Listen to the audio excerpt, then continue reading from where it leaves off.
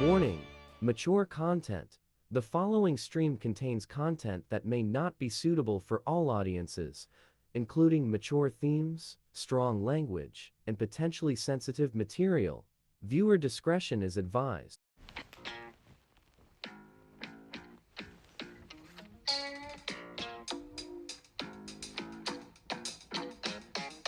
Hey, Admonishing, shaming of Jay. Meow. He's not a dopey dumb bitch. Meow. He gets laid. The court jester, the court DJ. It's time to dive into the case. To the case.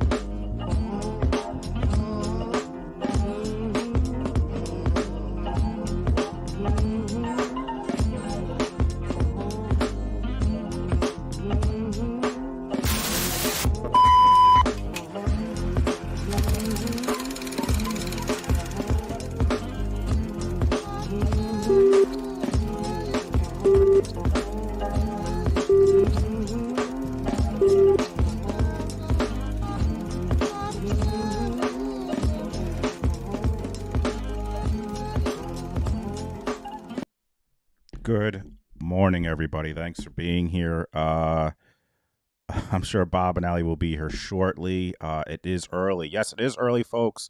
They're starting before the jury gets there, and potentially we get a mistrial. They are working on the instructions. They're going to tell the jury before they start to say, "Hey, you guys, remember what little Woo Day said?" And by the way, this judge is no joke. She's already in there. Hold on. Let's make sure I don't miss anything here. She's already. This new judge is no joke, folks.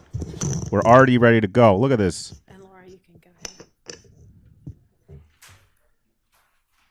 All right. Good morning, Mr. Floyd. Haven't seen you here yet. Good morning, Your Honor. It's nice to see you. You too.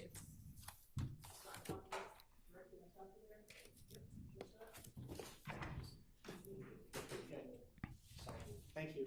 All right, so I wanted us to gather before the jury is here to discuss the proposed potential jury instructions that we're going to give, that I'm going to give as we restart. And of course,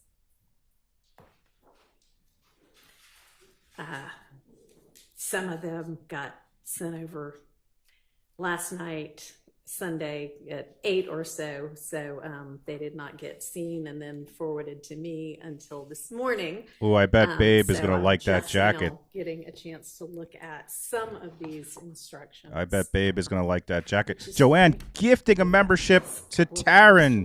Joanne also sent me Let me get those pulled up. a $20 Venmo. It said, "Jay, we support you and will always Okay. be J-Bo Nation." Thank you so much, Joanne and Mr. Jedi. I appreciate you very, very much. Is this supposed to be a substitute or an addition? Substitute. So just, can you email it as well so that we can? I did. Miss Percival should have it. It was just this morning.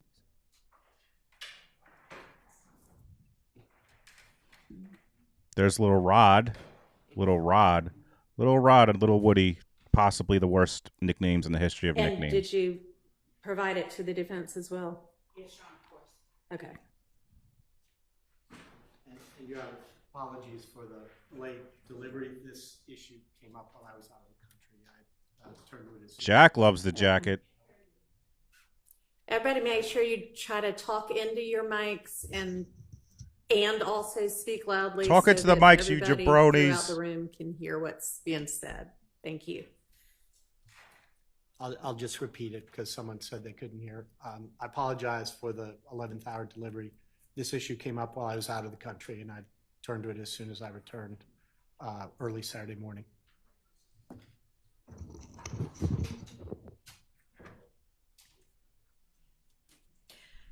All right, so I mean, I'm just on page one of 3 pages of, well, 2 pages of the state's proposed.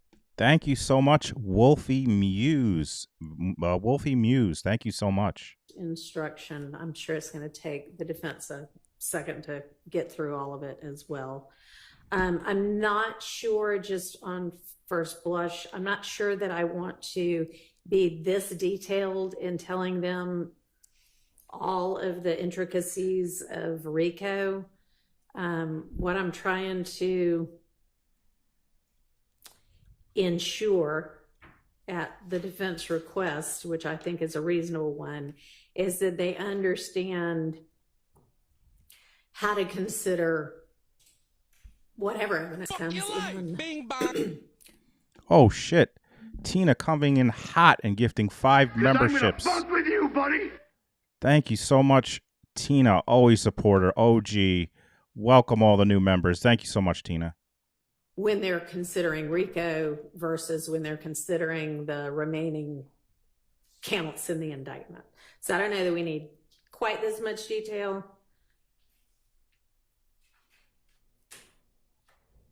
But I think between Mr. Harvey's and the states, we can cull something valuable from each and formulate an instruction that helps guide the jury. Your Honor, I erred on the side of inclusion because given the time frame you're under, I thought it'd be easier to delete than to try to craft. Absolutely, new yeah. I things. mean, it's no problem. Yep. All right. All right, so real quick, I think I said this, but I just want to say it again. They are here early because before the jury comes in, they have to figure out the instructions and what they're going to say to the jury because, holy shit, Kim Richards with a $50 super chat. We love you, Jay. Love you, Kim. Thank you so, so much. And I have other people I'm going to thank when we get to a break. I don't want to get too far behind. Thank you so much, Kim.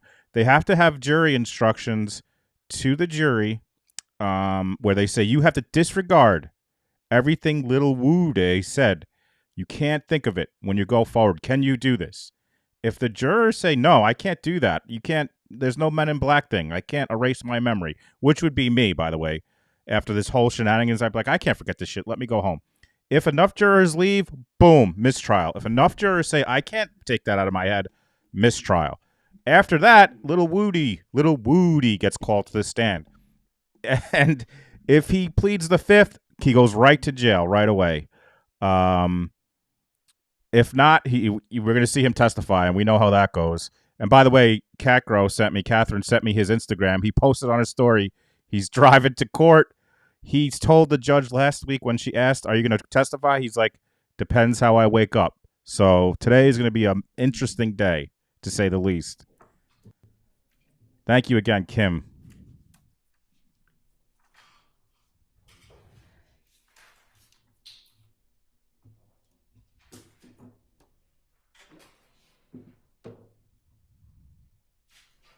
Little Woo Day. And then we also have the instruction about how to consider and what part or parts of Mr. Copeland's testimony not to consider if he does end up testifying. And I think there's only...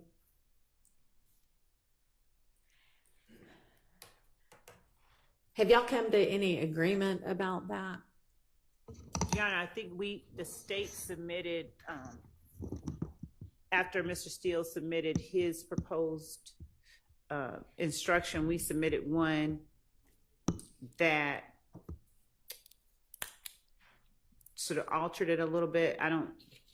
We haven't yet, after that, we haven't agreed on anything beyond that. I think he just disagreed with. Okay. So no. So no. This judge doesn't mess around, guys. Hey, Sheila. This judge does not mess around. If you're new to this new judge, she is bringing order back to the court. Hey, Tony. Hey, everyone. Thanks for being here. Hit that like on the way in. Thank you all so much for being here. Got to shout out Shiraz, who sent a $300 Venmo last night to me and Shannon. Holy shit. Thank you, Shiraz. Tiana H sent a $50 one. Thank you, Tiana. Anne-Marie M sent $25. So actually, I should read what they say. Shiraz says, heart you and Shan, you're both so brave. Thank you so much, Shiraz. Tiana said, H said, thank you all for the amazing content, $50. Thank you, Tiana H. Anne-Marie M said, thanks, Jay, for all you do. Wishing you the best, and I'll be on every time you are. $25. Thanks, Anne-Marie. Shari D, $50, just says, being you. Thank you, Shari D. Judy, AA Legal Judy, said, $50. Thanks for all your excellent, entertaining coverage of cases. Thank you so much, Judy. Brittany C, $75. Follow your dream, heart emoji. So you guys, amazing. And then I got a shout out on my video yesterday. Let me find who this was. I screenshotted it. Now I can't find it.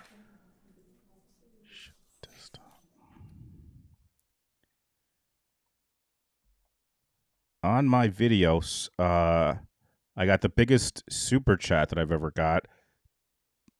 $200 from Michelle Bleach 8766. It just says thanks. Thank you, Michelle. The biggest super chat this channel has ever received, I believe. So thank you so much. You guys are amazing, and I really, really appreciate it. Guess I can fast forward through this. My chamber. This computer has not updated since the 8th. And so even though when I was in my chambers, everything was here, nothing is here right now on this computer. So that's complicating things a bit. Uh-oh, Judge. Come on, update your computer. Turn it off and turn it back on and see if that works. So that's what I'm about to do. And I can be looking at what each other has submitted, and somebody wants to propose a way to integrate them, that would be great. It's going to take me a few minutes to get everything turned back on again and hope that that works. Facts, Kim. Best chat in the land. Windows 98 strikes again. I think Bob might have mixed up his time zones. Julie said he's on Court TV right now, so I'm sure he'll hop on. Right. With regard to, I think I can at least work off the paper for Mr. Copeland's potential instructions. Y'all agree about the time after which? Could not ask for a more incredible community. Thank you for building this, J2 Hearts. Thank you so much, Sarah, for helping. Thank you so much. You are the best. Thank you. His testimony and evidence that came in during that testimony isn't to be considered. And it was like 3 p.m., whatever date. Do y'all know whether that happened to be the last break for that day? Because I'm just thinking when I'm telling them, okay, disregard everything after this point in time, it would help if they have a kind of a reference, not to 3 p.m., but to, it's the final break of whatever day it was, Thursday, or, we'll also have to figure out which day it was, because that probably will tell them more than June 12th. So what was June 12th? Wednesday. Okay. Thank you. I'm glad you're all here. I know, an early show. Thanks for being here, Anybody Jay. know whether 3 p.m. Hey, Meg. was the last? Just got a $20 PayPal from Sheila Duffy. Thank you so much, Sheila. Last break of the day. You're the best. For the jury, at least. Because That's when y'all argued the motion to recuse, right? Yes, Your Honor. Okay. So you did that, and then the jury came back and had a couple more hours of testimony that they heard, right? Yeah, I presented the motion to the judge. He stepped off the bench and considered and came back. I don't know, though, whether we had an additional break after that point. Okay. I mean, I know I looked at it as well, but I haven't looked at it, in the last couple of days. 3 p.m. If so. Okay, that's fine.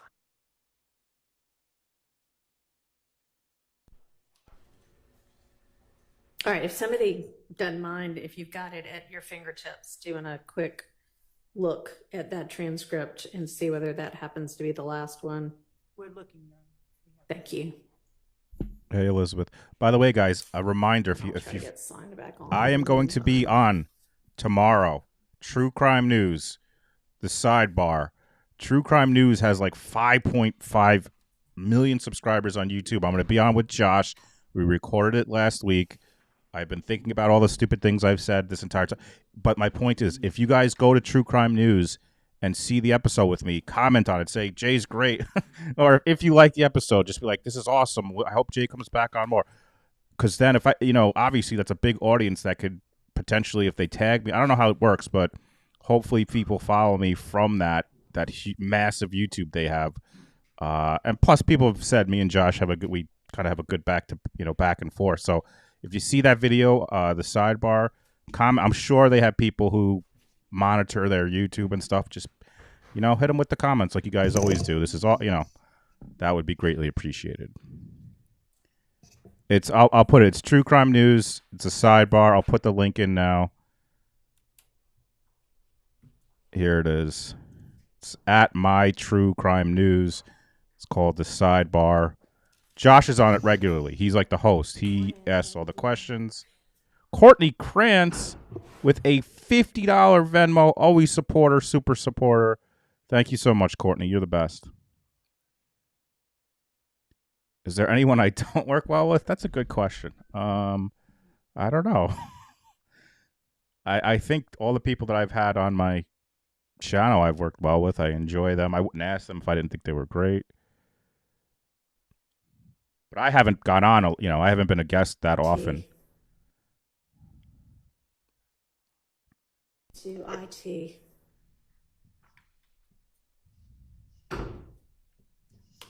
My neighbor, that's true.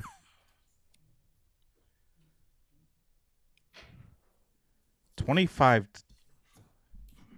Cash App from Tina. We were able to determine that it was the last break of the day. Thank you so much, Tina. And a $25 Venmo from Trenda, who says, for all the laughs and Saturday I will have 23 years sober. I have with you for... that's what I'm looking at right now. Wait, I'm pausing. It's Trenda, $25 Venmo. For all the laughs and Saturday I have 23 years sober. I have with you for a year now and love the chat. Thank you so much, Trenda. Oh, here's Bobby Digital.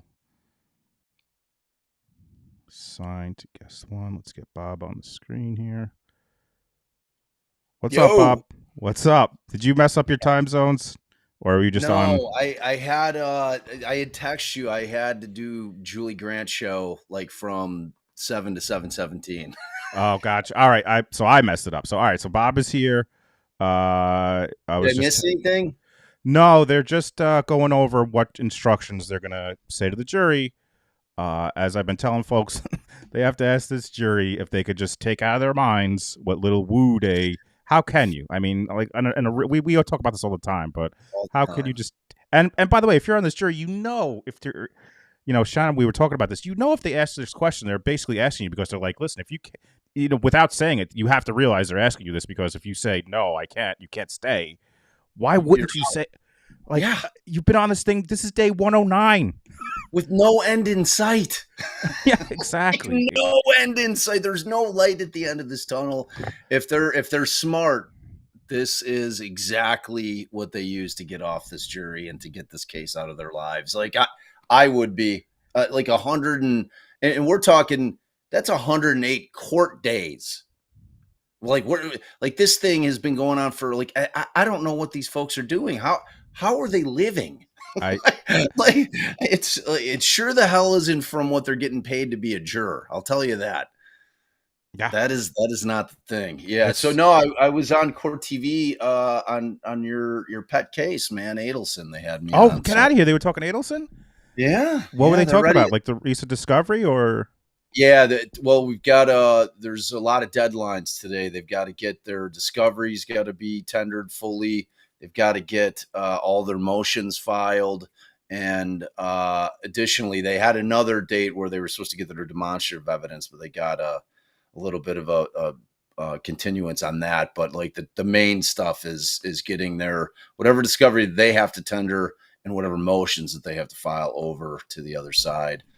And they were talking about this this new witness that I hadn't heard of. Like Ted Rowan's asked me. I'm like, yeah, I have no idea who that is. He's the club owner down in Miami, who I guess is the dude who tipped the cops off that Donna was on that the they lam. were fleeing? Yeah.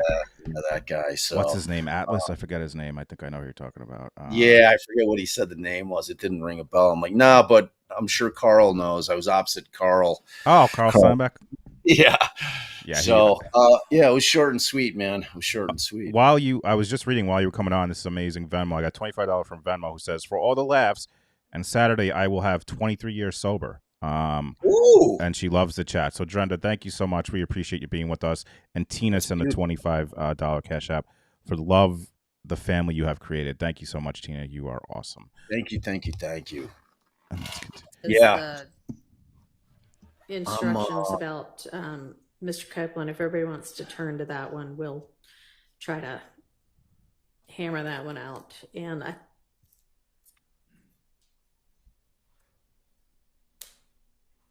Go ahead, Bob. Were you going to say something? No, I really was. I was just kind of thinking, maybe looking like, at the if you're a states. judge getting thrust into this case, it's got to be a nightmare. You know what I mean? It's because you really do, as a judge, you at least have to look at the procedural history of what's going on in any case when you're going to take it over. And this thing has been, I mean, can you imagine trying to like come in 100+ days into the trial, let alone she wasn't overseeing all the motion work that took place prior to, like trying to catch up, because you have to have that basis in decisions that were made prior as to how you're going to rule on certain things in the future. You know, you can't just you can't guess.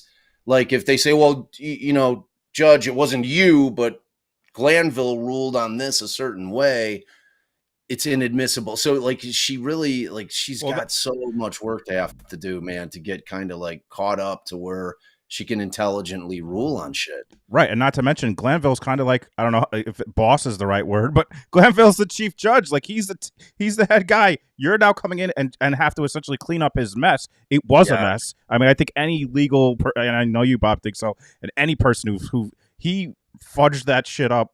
I don't know why he fucked that shit up big time. And now you have to come in.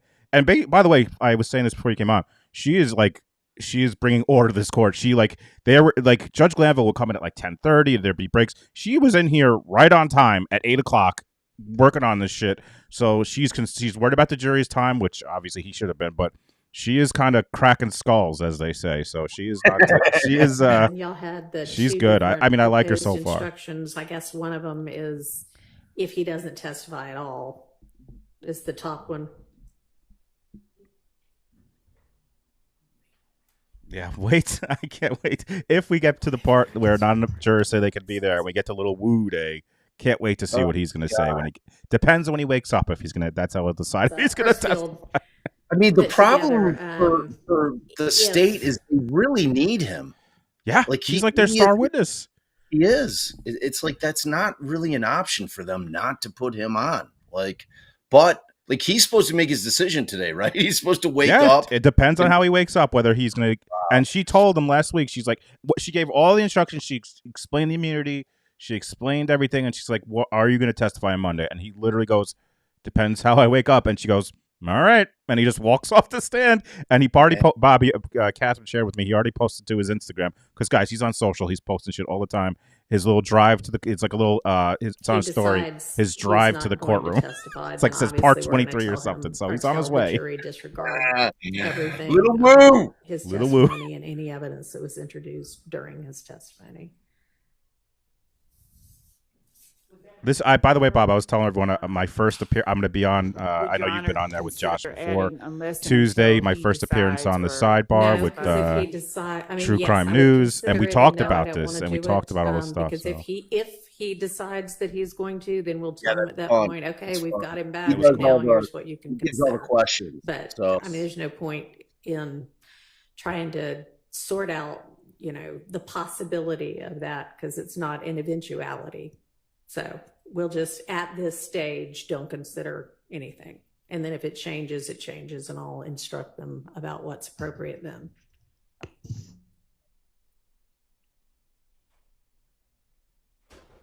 Just going to speed this up. We're a little behind, so I'm just going to speed it up. See, I just don't want to miss when they start asking the jury. I guess we got time. I don't think the jury is supposed to be there till 8:45, but I don't want to miss.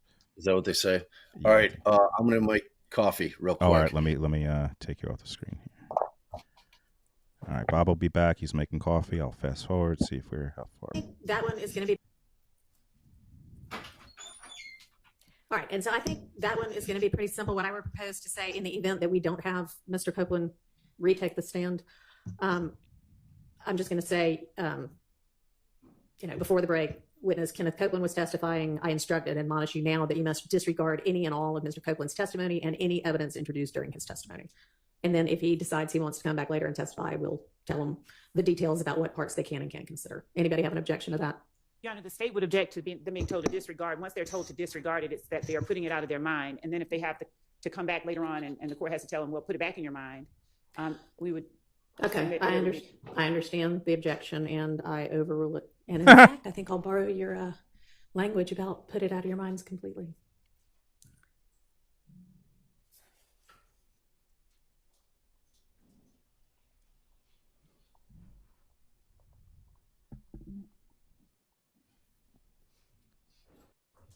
Paper. I'm thinking as I type, but let me get it down on paper. By the way, if you guys missed it, so the judge might fix some of what you're objecting about. The judge denied their motion to have the case thrown out, obviously, but she made the prosecutors have to watch a video on Brady. How embarrassing is that for the prosecutors? Like, you guys suck so bad that I don't think you understand Brady. You got to watch a video about it. And for some reason in my head, when they say they have to watch like a training video, I think of the Office episode where they have to watch the the training video on sexual harassment and Daryl's like, yo, Michael's like, Daryl banged her. Admonish you now the girl in the video. Disregard any and all of Mr. Copeland's testimony and any evidence introduced during his testimony. Unless you are later instructed differently, you may not consider this evidence at all in your deliberations and in reaching your verdict. Thank you. I'm going to take the silence as no objection from anybody else. No objection on behalf of Mr. Thank you. No objection on behalf of Mr. Healy. All right. Silence. Okay, state. Unless you are instructed differently, if the court is not inclined to instruct as we requested regarding unless and until you hear from him again, if that's the closest we can get to it, then. All right. That's the closest we're going to get to it. Okay. Sounds good. All right. Now, with regard to if he does take the stand, we're basically restarting the post 3 p.m. June 12th testimony. So we have to sort out. I think that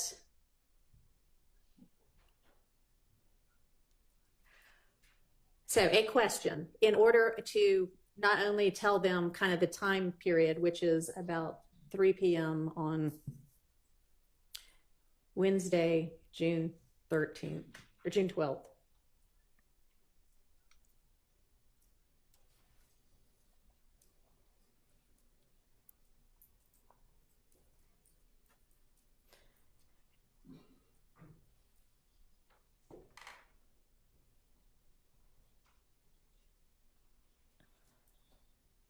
By the way, folks, today is the first day of Babe. Babe got a part-time gig doing some virtual So that would therapy. start, I'm now going to instruct you and Babe got a part-time gig doing some virtual therapy, so wish her a good luck. You know, she's going to do awesome. admonish you that you are to disregard any and all of Mr. Copeland's testimony and any evidence introduced during that testimony. Is Your Honor inclined to just, instead of pointing out Mr. Copeland's, just say any evidence or testimony beyond a certain point? He was the only witness that testified, but since the court will be, I guess this is an either or situation. So I don't know what you're asking. I'm going to direct them specifically, hey, we're talking about Mr. Copeland's testimony. So then I would say following the last break at about 3 p.m. Wednesday, June 12th, through when you were, through June 17th, when the point in time when you've been in recess. So my question then is, after I say that gives them sort of the time. Thoughts as to, so the last thing that he was,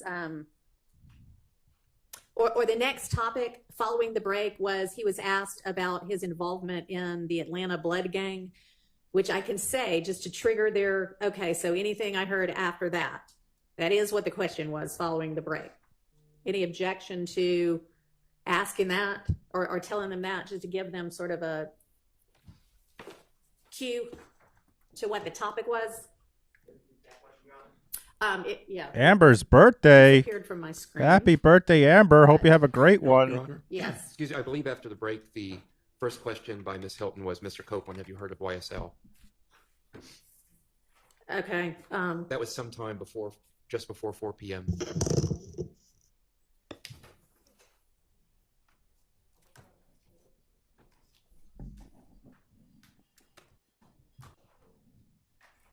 Objection to any objection to? we're confirming that, Judge, with respect to the. Okay, assuming that's true. He after the break he was asked, "Are you familiar with YSL?" Everything after that's what you're to disregard, and I'll have you give me the direct quote. But And Ms. Hilton, I see that on, just so you can find it, I see that on page 105 of the transcript, approximately line 16, if that helps. all right, so what he was asked immediately before the break, the last topic was his involvement in the Atlanta Blood Gang, and then the jury watched those little bits of one of his statements as an inconsistent statement, and then after the break was the YSL question. So just to give them a frame of reference.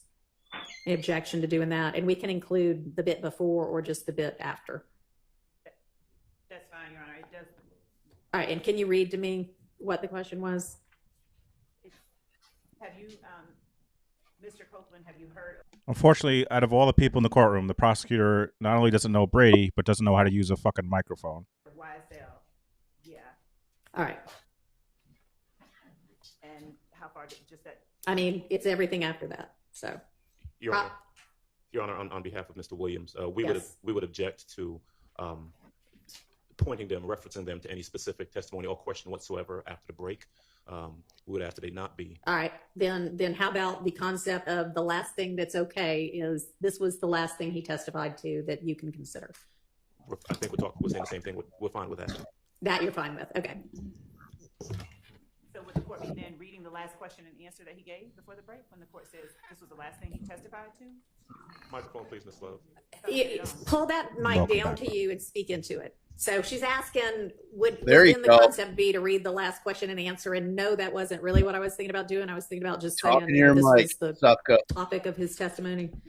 I mean, if you want to throw out what the last question is and let me think about whether that would in any way help them. Yes, Your Honor, because I think that otherwise would be. All right, well, tell me what that is.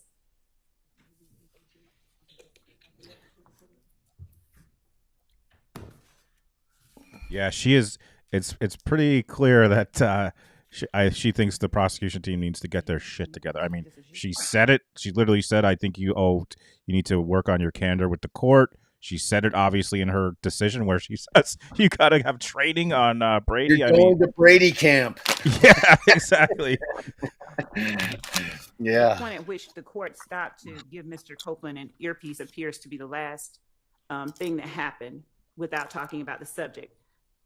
Okay, but I want to talk about the subject so that they'll have some concept of what's the last thing they can, and also y'all are wanting me rightfully to take their notes, and so they're going to have to figure out what part of their notes, The last or question, somebody's going to have to figure out what part of their notes are being taken.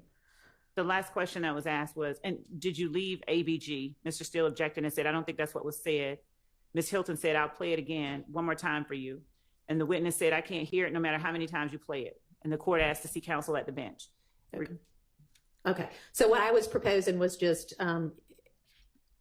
after he was asked about his involvement in the Atlanta Blood Gang ABG, or after he testified about his involvement, was asked about, I don't know if he did. Meg's never had Yoo-hoo. Wow. I love some Yoo-hoo. Me too. Now, its predecessor, at On least page in the 97, Midwest, before was called the break, KO. Ms. Hilton asked, have Ever you heard ever of claimed to be a KO? part of No. ABG? And the witness said, me. And Ms. Hilton said, Atlanta Blood Gang. He said, never. And then she asked him whether he recalled being interviewed by the Atlanta Police Department on January the 11th with Investigator Thorpe. He said yes. And then at that time, she tendered State's Exhibit 378 Yankee Alpha between 3/29/46 to 3/30/13. What was the date of that interview? January the 11th, Okay. I'm 2015. waiting for Wonderful to Interview with him. Detective Thorpe. Okay. Pistachio. Who? And she played. KPD. Wonderful Yes. Pistachio. Okay. Everybody's promoting their shit. Oh. Okay. And then We have to quit promoting people's she shit for played free. a portion Yeah, of you're it, right. 3/29/46 to 3/30/13. Mr. Shart objected. It was overruled, and a portion was played. Wait, Ms. Did Hilton you then say said, Mr. she Shart? asked, was he ever a part of ABG? Bob, you're just realizing now one of the defense attorney's last name is Shart? Yes, it's Shart. Oh, no, Oh, yes. yes. I am Oh, right yes. now. It is Shart.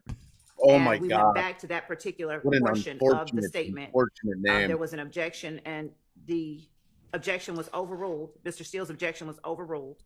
Again, Ms. Hilton asked, did you hear when he asked you, he being Detective Thorpe, asked you, Mr. Copeland, you left ABG? And you said yes. Ms. Hilton, Mr. Copeland said, he asked me what? Ms. Hilton said, did you leave ABG? Mr. Steele said, I don't think that's what was said. I object to the statements. Ms. Hilton then said, I'll play it one more time for you. That's when the witness said, I can't hear it no matter how many times you play it. And Okay. All right. So then what I would propose is I'm now going to instruct you and admonish you to disregard any and all. If you're coming in late, again, they're going over jury instructions, what they're going to say to this jury who has been on a break for a while. It's not all of little Wu Day's testimony that is going to be, they have to forget. It's certain parts. So now they're going over the instructions. They're going to say to this jury, can you, disregard this, disregard that? If they say they can't disregard it, and there's enough jurors who say I can't disregard his testimony. And Sarah asked the question. Sorry, Jay. It's okay. Is the jury going to remember what they heard on June 13th at 3 p.m.? Not necessarily, but they're certainly going to be refreshed about what they heard on June 13th at 3 p.m. I mean, if they're all like, oh, well, we don't even remember that guy, then I guess, maybe this trial rolls on. So, but I mean, that's kind of what the whole purpose is. I mean, the court is going to have to address the issues. They're going to have to, talk about things that were said and done at the trial. So whether or not they independently recollect it, which I have a feeling that they do. Again, and like Jay and I always say, there's zero chance that these jurors are not diving into all the content in all the world about this case when they're not in that courtroom. There's just no way. And at the very least, if they're not just researching it, if there's shit that's coming up that they're not just like, oh, I gotta turn, they're watching it. Come on. I mean, I've said, this phone, it gives to you, it knows they're driving to the courtroom. The phone knows they're driving to the courtroom, which therefore the phone is going to start pushing stuff from the courts, content from the courts. Geofencing. Yeah. Welcome to the geofence. Yeah. Of Mr. Copeland's testimony and any evidence introduced during that testimony that came after the 3 p.m. break on Wednesday. And honestly, June 12th. just if you're just a human being and you're curious, you're like, you have to be. If you're on this jury, you're like, why the fuck are we gone so long? What happened? Like, 2024, Exactly. which was the last break for that What the day. That is, fuck is you are to happening? disregard. When are any we and all going testimony home? and evidence This is going to be over. that came. Hang on. That came after the questioning and answers about Mr. Copeland's involvement in the Atlanta Blood Gang, ABG, and his January 11th, 2015 interview with Detective Thorpe of the Atlanta Police Department. Okay. That's All fine right. with us. And All right, thank you. And also, Your Honor, the court did mention the notes. I know previously someone suggested storing them, ripping them up, whatever, but if they ever have to re-refer to them, I was curious how the court intended to handle the taking up and storing of those. Okay, so the notes that they are never, ever going to consider, even if he ends up testifying and completing his testimony, is everything that occurred post 3 p.m. June 12th through the end of June 17th. So I won't rip them up at this point. We can decide all of that later, but they'll never get those back to consider, even if he does testify. Right. Okay. I meant the ones that If he doesn't testify at all this time around, if he then I'll take does them all. testify, if he does testify, there's a portion that the court would then, you're telling him the jury to disregard right now, unless they hear something different from you later. That's if he doesn't testify. Right. He Okay. gets to make a new decision, a decision anew about whether he wants to testify or be held in contempt. If he wants to be held in contempt or is fine, satisfied with that outcome, then every bit of his testimony gets disregarded.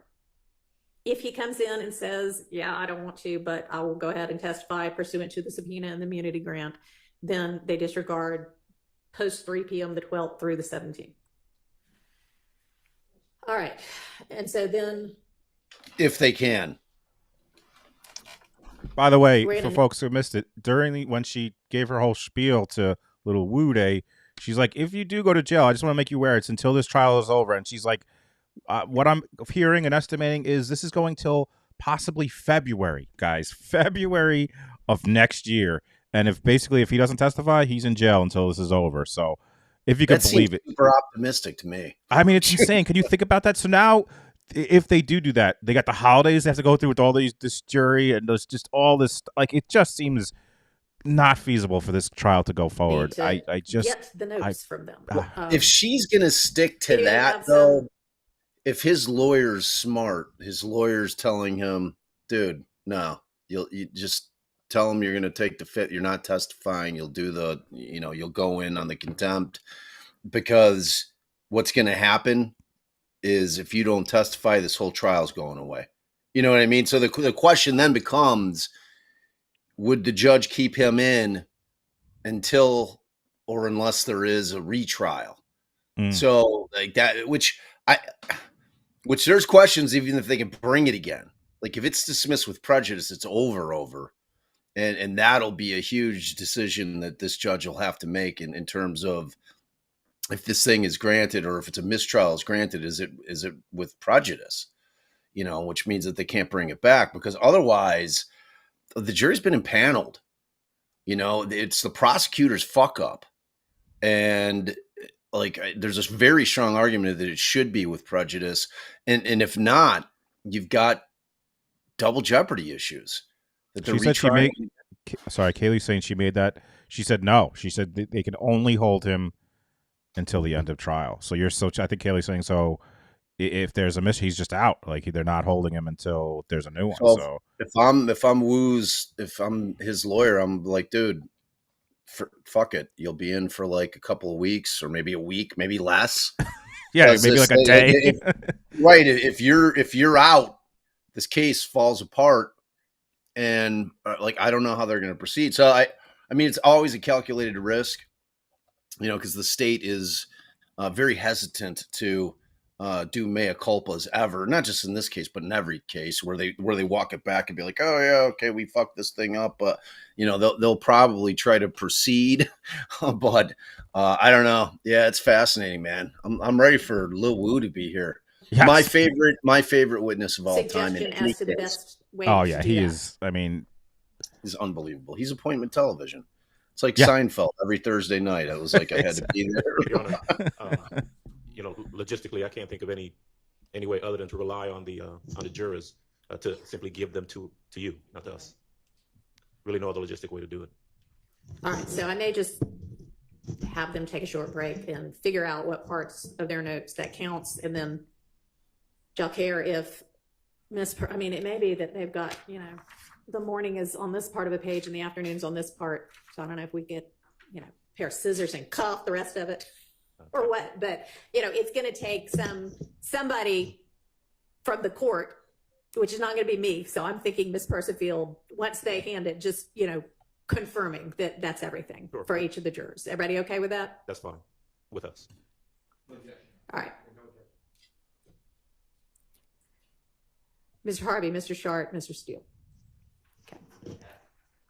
God, Mr. Shart. I'm with Mr. Is the only advantage that guy had is I don't think sharting was a thing probably at that point. When he was in high school, I bet you sharting was a thing when he was in high school. How old is he? Guys, if you could look that up, I'm not sure if you guys. It's SCHARDT, I believe, but doesn't matter. It's Shart. He must have said I want to say Shart has only come into our lexicon, our vernacular, in the last 15, 20 years. I feel like when I was in high school, Shart was a thing, and that was 98 when I graduated. You don't think so? You think Shart is newer than that? Way, way newer. Unless y'all on the East Coast were just ahead of the curve. I could be wrong. My memory is too much double. I mean, I know for a fact that sharting was not a thing. I mean, obviously, the act of sharting was a thing, but I don't think anybody it wasn't an urban dictionary yet. Correct. So I don't know. He might have gotten lucky in his youth. If he didn't, that is a brutal fucking. I mean, at the very least, if it wasn't, they're rhyming it with fart. At the very least. Yeah, I mean, he might be the impetus of the word. It was him. Wait a second, Shart. I think we could do something with this. Together, I'm going to ask if there's anybody who thinks they're not going to be able to disregard that.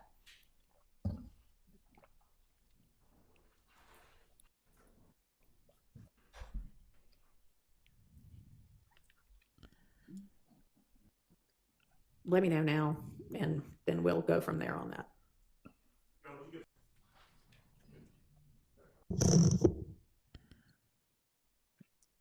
All right, let's get this jury in here and figure out what we're doing. All right, so they're conferencing, all the defense attorneys there.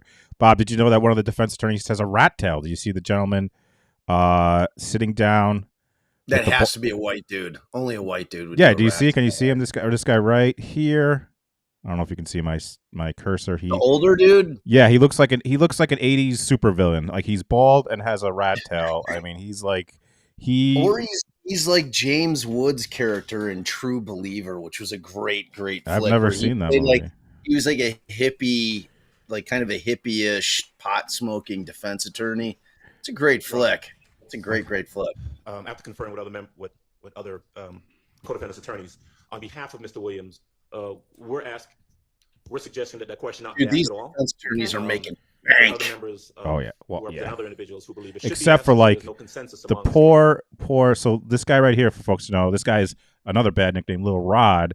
He is already convicted of murder and in jail for but his attorney is a public defender, and she asked to be taken off, and they wouldn't let her, so she's not making bank, which sucks for her.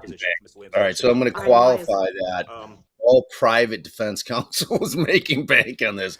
All PDs are getting. We don't believe it's necessary. We don't think that it's necessary to draw the jury's attention. We presume that they can follow the court's instructions, and so we just don't believe it's necessary. All right. Well, I agree that it's not necessary. I'm doing it as a cautionary measure so that if there is anybody that can't do it, that we just go ahead and find that out now. I understand.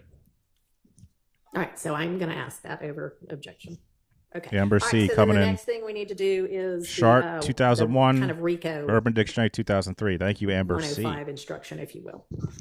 So I think that we had a proposal by the state. Yeah, you're right. And the proposal a little bit after by, when I was in college, I guess. The defense sent by Mr. Harvey, and I don't know if y'all have had a chance to look at each other's, But let's come up with one that's consolidated that Crime Spies. is That's an helpful to amazing the jury. story. Love that story. Someone cut my high school friend's rat tail circa 1986, walked up with the scissor, snip, and then she held it like a dead pet. It's awesome. If you want hashed out to Mr. Harvey's proposal, I think that was. Prosecution still hasn't figured out how to use the fucking microphone. I have a couple of supplementary. They don't know, man. They don't understand. It was not hashed out on Thursday at all. You might have, no. Okay, there was nothing even close to any hashing. No hashing. No hashing. Final on that on Thursday. Understood. I did watch. I've never seen this guy, Sandra. If the court doesn't consider for the prosecution, it's not hashed out, and we're ready for the hashing. Okay. He's ready for the hashing. We're ready for some hashing. We're going to do some hashing. Morning on Thursday. All right, let me get those both pulled up. We went down to the lake yesterday for the Air and Water show, Jay. It was pretty cool. How was that? It was cool, man. Blue Angels, they're always like amazing. It kind of blows your mind. The sound of those jets, man, is something else, man. They're like, but they fly over the lake. They do all kinds of like cool shit flying, like one will be upside down and the other one will be right side up, and they'll be flying in the same direction. Wow. Like they just do amazing shit where like the amount of trust between these pilots and those like jets, man, is unbelievable with the shit that they do. It's really cool. They're like flying in between the buildings, and it's it's a good day.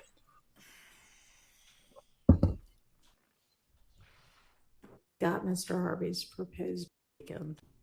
All right, we're live. Yeah. Right. Yeah, no, that just came late Sunday night, but I think Mr. Harvey, yours didn't, the Right, one you're Scarlet there, proposing wow. now didn't come over until Sunday night either. So I don't know what it is that you think we hashed out on Thursday, maybe something entirely separate. Oh, I love a judge that calls the prosecutors on being turds. I have a huge amount of respect for her already. And I mean, do we have a hot judge alert? I don't know. I can't tell from the distance. Yeah. Oh, all right. I gotta take me off. I gotta let the guy and the nooks down there. Gotcha. Thanks for being here, everybody. If you haven't hit that like, please hit it. Hey, Miss Krampus. I saw someone ask about the Telus case. Going forward, Bob's going to be covering the Telus case. I'm going to be covering this case in Florida that's picking the jury today. So I'm going to be covering, shit. I forget the last name. Hold on.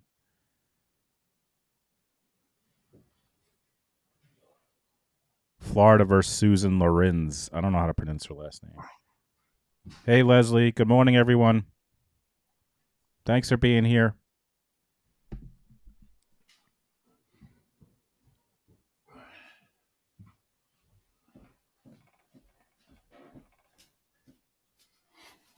All right. Bob's back.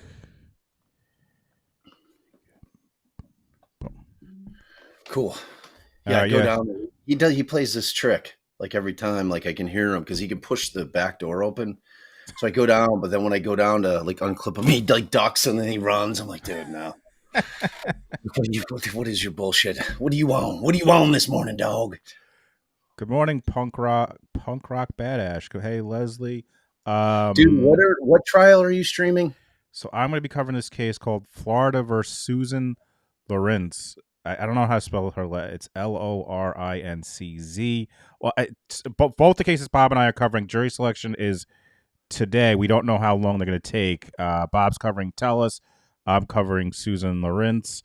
If you missed my live yesterday, I kind of discussed it. I have to have days until, for folks who don't know, I'm looking for a job right now. I'm sending out resumes. I'm going to continue live streaming until, I find something. But on the days that I am streaming, like for folks who don't know with YouTube, like if you don't stream on your channel, you don't make ad revenue. So that's why Bob's going to be doing his. I'm going to do, it's not like the end. Like it's not like we're never going to do dual streams again. Hopefully at some point I get back on my feet and I'm able to live stream every But day. the, But so Bob is going to be covering Robert. Is Let me pause this real Mr. quick. Floyd, Robert Tellis, and I'm going to be covering this Florida versus Susan Lawrence. For folks who are familiar with this case, I don't know if you know about this, Bob. So this woman, this an African American woman, her kids are playing outside, and this white woman next to her is always complaining the kids are too loud, they're being a pain in the ass, et cetera, et cetera. She confronts her, and the woman is in her house behind a locked door, and the woman shoots her through the door and kills her. Yeah. And for some reason, it's only manslaughter. It's not murder. A lot of people are upset about that. So that's a case that they're picking jury select. They're picking a jury now, along with Bob's, which is Robert Tellis, which is, if you're not familiar with that one, it's a public official who was getting investigated by this journalist. And then this guy goes allegedly and murders this journalist. It's wild. This guy, Robert Tellis, at some point was pro se. Now he's not pro se. His attorney has made it very clear that he's going to be testifying. That case is going to be banana sandwich. I mean, it's going to be it's going to be a crazy one. The one that I thought, I was under the impression that the murder in the mansion case with the dude who shot the wealthy doctor. Oh, that starts soon? No, I thought, I didn't realize that he was just arrested in April. Oh, I thought because they were talking about that today on Court TV. I'm like, if that's going, that's what Jay should cover. I would. Yeah. That case is got some shit going on. I can't wait to hear, I can't, I don't know what is the motive in that case. I don't know. Yeah, that's going to be a fascinating one. Yeah, that's going to be a good one. This morning, has that been emailed in any way? Okay. That I can. I have a hard time finding that even on email.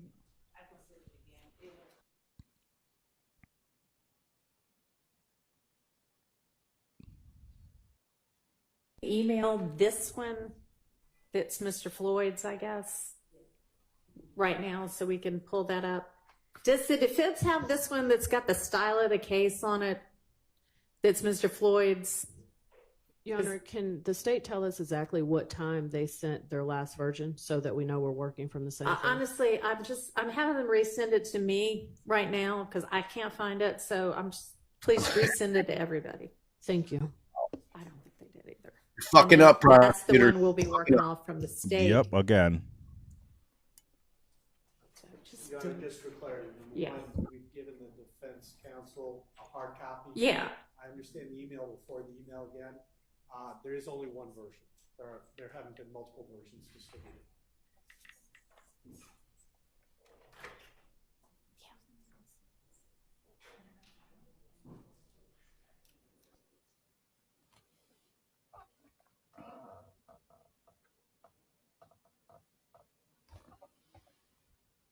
That is the proposed instruction from Mr. Harvey that was sent Sunday evening.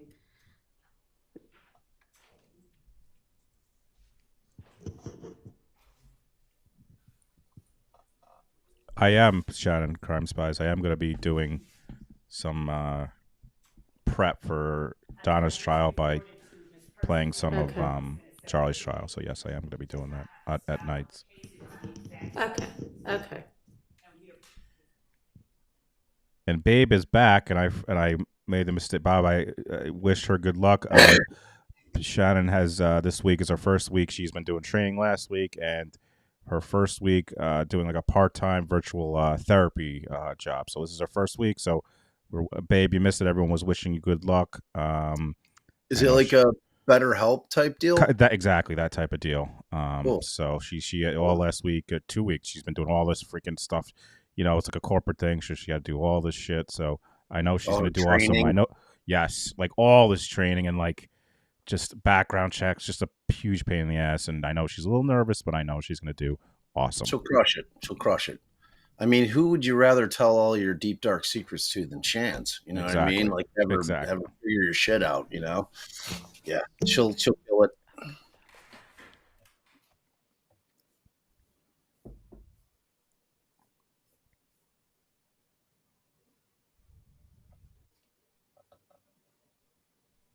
titled Limiting Instruction sent 8/11/2024. Understood. I mean, if you want a hard copy, it's just one page. Ms. Persfield, is your computer hooked up to this printer? Can you just send it to print and I'll hand them one?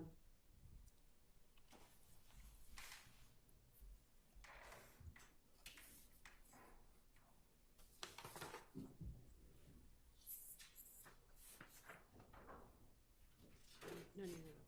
She's going to print it. Yeah, I think that virtual therapy is pretty awesome. It's agree. nice to not have to be able to get up, leave your house, go to some, office, lay on their couch. It's like being in the trappings of your own home seems like it would lend to, people being more comfortable to open up. And you know what I mean? It's like, Yes. I know it seems weird that you're kind of not in person, but I think that there's a lot of advantages to it, actually. Plus, also, if you don't mesh with your therapist, you could just because I had one I did, and I just I didn't mesh, and then you could just find another. You know what I mean? So it's and you don't have to have that I have to make that call and be like, exactly. You can skip that whole part of it, and just I'm good. Boop, new therapist. I think people will be lining up to get Shands, though. You know what I mean? Yes. Is there some kind of bonus, if your retention rate's super high? You know what I mean? Great question. I would imagine there would have to be. If you're everybody's oh yeah, I'm good. I'm good with this therapist. I'm going to stick with. If you're a therapist that people are dipping out of all the time, be hey, there's something good point. about your bedside manner that sucks. So we can't put our finger on it. Paragraphs, if you will, of the state's proposed instruction. It's just kind of a, hey, here's why we're talking about this. Yes. Hey, Bella. We have some comments on every paragraph, I believe, except paragraph 4 and 5. We do not oppose 4 and 5, but if I can say what the problems are in 1, 2, and 3, since Gonna need you to speak up a little bit more or pick that mic up. Okay. Paragraph 1. I don't think that that's appropriate to just start out with that instruction without talking about what the indictment is, not just a charging document, but that there's a presumption of innocence. It's not evidence at all. All right, let me pause, and I have requested from Judge Glanville's court reporter a copy of the preliminary instructions he gave the jury so that I know what got told to the jury and what didn't. I would have said that at the beginning of a trial, but I'm not sure. I haven't reviewed yet what he told the jury. He did. He did? Okay. So, I am not going to re-give all of the preliminary instructions. What I'm trying to do is just call the attention. So, if you want to ditch the part about an indictment, that's fine. Okay. And then we'll strike that. And then on second paragraph? Yeah. It's sometimes referred to as RICO. It really is sometimes referred to as a conspiracy to violate the RICO Act. It's not just this is a RICO conspiracy, not a RICO violation. Oh, yeah. No, I think that when it says, which is sometimes referred to as RICO, I think they mean the Georgia Racketeer Influence and Corrupt Organizations Act. Okay. Paragraph 3, I did not have an objection for. All right. I did not have an objection. Okay. I have objections to others, but okay, I hadn't gotten that far either. All right, so taking a little bit from Mr. Harvey's too to open it up. I'm thinking generally, ladies and gentlemen of the jury, the instructions that I'm about to give you apply to the evidence that has already been admitted in this trial and to all of the evidence yet to be admitted during the remainder of the trial, because that would be nice for them to know.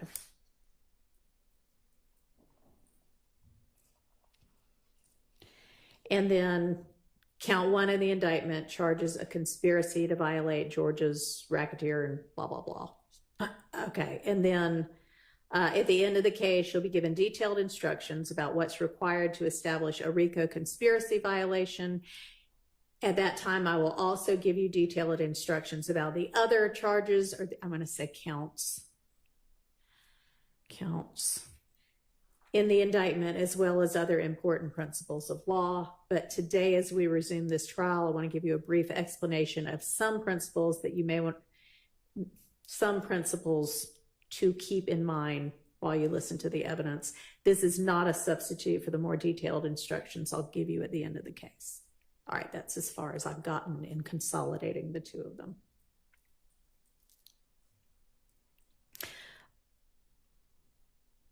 All right, so I would think maybe the next thing to say is sometimes evidence is admitted for a limited purpose against some defendants, but not others, or for some counts of the indictment, but not others, just to kind of give them generally, hey, this is what I'm about to tell you all about.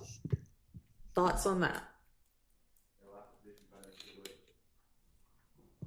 I think that's an accurate statement, Your Honor.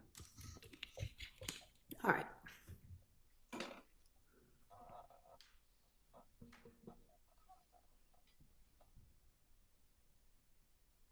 Well, it may be, Meg. So they're going to ask these jurors if they can kind of disregard some of little Wu Day's testimony, and if they say no, they will let them go. And if there's enough that say they can't, mistrial.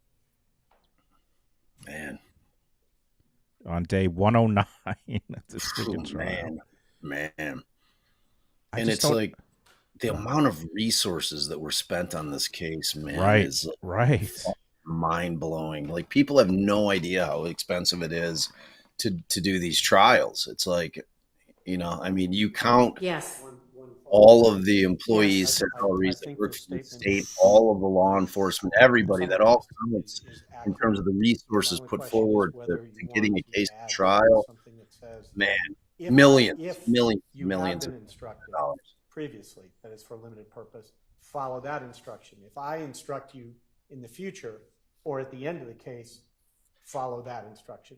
It just moors them a little bit to how this works. That's all. Your Honor, we object to that. We think that it complicates it. Where are you, the person? Okay. All right. Westmoreland, we object to that. We think that it complicates it and it's unnecessary. I also believe, unless Mr. Floyd can refresh my memory, that there were no instructions given like this at all. Okay. I think what you propose would be true. I don't know that there's been any limiting instruction given. I don't think that there has been. Somebody can correct me, but and I'm about to hone them in on for this particular purpose. So I think that it's probably cleaner without that. I appreciate the thought, though. Understood. And I assume then that if you decide to give such a specific instruction, you'll just tell them at that time, follow my Here's instruction. one of those examples. And that would work fine for us. Yeah, okay. Thank you. All right, so I am thinking that with regard to the remainder of the state's proposed instructions, this is more detailed than I want to give them at this point in time. This is not the purpose of this set of instructions.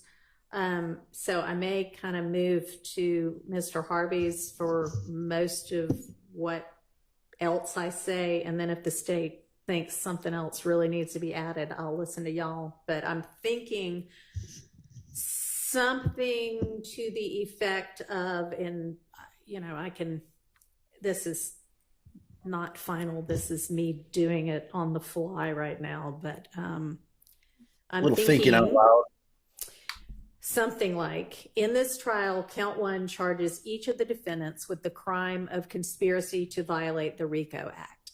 Since all of the defendants are charged with count one, and since all of the other counts charged in this indictment is asserted to be an overt act in furtherance of the alleged RICO Act violation, you may consider all of the evidence that is admitted when you are considering whether the state has proved the RICO conspiracy as to each defendant in count one. I don't know where the in count one goes, but however, when you are considering the remaining counts, except as I have just instructed you concerning the RICO count, You may only consider the evidence of that count against the defendant or defendants who are charged with that count. You must not consider the evidence, well, I don't know if I've even thought about this part before, but the rest of Mr. Harvey's proposed instruction is you must not consider evidence related to one count as evidence of a different count. You also must not consider evidence regarding one person as evidence regarding a person uncharged in that count. I don't think we need that part, honestly. All right, so that might be then just the end of those instructions. So the burden, they have been told at the beginning, the burden's always on the state to prove everything beyond a reasonable doubt. They will be told in detail at the end about the burden. This is not the time for that. Other thoughts?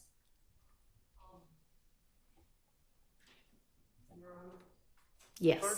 Regarding the last part that you They're thought sharp. was not necessary. Yeah. Just want to draw your attention. You. Mr. Zachary has asserted in his prior statements that Lift up the Mr. mic, Zachary Sharp. has asserted in his prior statements and potentially may assert as he testifies that my client was a part of shooting up some houses as alleged as an overt act in this indictment. He is not listed as an individual in the indictment on that overt act. Additionally, Mr. Zachary and Mr. Mr. Zachary, I'm sorry, has asserted that my client he may provide evidence of this from the stand that my client was involved in the Lil Wayne bus shooting. Lil Wayne. My client is not listed in the indictment as having. It's not alleged that my client committed either of those acts, and so I do believe that that last section is appropriate when the jury has to consider whether my client has committed those acts, because he is not charged with that in the indictment. And I understand there's just overt acts, but they still list who they believe, they put us on notice on who they believe the perpetrators were, and my client is not listed. It's not listed in count one as to that. Is that what you're saying? Correct. Well, when I say count one, he's charged in count one. Right. But he's not listed for the in those. overt act. Correct. Okay. But in that regard, no matter who they're saying we think did this, if they are proving a conspiracy, then it gets considered against all of them with regard to, did this overt act occur, no matter who did it, if it's a member of the conspiracy. So it's not actually true that you can't consider that, but that's not, so that, go ahead. I believe that my stance is they can consider it as to, they can consider all evidence as to whether there is in fact a RICO organization or if people are charged, but ultimately the burden of proof is on them proving it as they alleged it in the indictment. As they alleged in the indictment in at least one overt act. And I agree. And I do think that I'm going to give a special verdict that sets forth each of the overt acts and has the jury find them. And Mr. Floyd's looking at me and he may have something to say about that. And we're probably a long way away from what the final jury instructions are going to be and what the verdict's going to look like. But I do know that we are going to have some sort of a way to determine that the jury found at least one overt act within the RICO statute of limitations in order for them to find it. And I'm not sure of another way to ensure that that was their actual finding, but that's an argument for another day. I appreciate your objection and I'm considering it, but I don't think that part of it is necessary. Just a brief response, Your Honor. I agree. We're not there yet, and that's the tension in all of this is trying to have the porridge be neither too hot nor too cold. If you don't go, if you only go into use the most superficial terminology and it's not contextualized, they'll be confused, not helped. If we do the whole thing now, we'll end up almost inevitably giving different instructions at the end, and they'll conflict. Right. Pasha v. State is the case on the point Mr. Sharp was making, and it makes it very clear that any one overt act by any member of the conspiracy satisfies the statute, so they don't have to all be alleged against each one, and we don't have to prove more than one.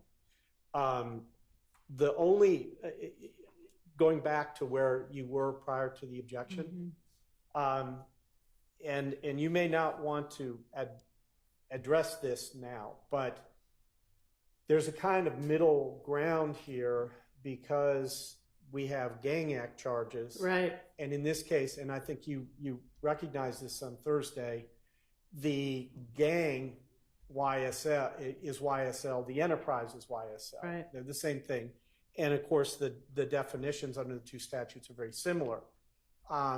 So evidence that comes in as to count one that would tend to show YSL as a gang would be admissible under any gang act provision, because we don't have to prove the specific defendant was a gang. We just have to prove there was a gang.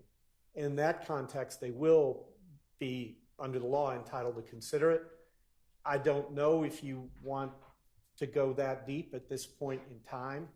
I think the most important thing is to not say something that has to be taken back later, because it's always harder. It's always harder to do it twice than it is to do it once.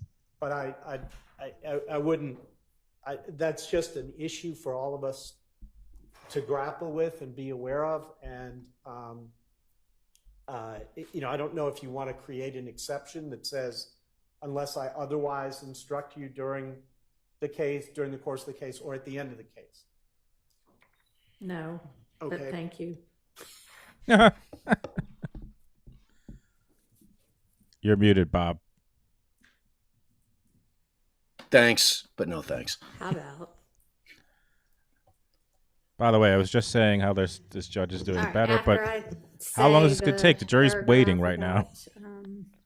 They're probably like, again and again, we're just here. Par for the course. Par for the course.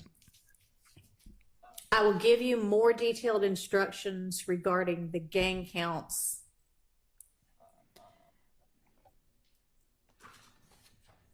later.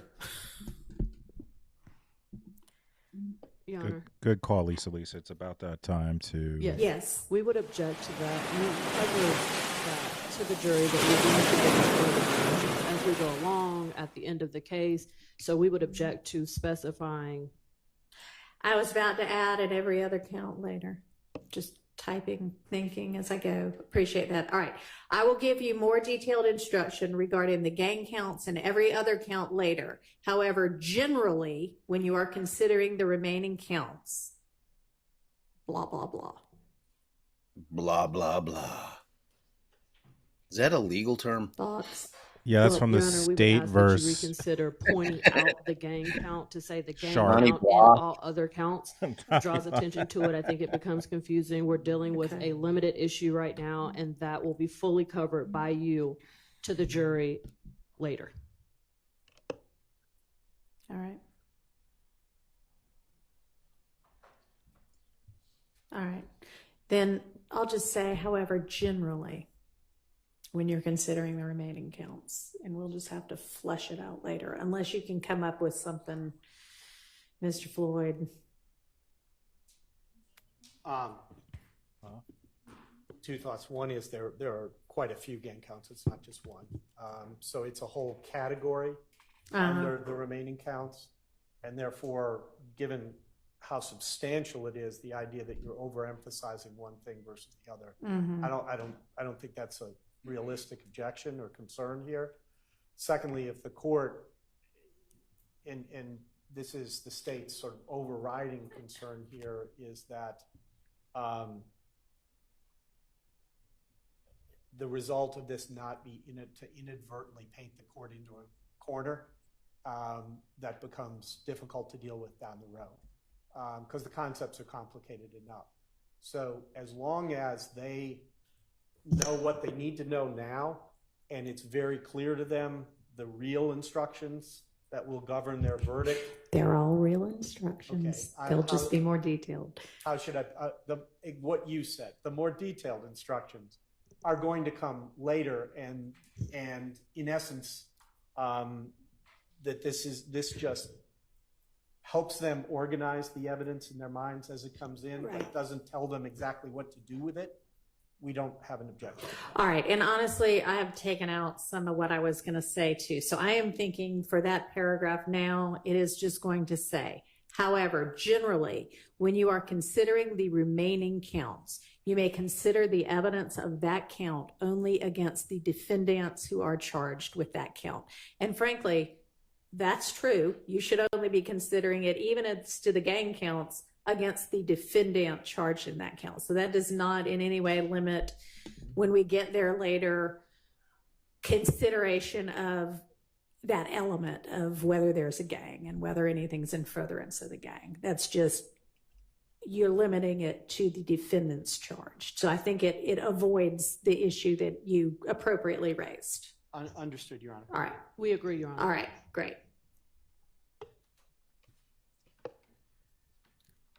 All right.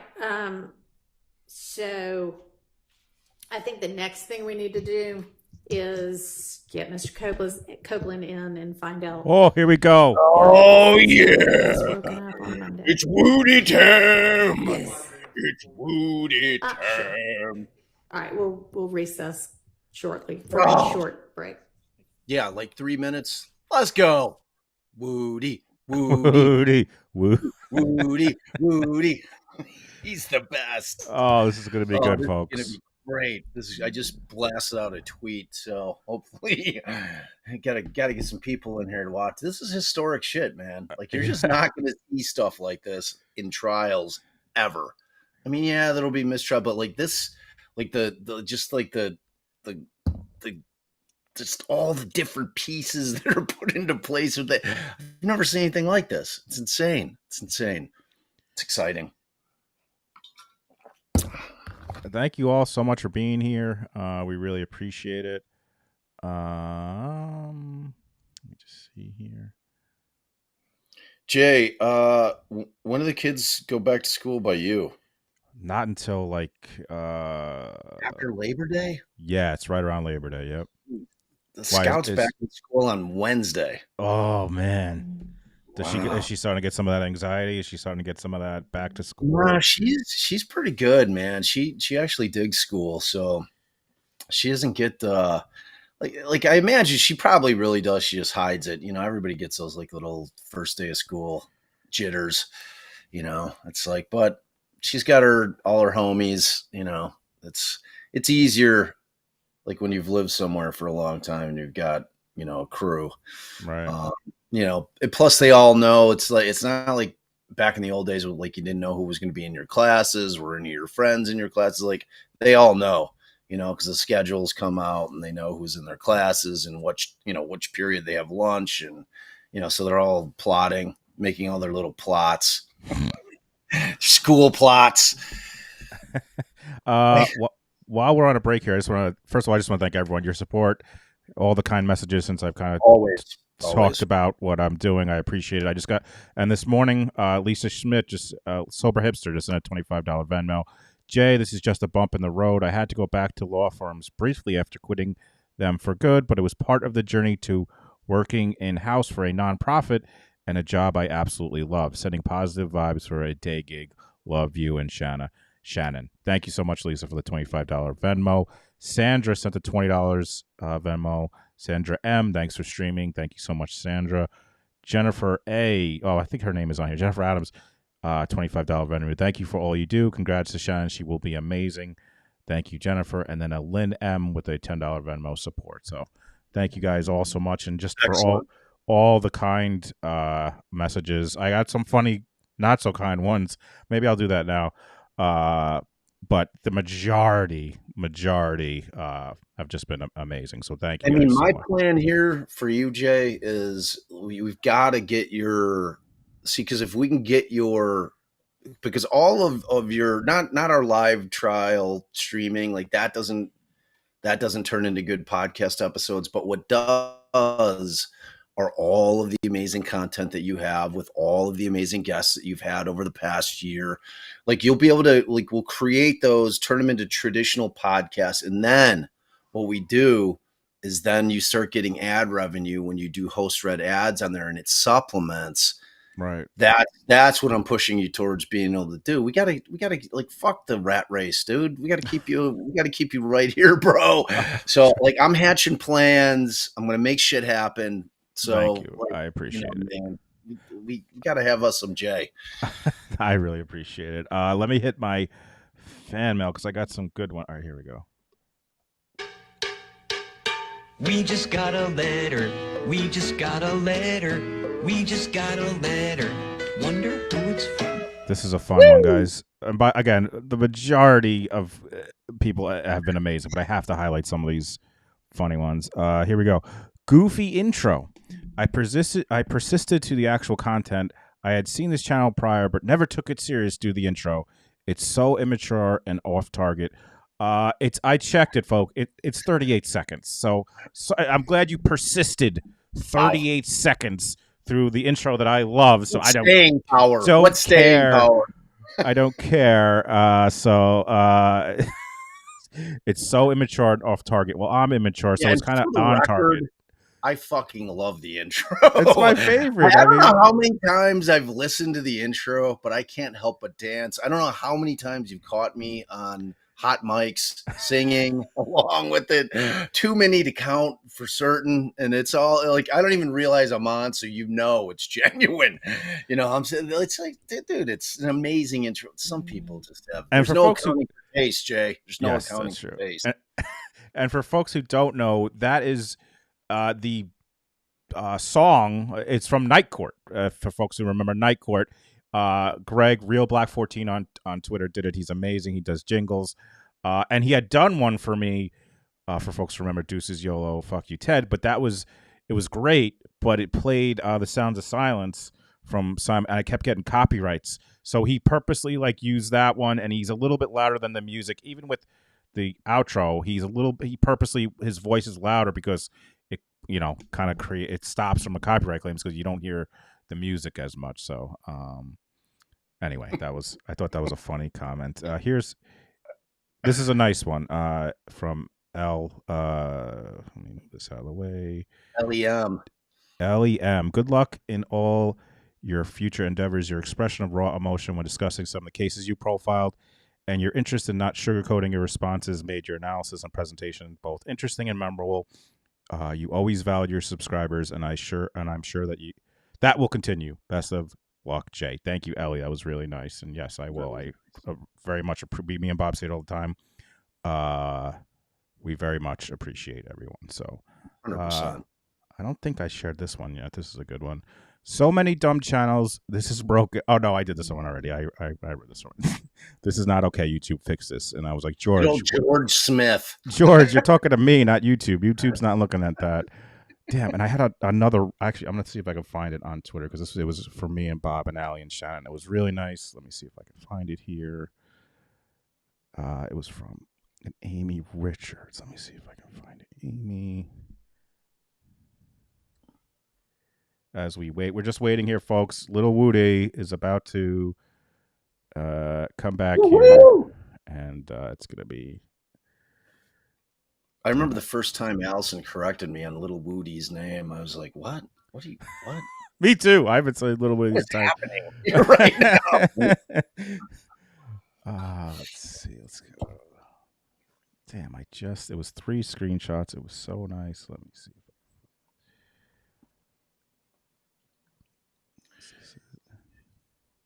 Lisa, hurry up with that meeting. You don't want to miss a little woo. No, you're not going to want to miss this. Yeah, he's probably going to be just stoned, rolling in. Oh man, it's gonna be so good. It's gonna be so good. Oh damn. Yeah, Cat Grow says Little Woo was on the gram till at least 2 a.m. last night, getting down. Oh, I think it was his birthday. Someone said he went somewhere. Someone confirm if that's true or not. I feel like it was his birthday this weekend. I feel like every day is Little Woody's birthday. You know?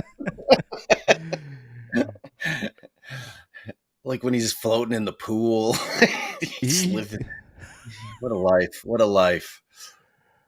Oh man, I want to find this. I'm so mad I can't find this really nice message we got. Legal Mama, was that at Noblesville? We had a great time at Fish, and we did not OD, so that helped. That helped. Yeah, we had a blast. 3 days.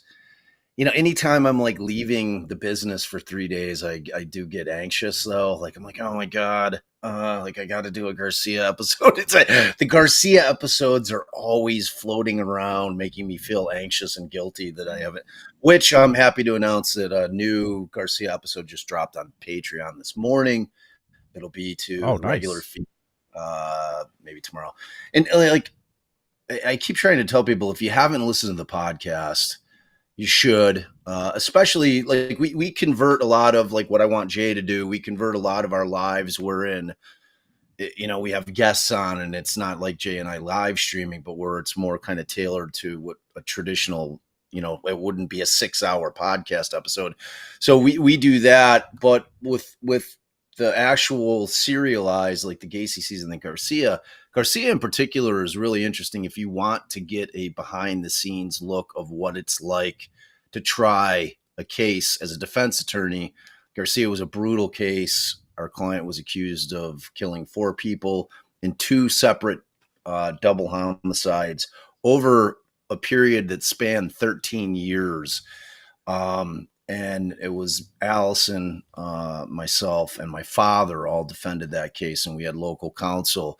But it's I really dig deep. You know, I really try to give you guys or all the listeners a real peek behind the curtain on what it's like to defend a case like that, including, you know, just the thought processes that go behind, you know, the scenes and everything, because everything's thought out in a case like this. It's just, we think it's great. If you love true crime, if you love trial work, we think that it's really, and I put a lot of work into it, and it's a labor of love. And I think if you guys haven't checked it out, scan that guy right there. That'll bring you right to the pod. I always say start with Gacy, especially because Garcia is still going. Even though I just dropped episode 59, people are still like, when's Garcia coming up? I'm like, my podcast is about 6 times the length of an average podcast season in terms of like Wondery shit's like 12 episodes. I'm like and I'm putting like an end. There's no way I'm going past 70 on that thing. And I'm really trying to do like 65, 66 episodes, because I think I can really finish the trial, because I've given so much information. It's a super, super deep dive. It is a super, super, if you like kind of surface level shit, then it probably is not going to be your jam. If you love deep dives and really just kind of digging into, because prosecutors and defense attorneys have very, very different jobs, very, very different jobs, completely different jobs, in the sense that we're dealing with the defendants. We just have a very different view on things. We have to be more objective, whereas prosecutors are typically more tunnel vision, subjective. You know, once they get their guy, that's the guy, to the exclusion of everything else. And, you know, we have to be way more open-minded than that in terms of, especially in circumstantial cases where there is no smoking gun evidence. And it's basically a narrative that's being put forward that this is what they think happened based on the circumstantial evidence. So yeah, we're pretty proud of it. Check it out. It has been longer than Homer, which, by the way, I just watched, speaking of Homer, we just watched Oh Brother, Where Art Thou last night, which I'm shocked to find out that Jay has never seen. I have not. Kitty C, do I get that on Patreon thingy like normal? I'm not sure what that means. If you're on Patreon, You get it early and you get it without any ads. And we've been sharing the link. It's on Bob's link tree. So make sure you guys are checking that out. And I found this amazing, really kind message. So I want to share this. This is from, and I feel like I don't have to ask when it's someone on Twitter, they're just posting it too. And it's just a really nice thing. So typically when someone emails me or like DMs me, I ask first, but this is someone who publicly put it on Twitter. This is Amy R. If you're in the chat, thank you for this. Jay and Babe, I've been wanting to write you an email, but now is the time. You have changed my life. I am 43. I was a licensed therapist for 17 years. I was diagnosed with a brain tumor and lost my career, my friends, and most of my family as I became so ill I could no longer work. I was so completely lonely, isolated, and depressed, very depressed. And then I found you, Babe, Bob, Allie. You've made me laugh and smile and enjoy hours of my day. I am eternally grateful for all of you. I don't comment in YouTube chats, but I am almost always lurking and laughing and crying along. Just wanted you all to know what a difference you have made in my life. And I know I'm not the only one. You will be so successful at this. You just don't know it yet. Makes me want to cry. I am crying. Like I got goosebumps. I don't know if you can actually see the goosebumps on my arms, but God, like that's so beautiful. Thank you. Yeah, when we get a message like that, it means everything. Makes me, think. I never planned on giving up. This is something that I should do. I'm not giving up. By the way, I'm not giving up. I mean, it's got to be a right mindset here. I'm not giving up. I'm the point being, like, I have to probably take a little pause in live streaming during the trial, but I'm going to keep. But when we get messages like that, it means everything. Huge, it really does. Why we do it? It's why we do it. Truly, man. It's like, Jay's not going anywhere. This is just a little hiccup in the road. We're going to get it all figured out. I mean, we're 20,000 strong on a YouTube channel. Like, he's not going anywhere. We'll figure it all out collectively. It takes a village to have a YouTube channel, so we all got your dude. That. For folks who don't know, Bob, I forgot to bring this up before, but like YouTube, first of all, they take 30% of our stuff. So, and then for folks who don't know, one of the reasons I kind of started behind, they demonetized me. So then it's just not, it's not a consistent income like a regular job is. Whereas you can count on, like, this month that I got paid about $1,500 less than the last. It's just not a consistent one. The most I got paid was 2 months ago.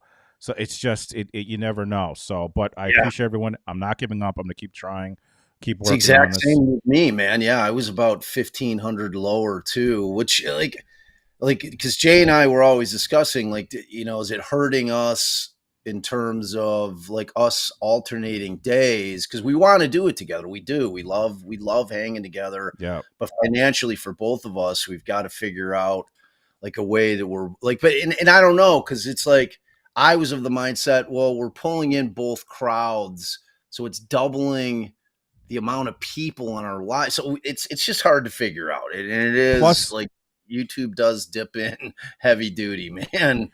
Plus, Bob, there's also like the fact, like, and I don't know how, but like on days we don't, like, how does that affect the algorithm? Like, is YouTube pushing out us less because those days we're like, neglecting it? I don't know. I'm not sure how it works. I don't know either. It's like, like you hear the rumors that you have to put some form of content on a daily basis in order for YouTube to give you the love, and to have you out in the algorithm. And I have no idea how the algorithm like works at all. Like no clue, dude. Like, I don't know why some like my Dorsch shit gets no love. And it's like great content. It's like really interesting. Bill Dorsch is a fascinating guy. We're trying to find additional Gacy victims. I'm like, what? I'm like, why are people like not interested in this? It's weird to me. But yeah, I have no idea what the the magical elixir is for figuring out YouTube. Seriously, and we'll probably never know. Same with me. And like, I was doing those interviews with Women Who Rock, Creators Who Crush, which I thought was like, and we would get, it would just not be like, and I still think they're good. Like, it's not that they're not good. It's just, you have, it's just, if you don't have the audience, and for folks who have followed me know, if there's nothing I've learned more than is you have to pivot and figure out what like I stopped doing that. I started focusing more to me. I found that panels regarding cases, obviously, that people are interested to like better. So that's why I pivoted to do more of that type of stuff. You just have to kind of figure it out. But it's a learning. If nothing else, in this past since March 23, I've learned so much just about how to do a live stream, how to make like I never edited prior to me, learning CapCut, just learning it on the fly, like learning it from YouTube videos. So if nothing else, I've learned a ton, and when I do come back, I'll be stronger. And I'm not stopping. I'll be working. Yeah, you're not stopping. I'll still be streaming at nights. People out. I'm not stopping. Right. Just be clear about that part of it. It's like all that's going to get paused is when Jay's like deep into the horrible job search that he's going to have to be going to interviews and shit. So there's going to be days where, if he's streaming a trial, he's going to have to be like, all right, well, I got to dip out on that because I've got to go to 3 interviews today, whatever the case may be. But the channel's alive and well. He'll still be putting on tons of content at night, so like and Jack, we actually thought about that. Like our original concept months and months and months ago was to start like a network. We wanted to have a network where it was us and Publicly Buzzed and Joe Jack alone and like all of our homies, where we were kind of under one network. We all maintained our channels so that you guys would have, and like kind of we wanted to try to stagger content so that we weren't stepping on each other's toes, so that we were giving you guys content throughout the course of the day, kind of like any network television channel, where you're like, oh, at 8 o'clock I can watch Jay, at 7 o'clock I can watch Bob, whatever. And like at 9 o'clock we'll watch, Publicly Buzz and Joe Jack, so, and I think that concept's definitely not dead in the water, but that was kind of what we were thinking. And then obviously there's got to be the way that we can work it out to where financially we're not taking the hits. And I don't know that we were. Like, I honestly don't. Like, I had the same thing happen this month, but I also looked at, like, there was a lot of days that I just didn't stream last month because I had shit going on. You know what I mean? So there were days, plus we had like a gap. We had a full week gap in between Reed and when we did the next trial. The Daisy one, which was like 3 days. Yeah. Right, and that was and then we got the short trial, so we had a lot of off days, which I think we both felt financially, but like I've got that supplemental income coming in from the, the reads, the host read ads that I do for the podcast, which is that's still all. Like everything that we do is always based on the number of either listeners or viewers that we get, especially like. And I know that you guys hate the ads that Jay and I have to run, but I mean, it's a necessary. Honestly, it's the major part of my revenue when I get ad revenue. I know it's annoying. Chris, hey, what's up, Chris? We did not miss Little Woo Day. He's about to come back, and Bob, I found this sound effect that I thought that would be perfect for when we start the day with him. And here it is. See you, man. And here we go. a little Heath Ledger, and here we go. Heath Ledger. Yeah. Like a little bit, like it's time to like blow everything up. So we're on a little break right now. They already discussed jury instructions before what they're going to say to the jury, and now we're waiting for Little Woo Day, who is going to decide how he woke up today, whether he decides he's going to testify or just go straight to jail. So yeah, do not pass go, straight to jail. I do know Paul Holes. I've been able to meet him. I've met him a couple of times at the crime cons.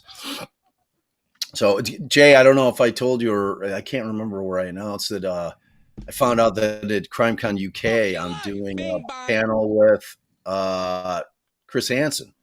Wow, nice. Yeah, dude. Like they hit me up like last week, and they're like, "Hey, we wanted to see if you wanted to do a panel with Hansen." I'm like, "Dude, that's awesome! Congratulations! That's cool." We're gonna be pals. We're gonna anything else before Joanne? Thank you so much.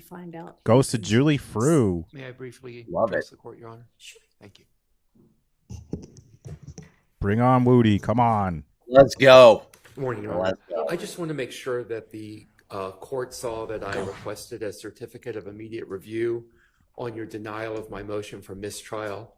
believe I sent an email to Ms. Percival on Friday. I did see that, and I instructed Ms. Percival to issue an order denying it. If that didn't get filed, I'm sorry, but I'll be denying that. No, I just want to make sure that you No, did see appreciate it. Yeah. Okay.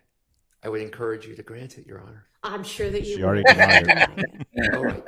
I won't continue to argue then. Anything else? I mean, why would she when she might have the easiest way out right Yeah, here in the seriously. next half an hour? Like, Good point. There's no point Better in that her y'all be cold figuring than that I that be out, hot. So legally speaking. I'm not changing it. Sorry. And here we So go. I think I've mentioned before, there are 2 other thermostats somewhere in this courtroom that are supposed to control the courtroom area. And if y'all want to adjust those up, you're fine with that. I'm sorry if y'all are cold. Sorry. All right. Let's, and I assume we've got Mr. Melnick with us. Let's get Mr. Copeland and Mr. Melnick. Here we go.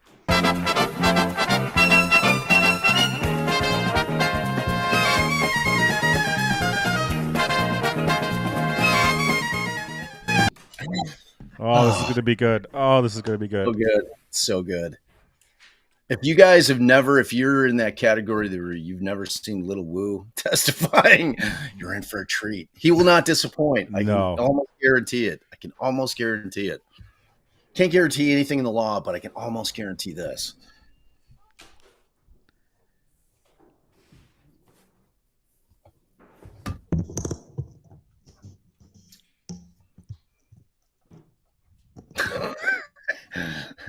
Remember when the one prosecutor went up to him and he was like that she smelled bad because he was like it was like a Cosmo Kramer type of move. Yes. Like he came near him like when he's in the box and he's like what the Yes. It was so fun. Oh man. Oh man. We've been watching a lot of Seinfeld reruns recently with my dad. Nice. Yeah. My dad, I don't think he's seen Curb. I'm like, once I get him locked down on Seinfeld, and like I know he loves that humor. I'm like, we're about to amp it up about 500 amperages with Curb Your Enthusiasm. No way, does he have a fucking suit on? Oh yeah! Holy shit, guys! This guy has not. Oh, Lil Wood, he's got a suit. This dude has come in with like Powerade t-shirts. Babe, audible gas from Babe in the other room. Look at this, guys. Wow, looking sharp. Looking sharp. He's got his Powerade. Man, takes a big sip. Babe we says, can't "Oh my God, be I sure love it." that's not actually Right. just it's like Monday morning now, and I need to find out from you what your intention is with Something's regard in there, you to think? whether Here we go. you are going to testify in this case. You have been granted immunity so that the privilege of self-incrimination is no longer relevant because the state can't use anything that you might say in answer to their questions or any other questions against you. And you have been instructed with the benefit of counsel as to the consequences if you don't testify. So I'm asking you now what your intention is. May I speak? Oh boy. You can answer my Oh, question, boy. please. Oh boy. And May I speak? I love so it. you're under subpoena. The state intends to question you. Are you going to answer any of those questions? Are you going to testify in this case? Well, Your Honor, I've been pressured from the get-go. You know what I mean? Like, even when I went to the meeting with Glenville, I have told him over and over and over and over. You know what I mean? This is on my conscience. I got to keep distracting myself every day because I'm being dragged down to here because of lies that I don't told. I'm tired of y'all bothering me. Okay, well, I'm sorry that you're tired of being bothered, but you're under subpoena. It's a valid court order. So your decision at this point is, yes, I will abide by the subpoena and testify, or no, I will not abide by the subpoena and the immunity order, and I will be held in contempt for my refusal and put in jail. So which is your decision? But I did the time for all my crimes that I was caught for. Sure, this would not be any kind of punishment for any crimes you may or may not have committed. This would be that you have been ordered by a court to testify, and if you refuse to testify, you're held in contempt. You're saying, I refuse to listen to the court's order and obey it. And it is not a punishment, it is an incentive to have you change your mind and obey the court order. So which is one way to look at it. It's definitely a punishment. I love that he hasn't made the decision yet. Can you explain it to me? You said we talked about it. It's the same thing that Glenville doing to me? It is the same order that is still in control. You have a subpoena for your testimony. That is a court order. You also have a court order that says anything that you say can't be used against you, other than if you get on the stand and lie and it amounts to perjury, you can be charged with that or with false statements. But if you refuse to testify altogether, when you're under a court order to do that, then that is considered contempt, because you're saying, I don't care what the court has ordered, I'm not going to do it, and then you'll be put in jail through the end of this trial. Or until you decide, you know what, I think I will testify after all. So let me, Yana, I'm telling you to your face, you just said that something about it, they can lock me up for lying. I'm telling you to your face, this is all I do. And you're telling me that they can lock me up if I lie. But if I sit here and testify, so the E-way going to jail. No, not with regard to anything that you might testify to that might otherwise admit to a crime or admit to your involvement in a crime. That's what the immunity order does. And I'm sure Mr. Melnick has explained this to you, and I know I've explained it previously, but none of that is going to result in you being put in jail, because they cannot use that evidence against you to prove any of those crimes that you might incriminate yourself about.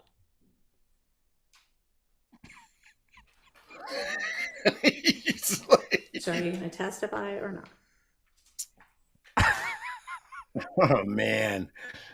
This guy.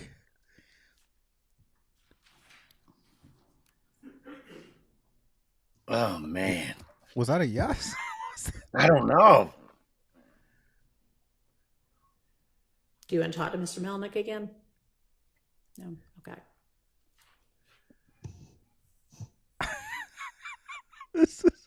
All right. Okay. All right. Thank you. All right. So I'm going to have you step out for just a minute. Yeah, he's testified. All right. Testify. I wouldn't call it a resounding yes. Him, please. All right. Just so. All right. So now, folks, we're going to see him testify. If you thought that was something. Oh, man. So now they have to bring in. So now that he's going to testify, they've got to bring in the jury and ask the question. See if anybody had anything to say first. Uh-oh. Your Honor, I'm going to renew my motion for a mistrial based on coercion by Judge Glanville. This is based on the fact that Mr. Copeland, having now been properly instructed that he would only be incarcerated until the end of trial, versus his instruction previously that he would be incarcerated forever. He's now deciding to testify. I think at this point, it demonstrates the coercion by Judge Glanville. So I'd like you to reconsider that. All right. I don't think it just demonstrates anything of the sort. I think it demonstrates that he's now been properly advised and he's making a decision anew. Thank you. Overruled. Yes. Housekeeping matter. Is the Harvey rule still under your guidance, still in effect? Okay. Yes, it is. Thank you. Okay. And so I'm going to have the jury out. I'm going to give them the 3 instructions that we just discussed. Then we'll have Mr. Copeland in. I'd like him resworn, and then you can pick up from whatever you want to do post 3 p.m. June 12th. And Your Honor, may I just step outside to see if Mr. Melnick has informed Mr. Copeland that there's going to be some testimony he's going to have to repeat. My interactions with Mr. Copeland, he'll get frustrated. Okay, you know what? Why don't you, instead of you going to talk to anybody, just can I have Mr. Melnick in again? Yeah. Real fast. That's a good idea, though, to tell him that. I don't know if he's been told that or not. I mean, it doesn't seem like I don't think Mr. Melnick what was she in just there said about the when instructions we were didn't seem like she discussing was what saying directions we're going to to be. question them. It just seemed like she's like, we're going to give them these instructions and go ahead, right? I mean, that's the way. I thought they were going to ask them if they were. I thought they were asking.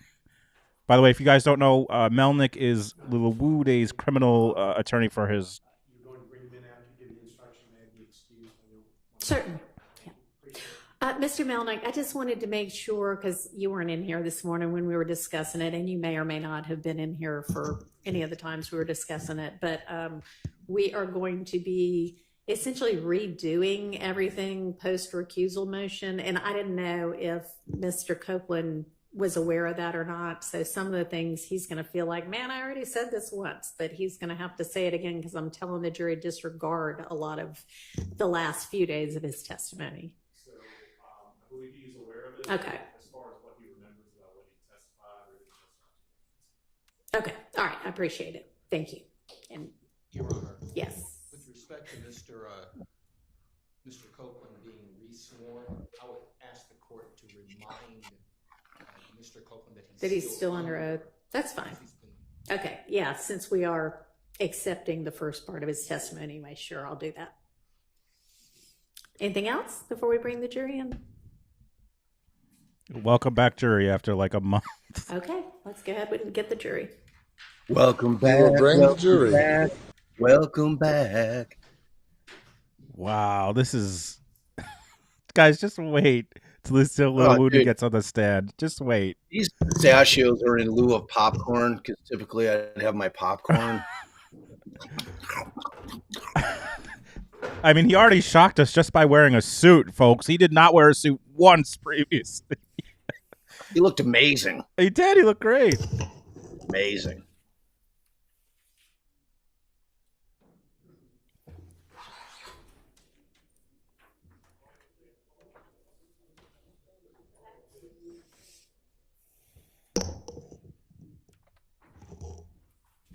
Is it 2 months? Wow, it's been 2 months. Holy shit.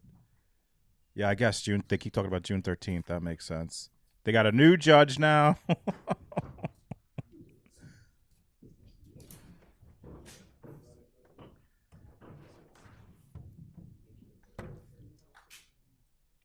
Thank you, Jen. You're the best.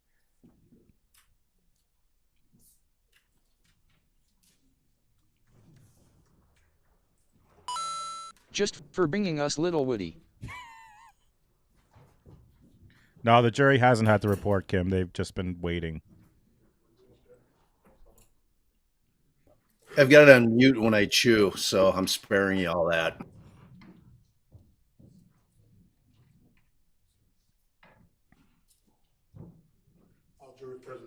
Thank you very much. All right, ladies and gentlemen, y'all can be seated. Ladies and gentlemen of the jury, good morning. My name is Judge Paige Reese Whitaker. Judge Juror Glanville is no longer the judge presiding over this case. I will be the presiding judge in this case moving forward, and you are not to concern yourselves with this change.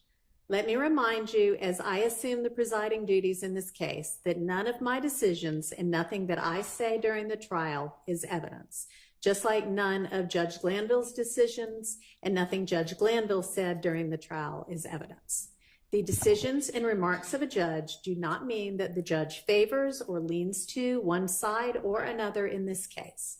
The court is only interested in seeing that this case is tried fairly, based on the laws and the Constitution of the state of Georgia and the Constitution of the United States. You are to disregard any comments that may have been made by Judge Glanville that may have been disparaging of any of the lawyers in this case. To maintain the integrity of the jury system, I remind you that you must decide this case based only on the evidence admitted during this trial and the law as I will explain it to you. Now, I know that you have been on a bit of a break, but prior to that break, witness Kenneth Copeland was testifying.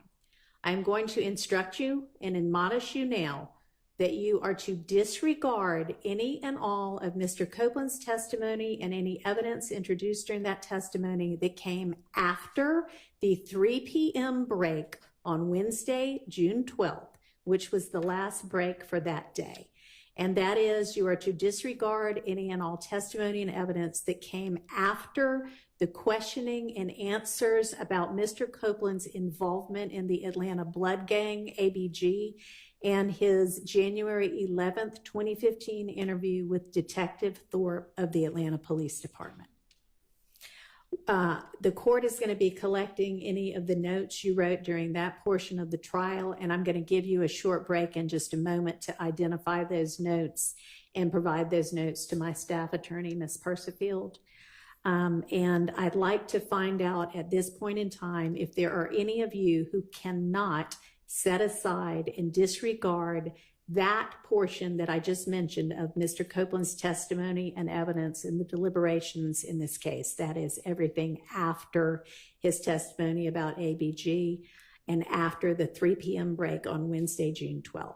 If there is anybody who cannot set aside and completely disregard that portion of the evidence in your deliberations, please stand up now. Stand up. Here we go. If there are any of you. All right. Thank you. Wow. Okay, so I'm going to give you a quick break to go back in and identify that portion of your notes and provide them to the staff attorney.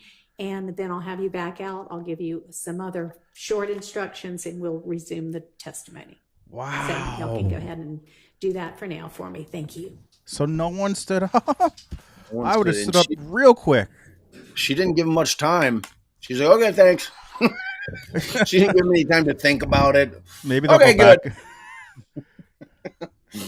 Wow.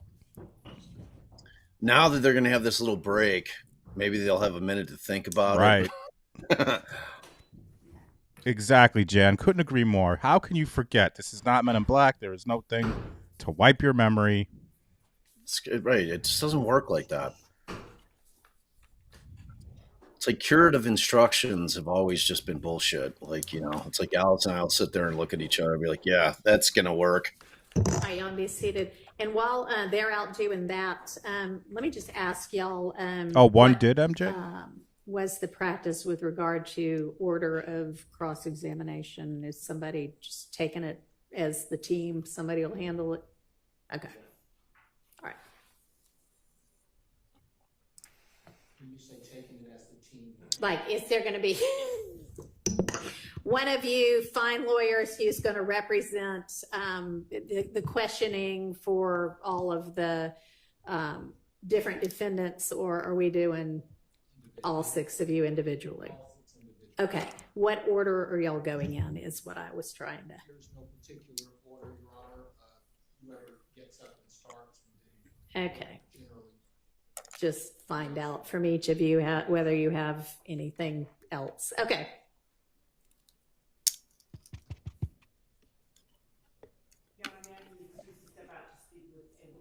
You may, but I'm not going to wait for you to get back to bring the jury back. Okay.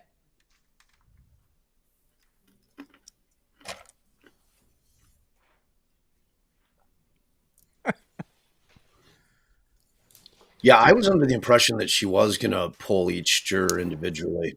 Right. To me, that's like peer pressure. If no one stands up, I'm not going to people like, I'm not going to be the one that stands up. Right. Exactly.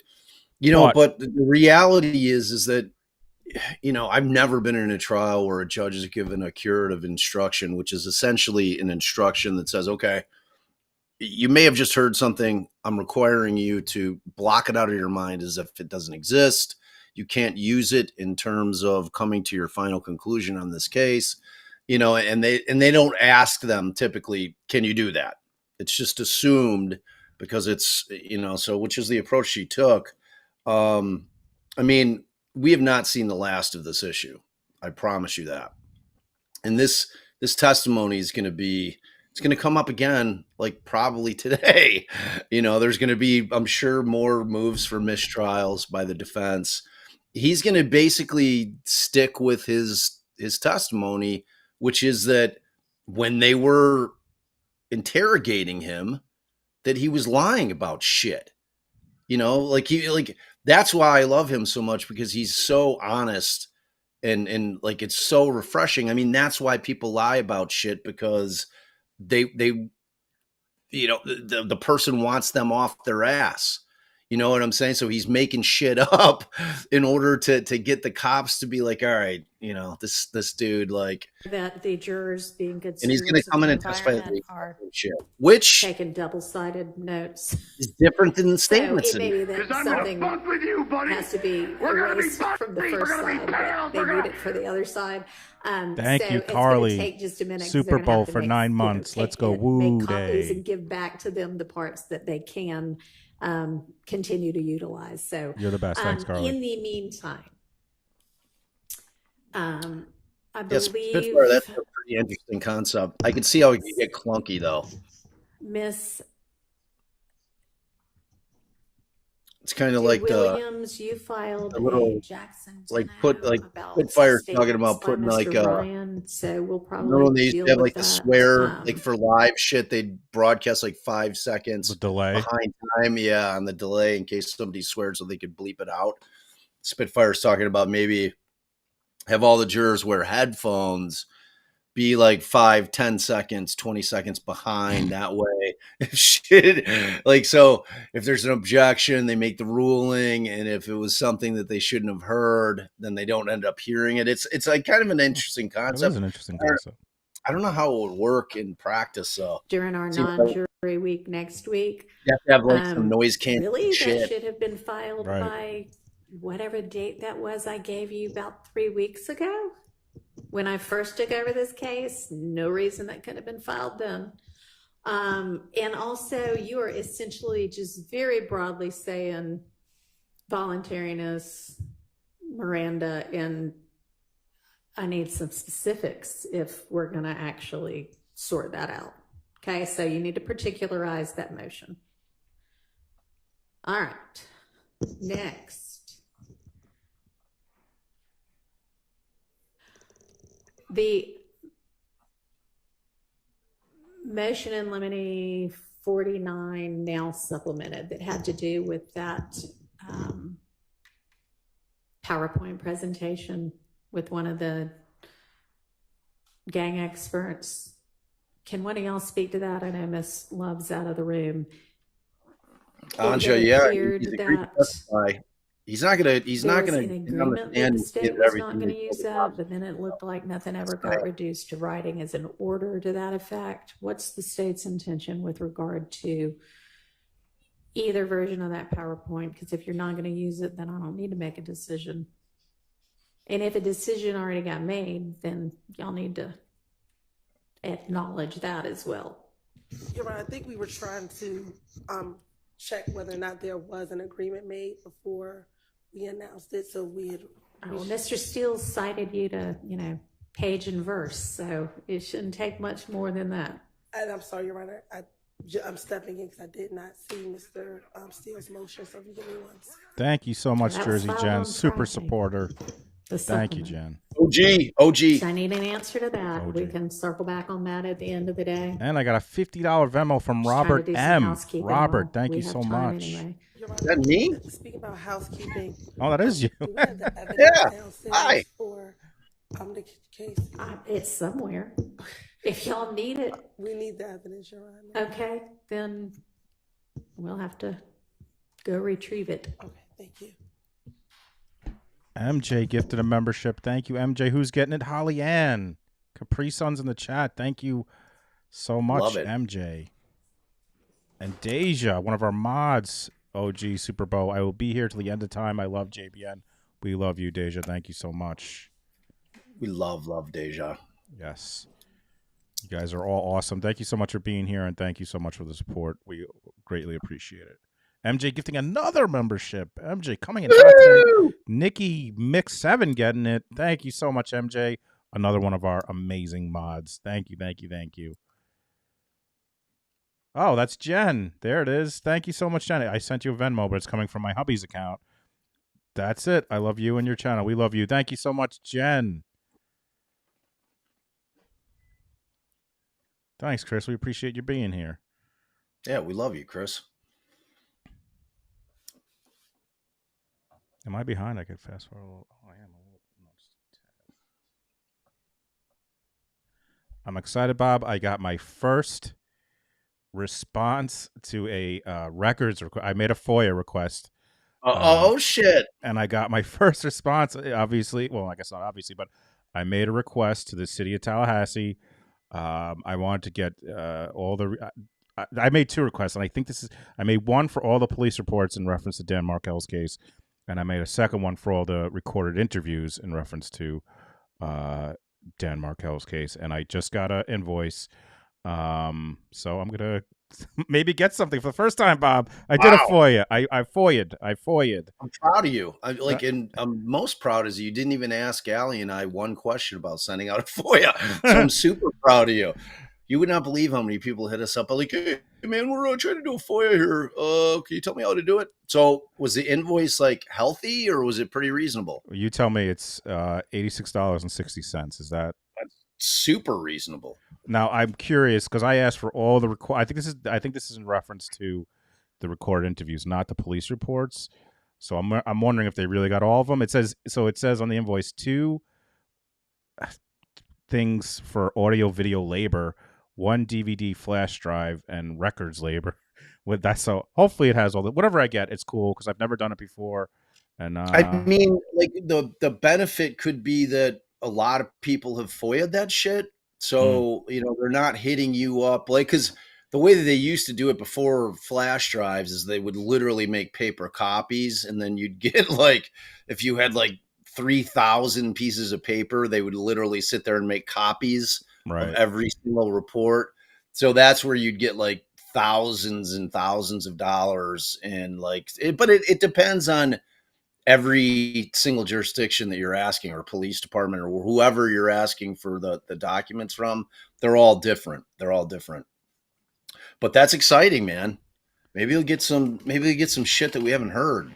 That's what I'm hoping. And even if it's stuff that's out there, I won't feel bad about if it's someone else's, it'll be mine. You know what I mean?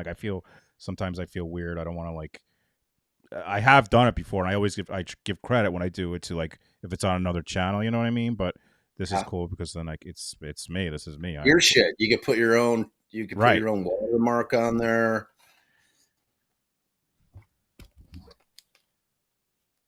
Yeah, sometimes FOIAs are tough. Sometimes they could be, because so many, because there's always there's the federal act, that makes it a thing, but then each state can have, its own rules with respect to how they can weasel out of FOIAs, and obviously the most common, rejection is that it's an active investigation and that they can't turn it over. If I'm digging into a really old case that's cold, and them saying that it's an active investigation, which I guess technically it is, but it's bullshit. I mean, it's if they haven't realized that the people out in the world on the internet, whether it be sleuths or, internet sleuths, whoever it may be, people just digging into these cases can be beneficial, is crazy to me. Some law enforcement agencies are we've realized that that's helpful. It's why not have a bunch of eyes and ears and, minds on things who could potentially shed light, on something that somebody else didn't think about. It's always crazy to me. It seems like it's always they just want to make sure they're getting all the credit. We want all the credit. We're not going to give it to some internet sleuth. Yeah. All right. So what are we waiting for, by the way? By the way, Jan, thank you so much for gifting a membership. Sorry, I was just issuing the payment for that FOIA. Thank you so much, Jan. Who got it? C. Taylor. Jan, OG, great supporter. Thank you, Legal Mama Jan. Yeah, that's awesome. I think they're just waiting for the jury because they sent the jury out, or? Have you given away any of your free memberships this month yet? Oh yes, I give them out at the first. I always try to save them, and I've just given them out immediately. I still got five hot ones in my pocket. Probably dump those out tomorrow. You'd be surprised, Kitty C. You'd be surprised. I have a lot of people who have blocked me, and that's okay. I'm not for everyone. That's okay. Oh, right, the notes. They had to do the notes. Thank you, Kaylee. She's on top of this case. Thank you so much. Wait, what did they say? The jurors said that they had notes front and back, so they have to rewrite the notes. Like they can't use the notes that they used prior for his whatever testimony. Oh, wow. That seems like that might take a hot minute. Yeah. Wow. Well, that's I'm ready to just get into some woo. Like Yes, I'm me like, too. I want to be knee deep in some woo, like in the next 15 minutes. Let's get Woo up here in his nice suit. Just wait, guys. Just wait, guys. Just wait till he starts testifying. You're not. We a little talking about like pulling teeth. like he is the ultimate pulling teeth witness. It's like just trying to like get him, because the concept is that he came in, made these statements to law enforcement during the investigation leading up to this case, gave some really incriminating statements about things that other people may or may not have done.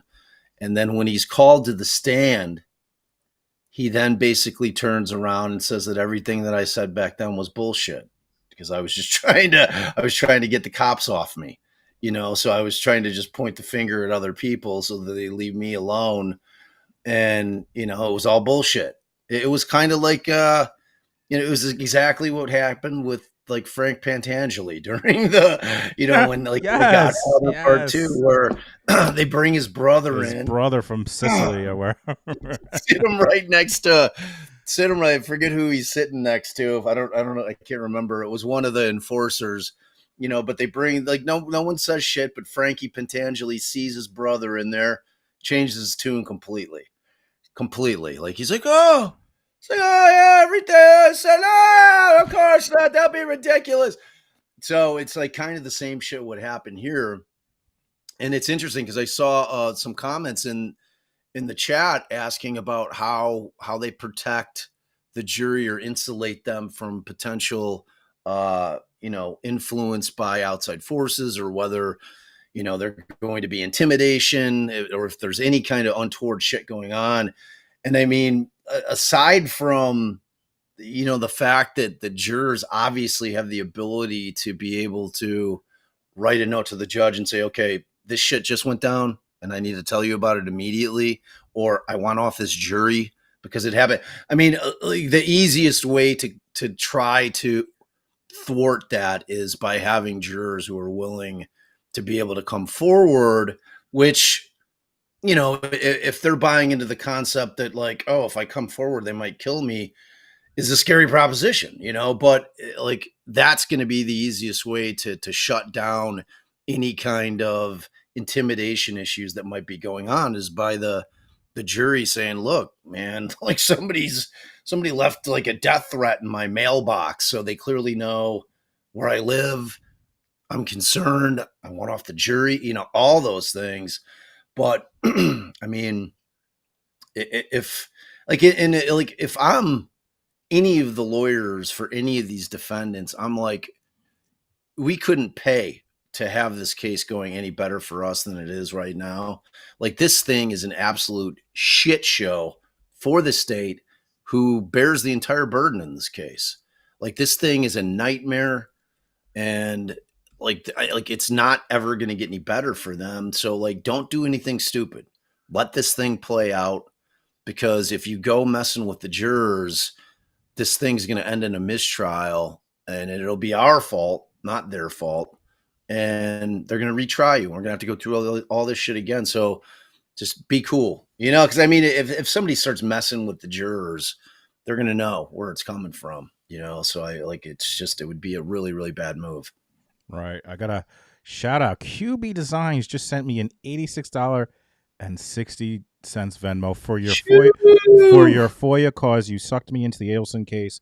Love you and your content. You got this. Thank you so much, QB Designs. Amazing. That is so kind of you. Thank you. I just issued the payment. Unfortunately, it's a freaking DVD, so they have to mail it to me from Florida. So old school. Do you even have a DVD player anymore? Well, I could just do it. I have like a drive that I can hook up to my computer that I'll have to. Oh, you do? Yeah. Yeah. Like my old, like, is with my Mac, we've got like it's an external. Yeah, that's what I have. It's like a little thing. You got to plug in like a USB thing. That's what I got. I got to find it though. Oh no, I think I have it. And then you're going to need to make sure that you download, like what you're going to find is the most irritating thing, which we still deal with, is whenever we get discovery from the state, there's always a program that you're going to have to download in order. But I'll send you all the different links for the different. There's like 3 or 4 of them. Is the one with the fucking cone that I see every time? Yes. Oh, the cone is one of cone. them. Yes. And there's a couple other ones, but like you'll figure it out. And I'll just tell you flat out, a lot of states' videos do not play well with Macs. Ugh. So yeah, like just kind of be prepared with that. Like we've had them where we've like tried to install 20 different players and it just won't work. And then ultimately it ends up being that it just doesn't play well with Macs. So be forewarned. Like I'm going to ask somebody, I'm like, hey man, you got a Windows computer? I need to watch this shit. Which sucks. Another thing I was thinking about, but I can't. But eventually, when I can invest in a Windows computer, is for like I would love to be on TikTok Live like this, because they have a way you could do it like this, where I share a screen. Otherwise, I just got to do it. But you can only do it with the fucking Windows computer. Like I don't know why TikTok doesn't really do it with Macs. Yeah, you cannot do it with the. You could. There is a way to do it through.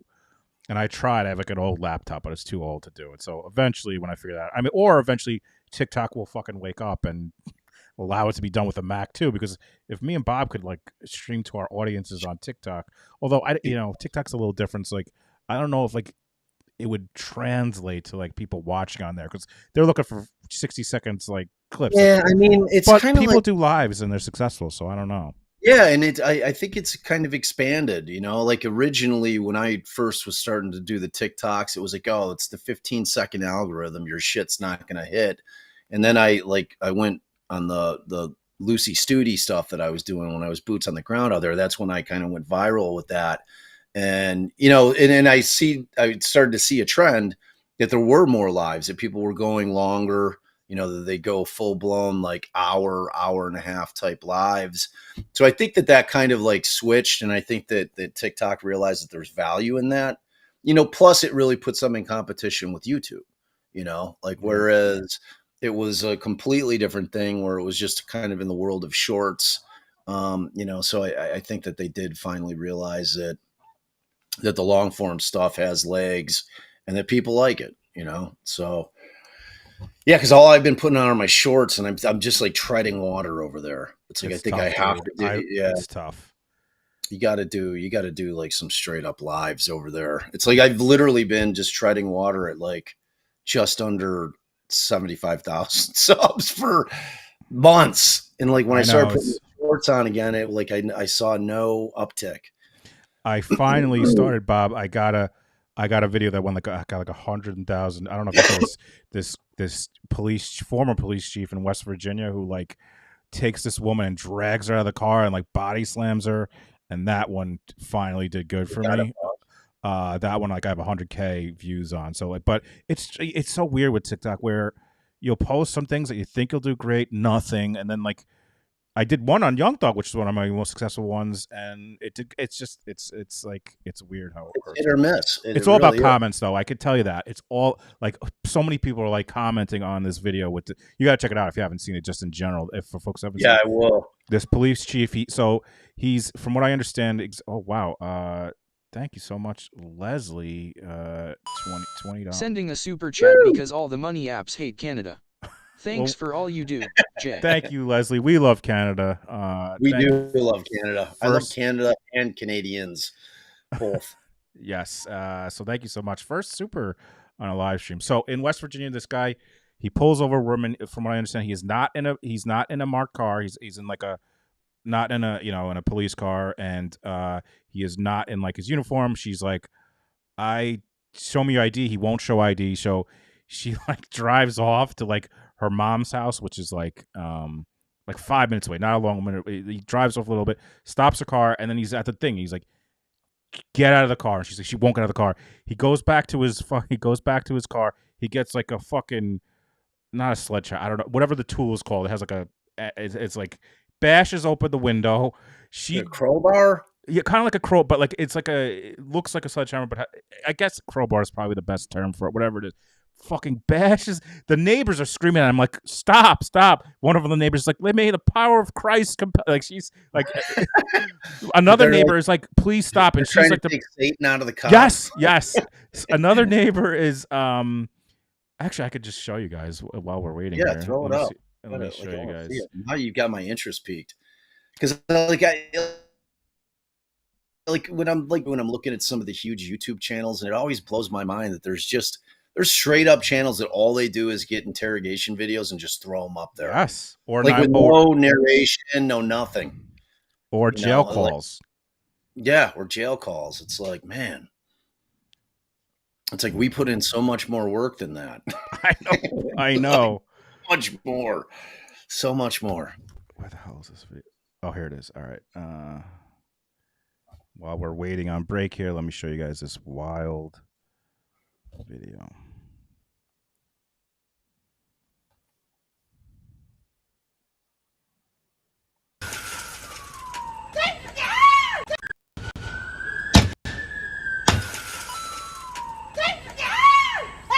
Look, Father God, you dispel this evil in Jesus' name. You are not going to believe why this dude. Let me fast forward my dumb talking because we don't need that. Basically, what I'm saying is this is all for for an expired registration tag. This whole thing is for no way. Yes, this whole thing is for an expired registration tag. Chris, do it.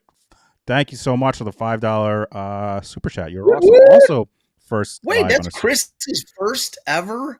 Yes, wow. Chris, thank you. That's amazing. So he's got a gun. A gun. This for the. Get that on video. Get out of the car. She took off on me. Get out of the car. Get out of the car. So as you can see, he's not in uniform. He's got like a. Go yourself. That's the preacher's wife. He says a preacher's wife. He's screaming. Look, Father God, you dispel this evil in Jesus' name. I am a law enforcement officer. Get out of the car. Get out of the car. Get out of the car. Go yourself. You don't know. Get out of the car. Get out of the car. Wow. So here he goes to his car. Oh my God. What a fucking lunatic. Just wait. Yeah, that's straight up. Get out of the car. What the fuck? Holy shit. Get out of the If car. this guy didn't get fired, then he did.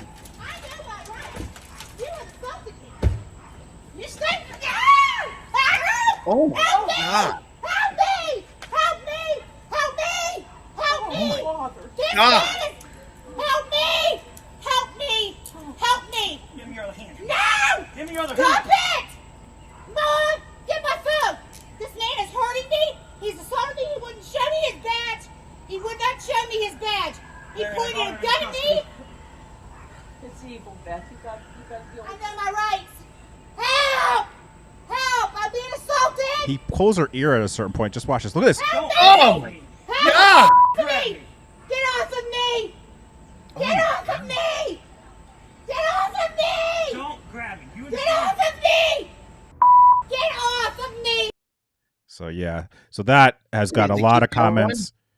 What's that? Is there more? No, Is that that's all. Unless there's more of it that I'm not aware of, but that's all that God, I would want to go up and just kick that guy, like karate kick him right in his face, man. I'm like, what the fuck?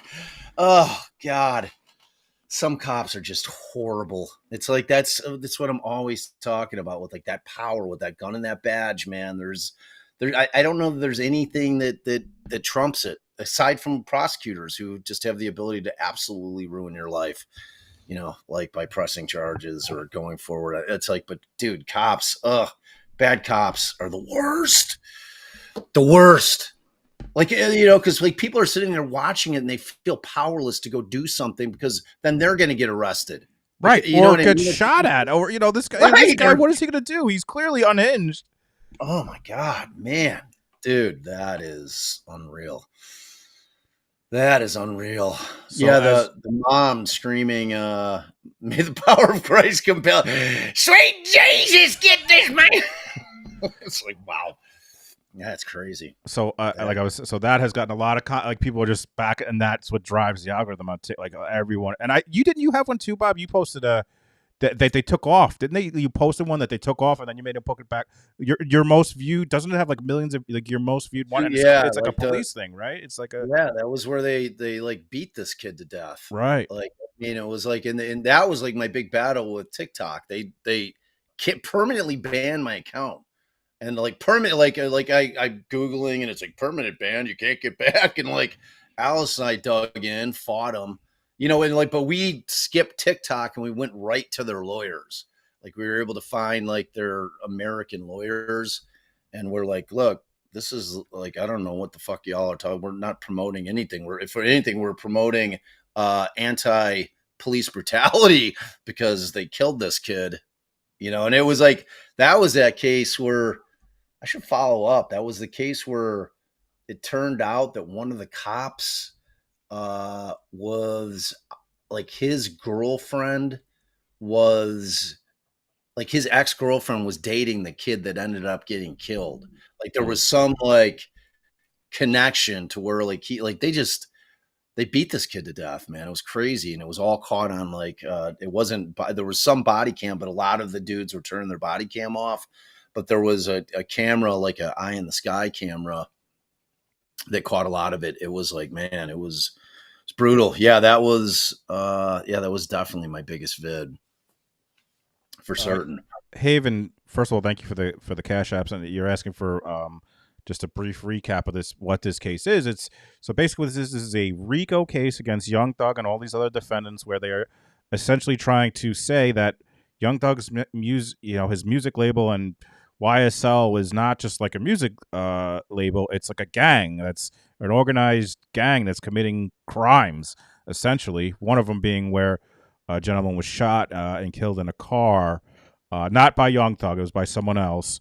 But basically, they're saying this is a RICO case. This is a gang together. They're doing all these things for the benefit of the gang, as opposed to just a music label. I mean, from what I've seen so far, it seems pretty outrageous that from the evidence that I've seen, I will say I have of the 109 days, I haven't seen a majority of them. So, and I was thinking about this, Bob. Let's just hypothetically say somehow this gets to February, March, whatever, and they finish it. How on earth is the prosecution in their first of all, how long would their closing statement be? And how on earth would they be able to just string this all together to somehow get a conviction? Like, there's just no way, in my opinion. It is going to be extremely difficult. Like I just don't, right, to put a cohesive closing that is encompassing what'll ultimately be probably 200 plus days of testimony in a trial that had no cohesiveness.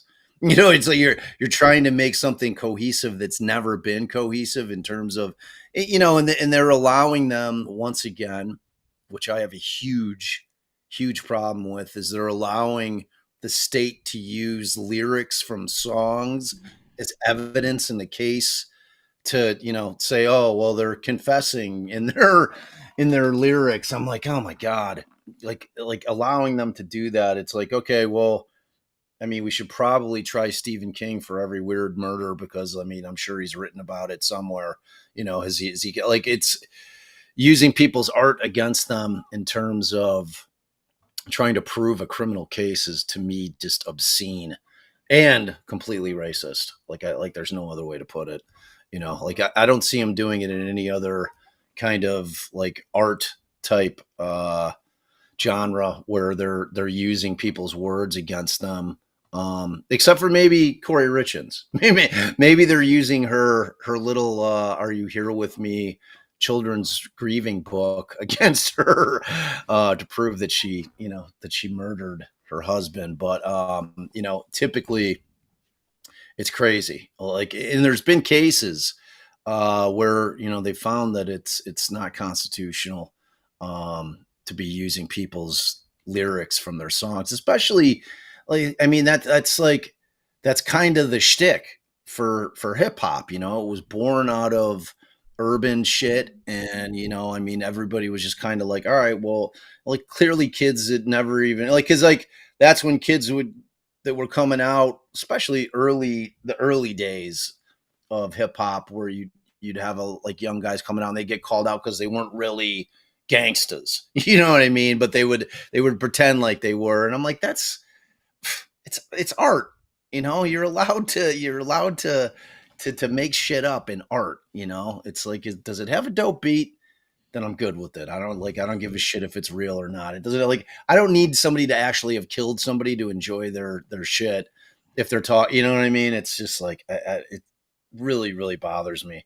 Like every time that we talk about this case, like on court TV or something, I always go on some diatribe about, you know, like it's bullshit that they're allowed to use these, or that the courts are allowing them to use the lyrics of their songs in order to impute guilt onto people. I'm like, it's just fucking, it's bullshit. It's like the typical racism shit that you see. It's been going on forever in this country. It's just another way to keep black people down, you know? So, but whatever, I'll get off my soapbox. Yeah, I'm not gonna lie, I'm really rooting for YSL in this trial. I'd like to see this get shoved right up the prosecutor's ass. You know, if like there's individual crimes, then go after the guy who committed the crime. Quit trying to like destroy somebody's empire that they built through hard work and skill and talent, you know, by trying to you know, impute like that they're just some like I mean, it doesn't even make sense, you know. Like what? Like he's built an empire. He's got mad bank. Like, why would he need to do any of that shit? Like, just like he wants to play gangster. He doesn't. I don't know. I think that's what the state's alleging. But yeah, I mean, not only that. So then we find out. So they bring these charges. Then we find out the reason this delay. The judge is having meetings with the prosecution where there might be exculpatory evidence, and they're not telling the defense about it. So much so that the new judge has to be like, "Hey, you guys need to take a class on Brady because you don't fucking like." That's so shady. Like, what are we doing? And that was the, you know, like the chief judge. Glanville's the chief judge of the criminal division over there. Like, and what Jay's talking about is that they had a meeting that with Copeland, his lawyer, I think his lawyer was in there, right? And the prosecution, Yes. Mm-hmm. without the defense attorneys being in there. Like, and I'm talking about like Steele and the rest of the lawyers that are defending these defendants. Sharded.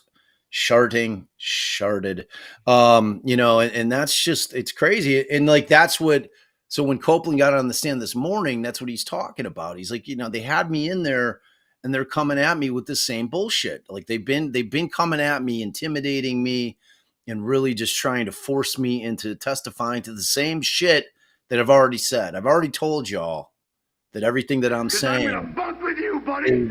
We're gonna a lie in those interviews, because I was trying to get them off me. So like anybody would be like, oh yeah, go look at this motherfucker over here, because I didn't do it. You know what I mean? It's like, but at that point, you know, I'm just trying to get the heat off of me by pointing the finger at other people. But there was no substance to it. It wasn't real. You know, which is a legitimate story. I mean, is it true? I have no idea. But it's certainly something that happens frequently. You know, I mean, where people are going to point the finger at other people in order to get the heat off themselves. So, you know, the concept is certainly, you know, not foreign.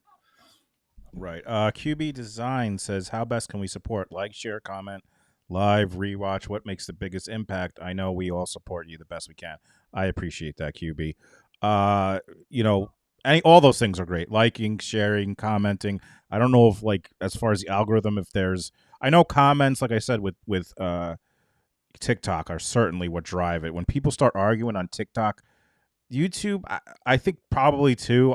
I know.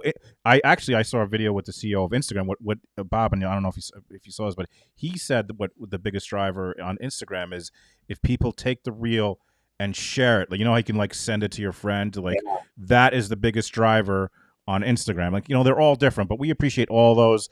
As far as monetarily, me and Bob always say like Venmo, PayPal, Cash App. Yeah, that's better. Oh, and Jay, by the way, I don't know, I just got an email from Patreon that people that join Patreon through Apple, that Apple is now going to start taking 30% of our shit. Son of a fucking I bitch, just got man. that email today. I think So I they're got like, that too. it's like for existing members, they're fine, but everybody new. So they're like, oh, but you can make up for it by raising your Patreon levels. So yeah, so sharing, subscribing for certain, and like for Jay and I, when we're dual streaming, it's like helpful for both of us. If you guys if you want to, in lieu of just like giving all the funds to one of us, you give it to both. Like if Jay's on with me, I'm always thrilled to see that he's getting Venmos because he can't get anything through YouTube, which we prefer anyway, because we get Venmos without anybody taking a cut. Like that's a way that if you guys want to support the shows to where we get it. And that also gives Jay and I the ability to continue to earn when we're on each other's lives. Cause like I get nothing unless people Venmo me when I spend the day with Jay and vice versa, which we both feel, we feel it enough to where, Jay unfortunately is in a position right now that he's like got to go throw CVs or, his new resumes out there to go back into the hell that he was so happy about escaping. So, and it's like, we love doing this together. Like I love hanging with Jay. It's like, I think we make a great team, but we both have to be able to make a living too. So that's kind of the dilemma we're at right now. And like, we'll try to figure it out, obviously, but, it's like it's melancholy for me a bit because I like hanging with you, and it's like, I love doing trials with you. So it's kind of a bummer, but I get it totally, obviously, Yeah, if you believe this, Bob, one of our kind, I don't even know if she may be here today, kind subscriber sent me a message. She works at a law firm, and she's looking for folks. They're always looking for folks who do like depo summaries and like research. So I did send her my resume. I would prefer if I can get a job with social media, or like if I could do something like that. But at a certain point, beggars can't be choosers. So I really appreciate her sending me that out. I did send her my updated resume. It was weird, Bob. So this is the first resume where I had to my resume when I was working at Geico, I went to Liberty Mutual, and it was basically essentially insurance shit. Yeah. Yeah. It was, yeah. And really Geico, I got my Geico straight out of college. So and basically my resume was, I started as a regular examiner, went up to the next level supervisor, next level. Then I went back to, I didn't want to be a supervisor anymore. And I was like a senior litigation examiner, and that's all. And then it was Liberty Mutual, same thing. And then it's like yesterday or the day, whatever I updated, it's like content creator. I just felt weird putting it. I'm like, so like it's better than a gap, I assume, it wasn't that I wasn't working. No, dude, that's like legit. Like nobody that doesn't have their head up their ass has to know that like this is like an absolute like authentic way to make a living in this world, and it's like both of us have said, like I took a huge hit financially leaving practicing law to try this, and it was scary as shit. I was 50, so like, and like we went all in on it, so it's like we need the support. Without the support, I'm gonna have to go like back to the law, which will kill me. So like I'm in the exact same boat. Like I'm fortunate that Allie's, but I'm trying to pull her in too. You know what I mean? I'm trying to get her out too, because it's just it just makes you miserable. Like you're living your life. You want to try to live your best life. You want to be like in good spirits with your family and your kids. And you just want to like, in going to a job that you hate, which I know so many of us have to do. So many of us are in this rat race. Like if you are lucky enough to be doing something that you actually enjoy, you're like the luckiest, you know what I mean? And like both of us, I know both of us are working way harder doing what we're doing now than we ever did in our old careers. And we worked hard then, it's like, but now it's like, we're like, dude, it's a 17-hour day. Like if you and I are streaming this all day, you're then going to be jumping on, all right, like I got to pull some Woody shit. I got to make a couple lives or little shorts, you're going to like, those take a couple hours at least to put together. You know, and it's just like, and then you're thinking about what I'm doing tomorrow. You got to get everything ready for. It's kind of a never ending grind. But the difference being that I don't hate it. You Right, know, absolutely. it's like I'm more willing to do it because I enjoy it, and you guys out there are what make it that way. Like if there was no feedback, like with my podcast, really the only feedback I get is when people leave reviews on Apple or Spotify, you know, which I have to deal with the bullshit. Like, and thank you, by the way, when I was whining about the murder sheets bullshit and how like they just had a bunch of people come and put 1 stars, which affects my living, not based on my content, but just based on because some people are talking shit and then they go and give 1-star reviews. So you guys came out in droves. Thank you so awesome. much for doing that. So glad to hear that. Yeah, it was huge for us because I mean it's like my livelihood that people are messing with because they don't agree with something that I've said about a case. I'm like, are you fucking kidding me? Like I would never do that to somebody. I would never mess with somebody's livelihood because I disagree with them. You know, it's just people are weird and we live in a weird world and we're all exposed, you know? I mean, it's like we're like you and I are consistently sitting there with our belly exposed, like you know, where we feel hits taken by people that just may disagree with us or may personally not like us, then move the fuck on. You know, like why are you coming in trying to mess with me making a living, an honest living, providing what we think is good content, you know? I mean, like I feel very, very, very adamant about the fact that we put good content out there, man. Like I think like I watch our shit. Like I'll sit there like just, you know, I'll fall asleep sometime to our lives just to like it's a good way to fall asleep because like we put out good content. I'm proud of the shit that we do. And it's just, you know, it's such a crazy world to go back to that whole concept of like you're having to put content creator on your. I mean, it's like it's a whole thing. It's like like in terms of like experience into something that's so relevant now and such a big part of the fabric of our society. How could you not have it on there? You know what I mean? Yeah. But like trying to figure out how to word it is the challenge. Yeah, it's weird. Right? That's exactly what I. Yeah, looks like we're like back. Not gonna lie, Bob. You're not gonna like to hear this, but I did use a little chat GPT. I used a little AI. I was like, describe what, and it was, you know, I had to tailor it to me. Like obviously. I can't sweat. Yeah, and I'm like, I'm like, how long am I going to be able to stave it off? I'm going to be like the only guy not using it and like behind her. Accept it. Portions of the notes that they can have. So we are ready on that front. And I believe we are ready to get Mr. Copeland. There we go, little Woody, little Woody with his testimony. So, yeah, we can go ahead and get him on the stand. You know who we're ready for? We're ready for little Woody. I give you 2 claps and a Ric Flair. Oh.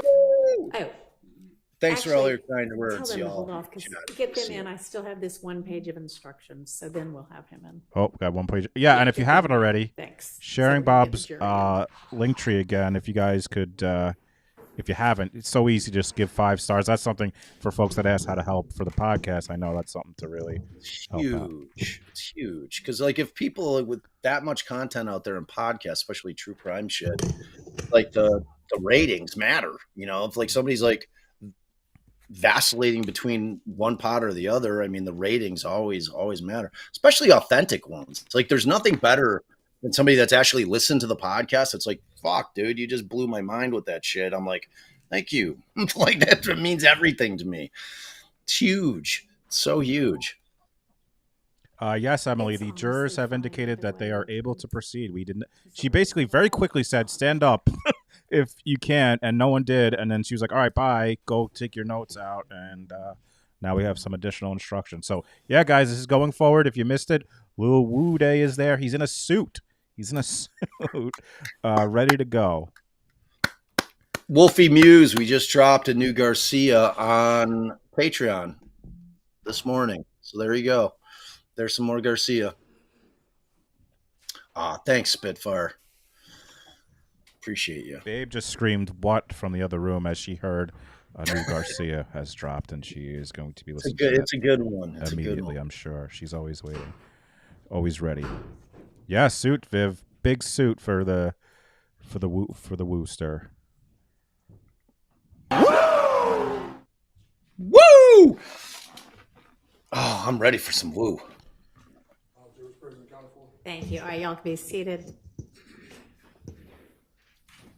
All right, ladies and gentlemen, the instructions that I'm about to give you apply to the evidence that has already been admitted during this trial and to all of the evidence yet to be admitted during the remainder of this trial. Count 1 of the indictment charges a conspiracy to violate Georgia's Racketeer Influenced and Corrupt Organizations Act, which is sometimes referred to as RICO. At the end of the case, I will give you detailed instructions about what is required to establish a RICO conspiracy violation.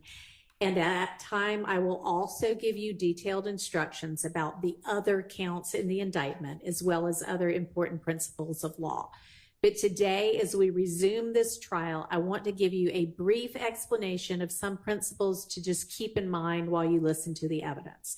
This is not a substitute for the more detailed instructions that I will give you at the end of the case.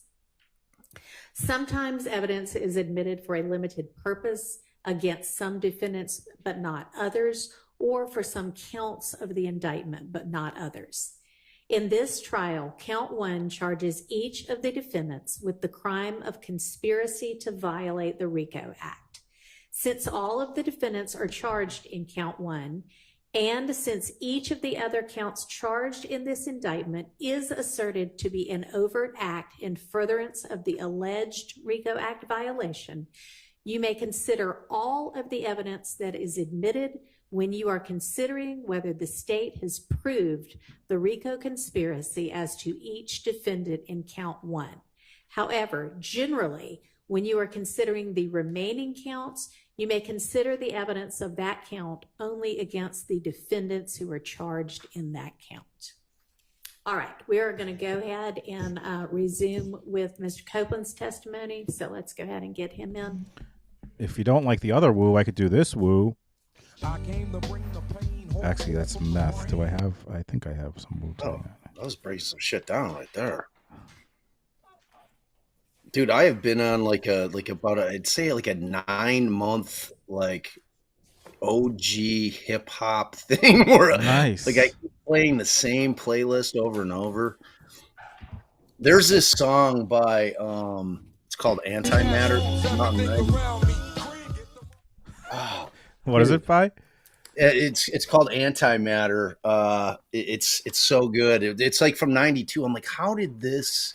And it's got MF Doom and Mr. Fantastic are the two lead rappers on it, but it's got the dopest beat, man. It's like I'm like, how did this slip under my radar back in '92? Because I was all. Mr. Copeland, I'm going to remind you that you are. Here we go. And by the way, I'm sorry that I missed it. Everyone was tagging me, and I wasn't on Twitter because I was checking other stuff. That Lil Wu Day was live on Instagram that entire time when he was waiting. He was live on Instagram. He was? Yes. Reading a book. Mr. Copeland, do you know a person by the name of Shell Cow? I don't recall. Here we go. Are you saying you don't recall if you know someone by the name of Shell Cow? Sustain. Do you recall speaking with law enforcement about an individual that you know by the name of Shell Cow? I don't recall. I don't recall. Yeah, that's exactly what I would have told him to do. Just say you don't remember shit. They can't get you a perjury for that. Is he going to say it every time? I love it. I want to go back to December of 2014 and into January of 2015.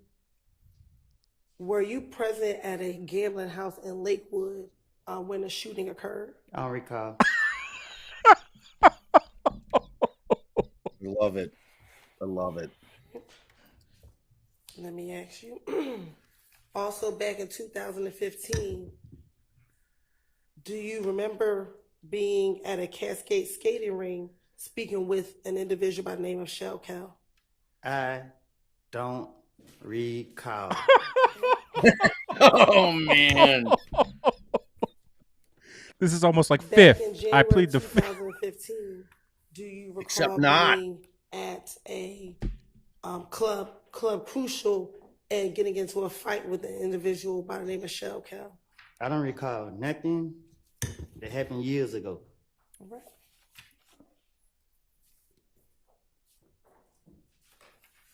So here's the deal with Do you recall refreshing in someone's January recollection. of two? Real quick. So she could say, all right, well, I'm going to show you the interview. Okay. I'm going to show you the police interview.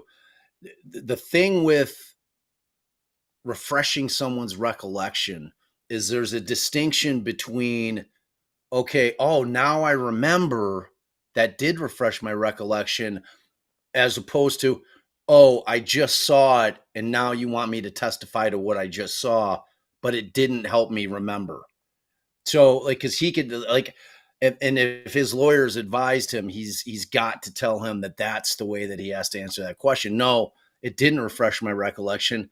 I mean, I just saw the video of what I said, but that doesn't, my independent recollection of that event has not been refreshed, because they're two different things. They really are. They're two different things. It's like you're asking me if I remember saying what I said, which is important because then you're trying to give background of why you may have said it, which means that you actually do have to recollect it. Now, most of this is just a move in order to avoid testifying about any of the specifics and to avoid perjury.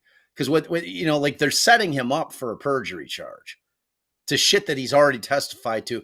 Like when he's in interrogation, that is not under oath. So that is not, like, perjury does not apply there.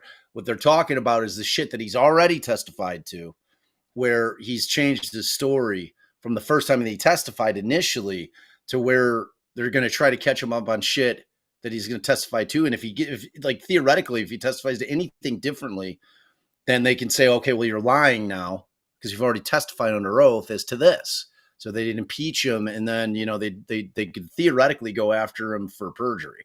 So this is great, man. Apparently, everyone on his Instagram live told him to say, "I don't recall." I don't recall. This is amazing. Yeah, and I saw like Sarah had asked. I think it was Sarah to talk about whether or not you were involved in the murder of an individual by the name of Donovan Thomas Jr. Say that again. Do you recall in January of 2015 having to go to the Atlanta Police Department to speak about your potential involvement in the murder of Donovan Thomas Jr.? I don't recall.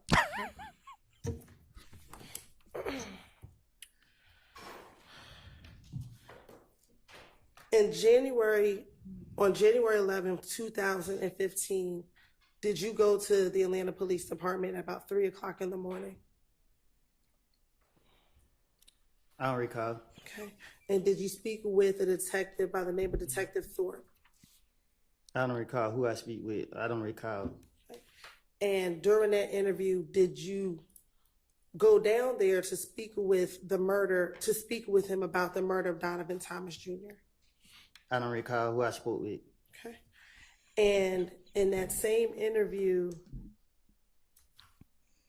did you speak with him about not just the murder of Donovan Thomas, but events that led up to the murder of Donovan Thomas on June 10th, 2015?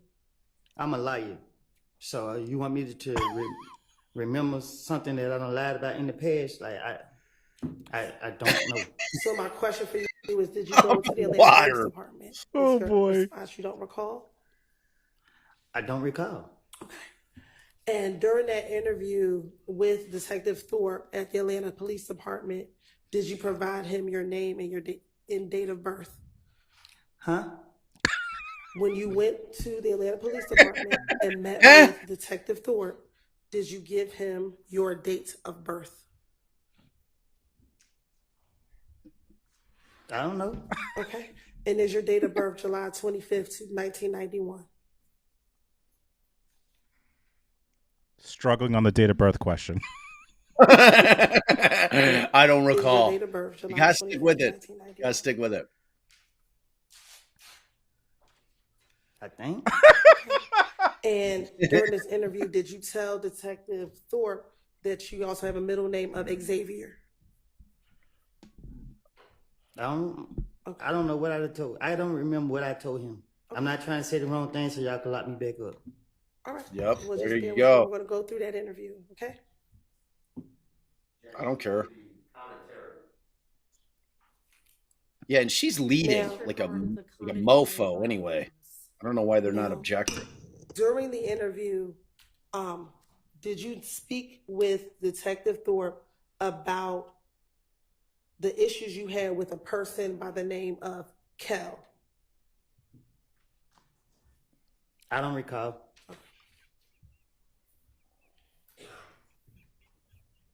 And did you speak with Detective Thorpe about a problem that the two of you all had in the club? I don't recall.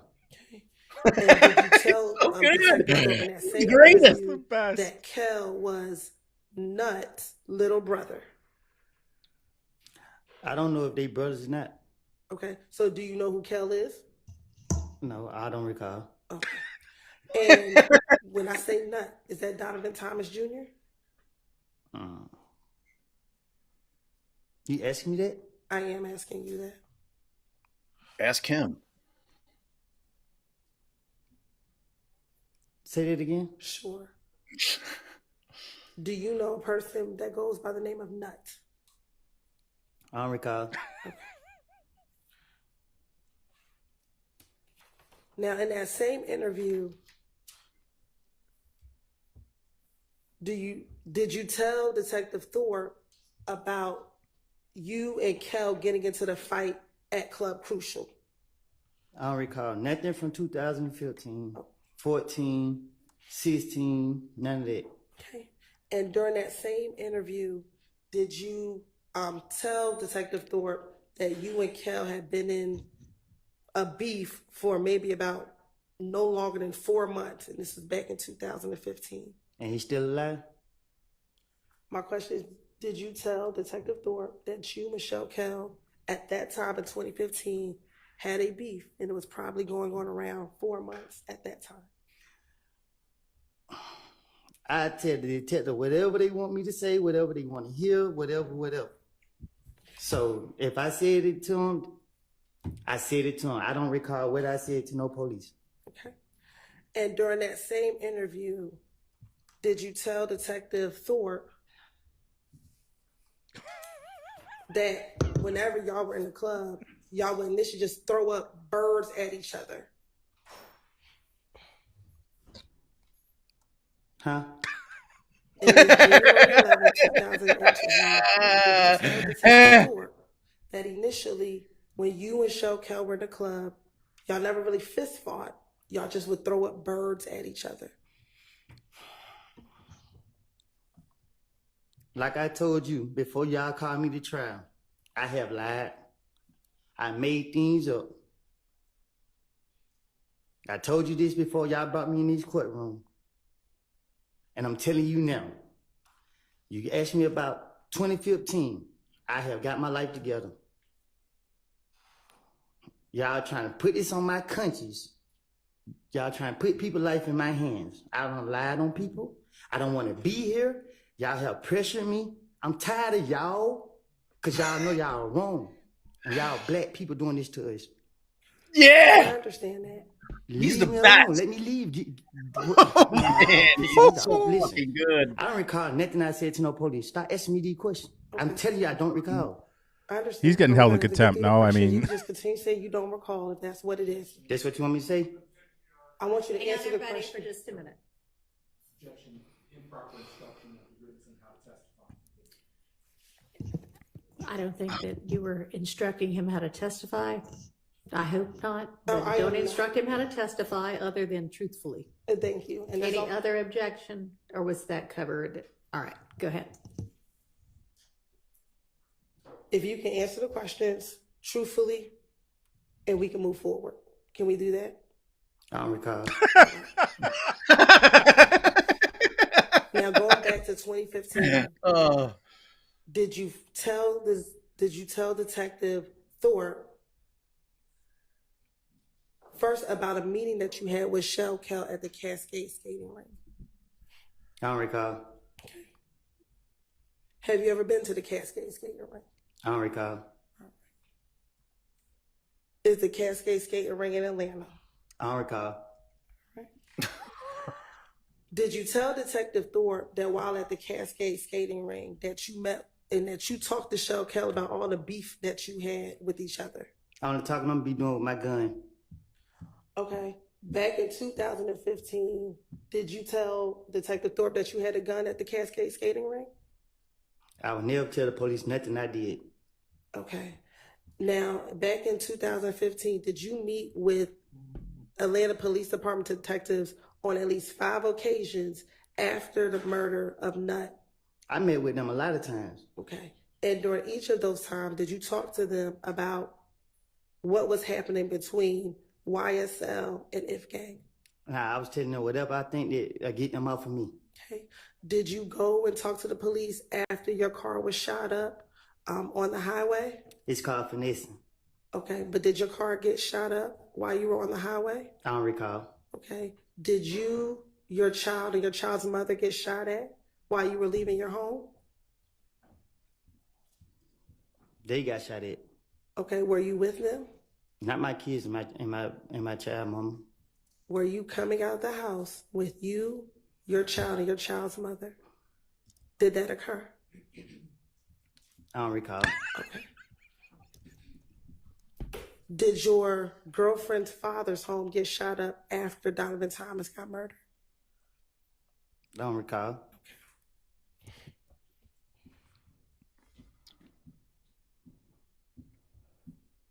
All right.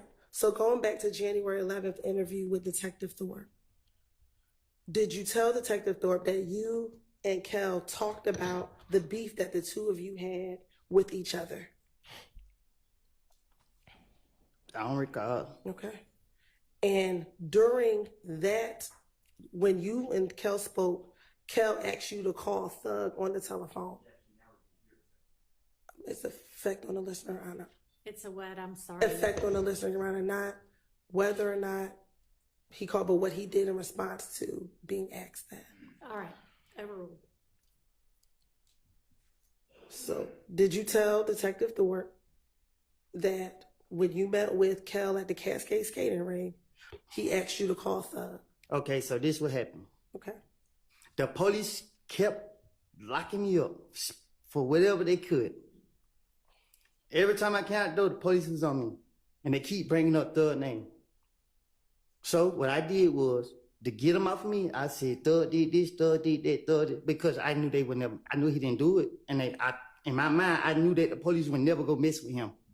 So it was easy for me to try to throw the blame off on him to get them off of me. And that's what I was doing from all these years. I don't remember what I don't told them in the past, but my whole motive was Thug did it because I knew he didn't do it and they couldn't lock him up. And they keep talking about Thug, Thug, Thug, Thug, Thug. So guess what I'm gonna tell them? Yeah. What else you want me to tell them? Yeah, he killed this person. Yeah, he did that. That's what I'm gonna do. And that's right now. If I walk out this thing and they say, the police stop me now. Hey man, give me something about Thug. Shit, I'm about to make something up about him again. On January 11, 2015, when you went to speak to the police, when they called you, did they ask you about Thug or did they ask you about the murder of Donovan Thomas? I don't know. I don't remember. Did you go down to the police department on your own to tell them that you did not kill Donovan Thomas? Did I go on my own? Did you walk into the police department by yourself to tell them on the morning of January 11, 2015, that you did not kill Donovan Thomas? I don't recall. Okay. So you don't recall going to the police or you don't recall why? I don't recall none of that. Exactly. I just know that every time the police was after me, trying to get me, they kept bringing his name up. And I knew that they had me what I had, so I was like, yeah, whatever y'all want me to say, I would say it. And that's what I told Gaither and Dennis, and that's why they kept coming after me, because they felt like, okay, they can make a case out to him or whatever they trying to do. So they knew that, okay, we gonna get Woody today, he gonna have something to say about Thug, and it's wrong. And y'all are wrong because y'all know that I'm full of shit. And y'all keep trying to drag me in here to bring up bullshit that y'all know I don't say it. Why is y'all doing it? Leave me alone. If y'all gonna charge me for what I don't did the time for the crimes y'all caught me for. Would you mind your language while we're sitting here in court? I'm trying to. You got me. Y'all need to give me a break because my blood pressure is real high. I keep telling y'all, leave me alone. Okay. And the quicker we get through this, the quicker we can leave you alone. Do you understand? Okay, on recall. Okay. Going back to January 11th, 2015. On recall. Can I finish the Maybe question? listen to the question first. When you went to the Atlanta Police Department, Detective Thorpe didn't ask you about Thug. You brought up Thug. Do you recall that? I did. You did. Okay. So let's continue. During your meeting with Detective Thorpe, when you went down to the police department, Same hospice. Same. did you Thank you tell so much. him about the beef that you were having with Kel, with Shell Kel? Am I here to tell the truth or to remember my lies? I want you to tell the truth. But you keep going to my lies, though. That's what you. Back in 2015, did you tell Detective Thorpe that this was a lie? I'd have told the police whatever. Listen, when they get me, I'm gonna sit down and I'm gonna try to tell them whatever I can to finesse my way out of whatever situation that I'm in. Okay. And it's only now in 2024 that you're saying that everything you said in 2015 is a lie. Is that correct? Because I went to the feds. Y'all didn't let me out of jail till what, four years later? So if I was telling the truth then, why it took y'all so many years to try to say, okay, he was being honest or whatever the case is? Okay. If I was telling the truth, y'all would have made any case back then. Y'all knew I was lying. Y'all put me in jail. I go do my time. I get out of jail, try to get my life together. Y'all trying to drag me back into the lies that I done made. Y'all, what's up? Can I ask you this? In 2021, when you interviewed with Investigator Viverito after you got out of prison, did you tell her that everything you said back in 2015 was the truth, but we as a state didn't believe you back then? So my thing is, right? I went to jail. So the lies that I was telling, they didn't go for it. Y'all didn't go for it. Whoever didn't go for it. So I went to jail, did my time for it, right? And then y'all got me again. So guess what they say? Well, we're going to bring up the name again. And guess what I'm going to do? Try to finesse my way out of it again because y'all ain't touching for the lies I done told on them in the past. So guess what? It ain't nothing to put the blame on Thug for what I did. And that's what I'm going to do. I'm going to blame him for... And let me... I don't recall. Okay, and let me ask you this. You keep talking about Thug, but were you asked about other individuals as well? During all these interviews, were you asked about Shannon? And I'm going to put the blame on him. Okay, were you asked about Demekion Garlington? I'm going to put the blame on him. Were you asked about Quindarius Zachary? I'm going to put the blame on everybody but myself.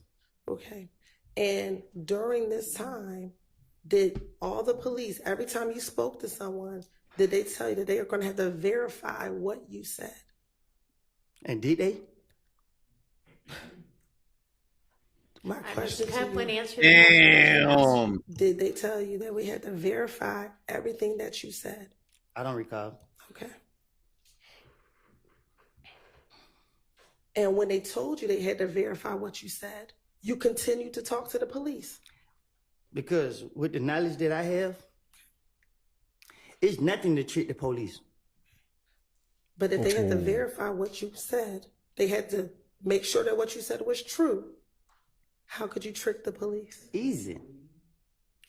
Overruled. How could you trick the police? Easy. How? I can't tell you that. Okay. Were you aware that the things that you talked about were verified? Sustained.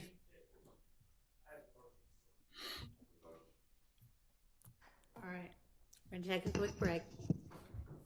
Y'all all step back to the jury room for a minute. Can you Thank imagine what the jury is thinking right now? I mean, did That this was live up to the amazing. hype or what? That was amazing. I want like 4 more hours of this right here. Listen Like to it this all is day. this is content for the next 10 years for me. Like Oh. there's so much. Oh my God.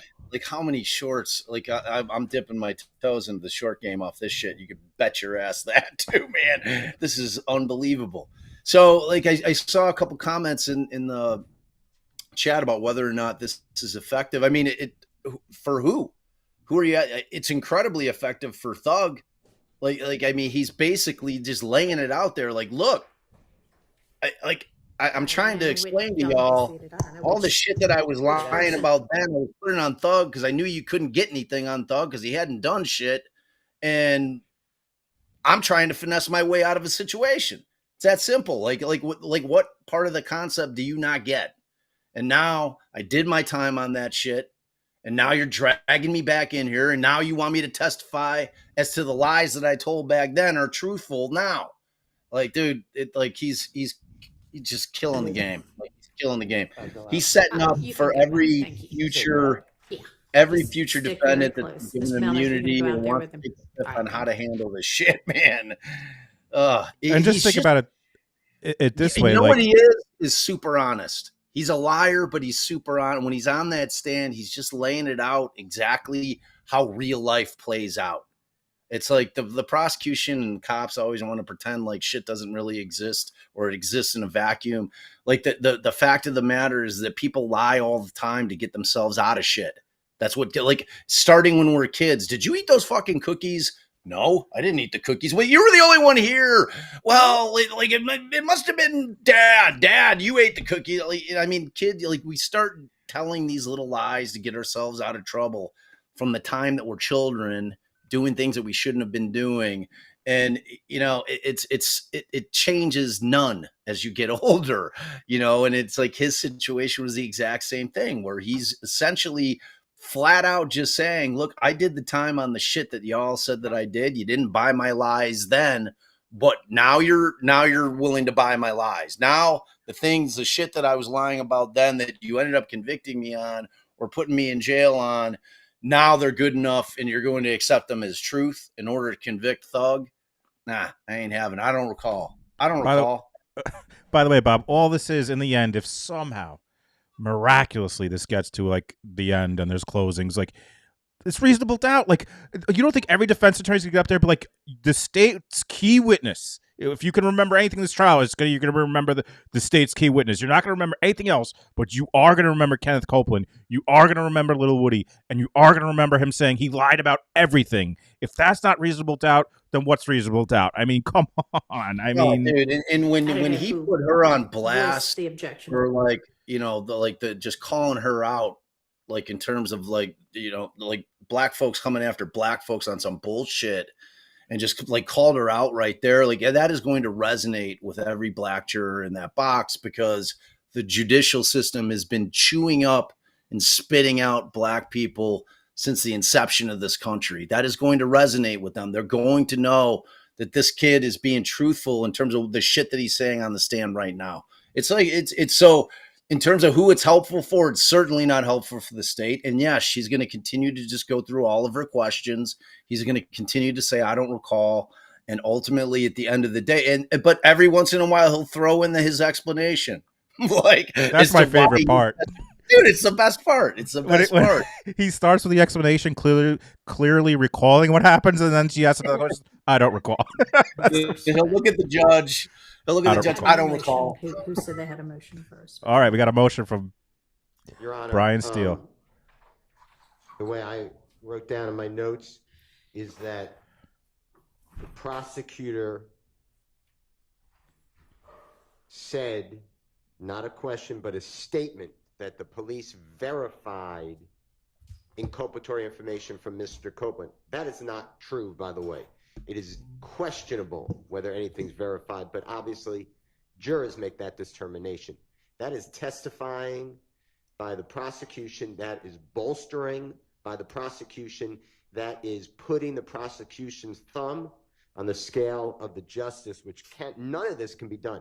This is not the first time that the prosecutors have put themselves in as giving facts before the jury rather than just trying to obtain facts. So I am moving for a mistrial. If your honorable court denies it, I need curative instructions to strike it and respectfully If it happens again, it will not be the second time. It's a continuum. So I would ask the court, I know you weren't here, but to keep that in mind as we go forward as well. I'm not moving off my mistrial. I'm just anticipating. No one wants a mistrial. I didn't want a mistrial, but why say that to a witness? So I don't see any good faith in that question. All right, thank you. Mr. Short. I adopt everything that my motion is the same. I adopt everything that Mr. Attorney Steele said. I'll also say that in Attorney Hilton's statement that the claims of Mr. Copeland were verified by the police. It's an improper expression of belief by an advocate in front of the jury, and that is improper. And I'll also add, Your Honor, not only do I not believe it to be true, but also there has been absolutely no evidence presented that any of this has been verified. All right. So Thank you, Patty Cat. Remember 4 months. What are you going to suit? Not recalling is my I'm favorite sorry. memory. Yeah, everybody Same. joins. Okay. Same. Man, I can't believe Allie. The question, Your Honor, what we will eventually get to with Mr. Copeland, I believe, is that he's the person who told the police initially on the night of the murder about certain facts that were verified. And when I say verified, that we have corroborating evidence to support it. So Mr. Copeland, when he talks to police in June of 2015, he told the police that Mr. Williams rented the car that was used in the murder from... Can I stop you for just a second? Yes. It may be that some of the things were verified. It may be you have presented evidence or will present evidence that some of the things were verified. The question that you asked was, did you know that all of the things you told them were verified? So that's the issue. Okay. And I didn't mean all, but some of the things that he told police were corroborated. Maybe my better You said version all, is- though. You said it. Correct. So it was inartful, but what I was talking Inartful. about is the things that he told police was corroborated by other evidence. And so, So do you have a response to their motion for mistrial with regard to you having said, did you know that all of the things you told the police were verified? Your Honor, I would ask that a mistrial not be granted, but that you ask the jury to strike that question, and I can rephrase the question. All right. You need to be more artful Yes. from the get-go with your questioning from here on out. Understand? Yes, sir. This All judge right, ain't I having it from the propose to, prosecution. She is not I'm just going having to it. tell you, Instruct I the jury, take great remind the joy jury that in nothing seeing that the any judge attorney says in questioning is laptop. evidence, I love it. and also to strike Ms. Hilton's last question Never- entirely from their minds. Any further curative instructions proposed? No, Your Honor. How about from the defense? Talk into your mic if you don't mind for me. Rat tail. Red kill! Make sure that after the court gives that instruction, we do not abandon the motions that have been joined in by everybody. So I don't have to get back up and say, that's not good enough. No. We don't agree to. I'm asking you now, and I understand y'all would still prefer a No mistrial, Kalen's coming short up of a there. mistrial, which I'm Gospel. denying at this stage. These are the curative instructions I'm proposing. If understanding you'd still rather have the mistrial, is there anything further curatively that you all would like to add? on behalf of Mr. Stillwell, I have nothing. All right. All right. Nothing from anybody else. No, Your Honor, just the same thing. The rule is that before the next question is posed, we have to, again, ask for a mistrial, but you just said that that's preserved, so nothing further. Understood. All right. Thank you. All right. We're ready to get the jury back in and Mr. Copeland back on the stand. You can do that first.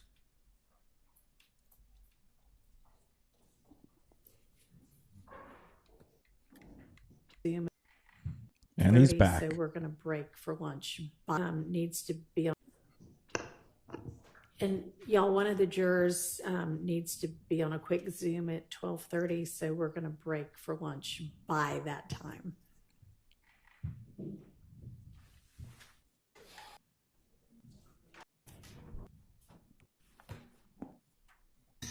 What time is it? 11:24 here. Look at little Woody. He's ready, man. He's ready. His fists all balled up. I'm not sure they are. Let me count it for.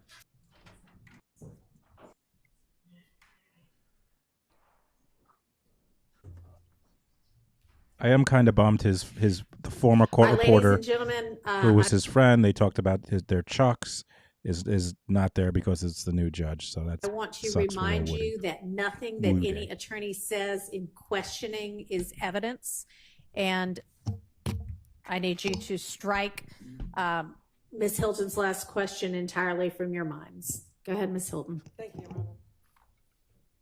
Going back to this January 11, 2015 interview, did you tell Detective Thorpe that once Thug and Kel had a conversation and you thought everything was squashed between you and Kel back in January of 2015? What's your question?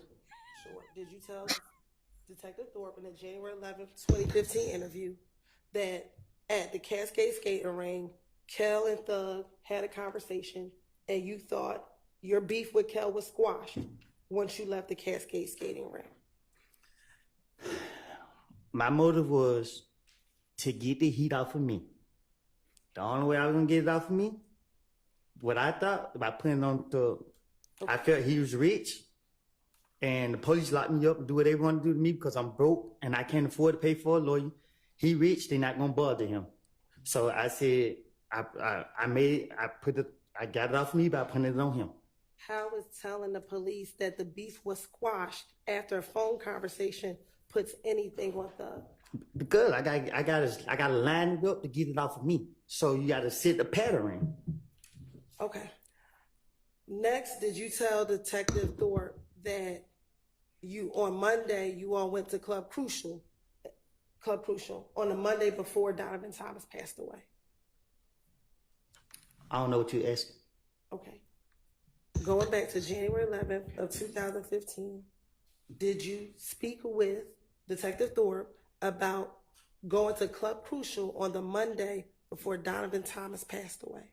I told the detectives, I don't know none by their name, but everyone they talked to me, as long as they sit in front of me, I was gonna put the blame off on anybody to convince them to get off of me. How is going to Club I don't remember what I don't told the detectives. I don't have a clue what I don't told them. That's why I can't tell you exactly what I don't told them, because I can't remember what I said. Okay. Did you go to Club Crucial the Monday before Donovan Thomas was killed? I probably did. All right. And at Club Crucial, did you get into a fight with Kel? I don't recall. Okay. Did you tell Detective Thorpe that you got into a fight with Kel at Club Crucial the Monday before Donovan Thomas got killed? I probably did. Okay. And did you tell them that was after you were flashing money while you were on the stage? I probably did. I know. I would. Detective Thorpe, his brain was the size of a squirrel brain, so you can just tell him anything, he gonna go for it. Yeah, at this time, the state's gonna ask permission to treat Mr. Copeland as a hostile witness. Under There you go, Pursuant Diz. 24, There you go. 611, Your Honor. Granted. Thank you. What that mean? Don't worry about it. That's just. No, for her. Blair, I was just mesmerized. Now she can ask the questions. You just continue to answer them truthfully. Just continue to Is it answer true them that in truthfully. the Nice job. January 11, 2015 interview that you told Detective Thorpe that at Club Crucial on that Monday before Donovan Thomas was killed that Kel punched you in the back of your head? I don't recall what I told the detective. And is it all? Specifically. I'm sorry, I don't want to cut you off. I don't recall what I told him specifically. However you pronounce it.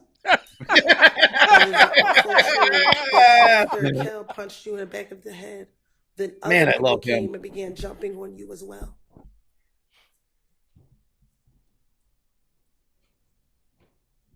They time gonna come. That's not the question I asked you. Is it true that you told Detective Thorpe during this January 11, 2000 interview that after Kel punched you in your head, that other individuals also began to jump on you as well? I don't recall what I done told the police. And also in that same interview, isn't it true that you told Detective Thorpe that after they jumped on you, you ran outside of the club? To get what? Is it true that you told Detective Thorpe that after they jumped on you, you ran outside of the club? I ain't doing no running. Okay. And is it true that after you ran outside of the club, that you told Detective Thorpe? I ain't doing no running, Miss Hilton. Okay. Well, is that what you told Detective Thorpe? I told you I'd tell him anything. Okay. You want the truth though, but I ain't doing no running. I'm gonna make other people run. All right. And once you went outside of the club, you saw an individual by the name of Bloody J. Did I do something to him? Once you went out of the club, did you tell Detective Thorpe that you saw an individual by the name of Bloody J? I don't recall. Okay. And when you saw Bloody J outside, you asked them what was up. Like, why did they beat you up? I don't recall. Okay. And that one of your friends ended up beating up Bloody J. I don't recall. Okay. Then you also told Detective Thorpe that after this incident on Club Crucial, the Monday before Donovan Thomas was killed, you told him about a meeting that you were aware of involving an individual by the name of Mo. Do you recall telling Detective Thorpe about this meeting with a person by the name of Mo? I don't recall.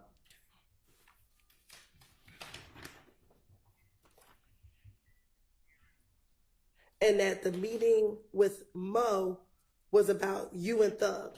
You and Thug were the topic of discussion at this meeting with this individual named Mo. Sound like something else I make up. Okay. And that at the time, Mo is actually in prison. I don't know who that is. Okay. I don't recall. All right. And that the guy in prison, he's supposed to try to get you and Thug killed. I don't know about Thug, but I'm still here, ain't it? That's not my question. Isn't it true that's what you told Detective Thorpe? Nobody gonna do nothing to me. So do you not remember telling Detective Thorpe that? I done told Detective Thorpe anything. Okay. Also, in that same interview, did you then tell Detective Thorpe that once you found out about this meeting, you reached out to members of If Gang and asked them if they were going to kill you and Thug?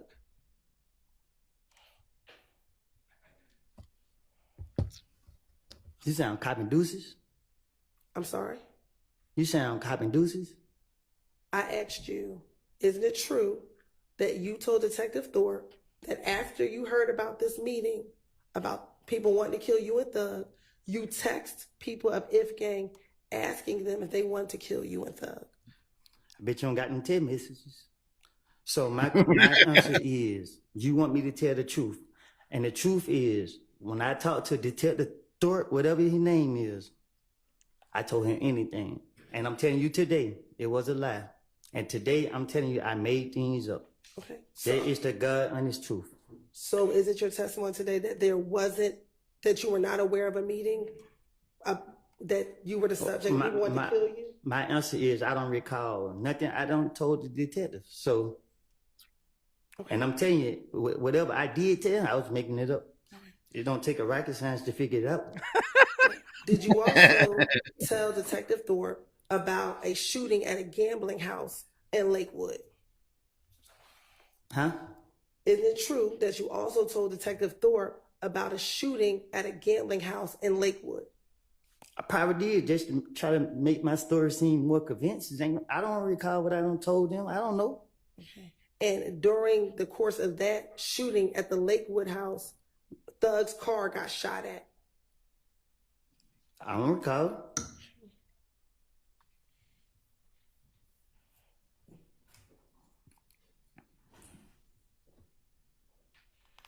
Now, did you also speak with, is it true that you spoke with Detective Thorpe about the night before Donovan Thomas got murdered? So it may seem like I'm trying to help Doug out. I'm not trying to help him out. I don't care nothing about him, what he got going on, nothing. I care about the truth. The truth was I was going through a phase in my life, and I have put all the blame on him. I don't know what he did. I don't know what he got going on. But y'all got me on the stand, and I'm telling the God honest truth. Leave me out of this. I made all these stories up, put the blame on him to get myself out of the situation because the police told me they want a big fish, and I'm a little fish. They ain't who I want. Okay. So when they told me that, my only motive was to convince them that I'm telling the truth about this guy right here, and I'm lying. All right. Is it true that you told Detective Thorpe that the night before Donovan Thomas got murdered, you were actually at the studio with him? He always hopes that after he gives his reason for lying, that she'll be like, all right, fuck it. Okay. And that you So were he gets He really does. it was DJ Drama's studio. Yeah. He's always disappointed that Yeah, I don't it keeps recall going. doing that. I don't recall. All right. Have you ever been to DJ Drama studio with I don't even know who DJ Drummer is. Okay. Did you also tell Detective Thorpe that on the morning of Donovan Thomas's murder, you actually went to your girlfriend's house early in the morning around 5 or 6 o'clock a.m. after you left the studio with? Can you say it again? Sure. Is it true that you told Detective Thorpe that after you left the studio on Friday night, the night before Donovan Thomas was murdered, you went to your girlfriend's house at about 5 or 6 o'clock in the morning, and that would be on Saturday, January 10th? I don't know. I can't remember what I told it. I don't recall what I told that man. Okay. And is it true that in that same interview on January 11th, that you told Detective Thorpe that you stayed at your girlfriend's house until about 7 p.m. at night, and that's when you left your girlfriend's home? I'm single.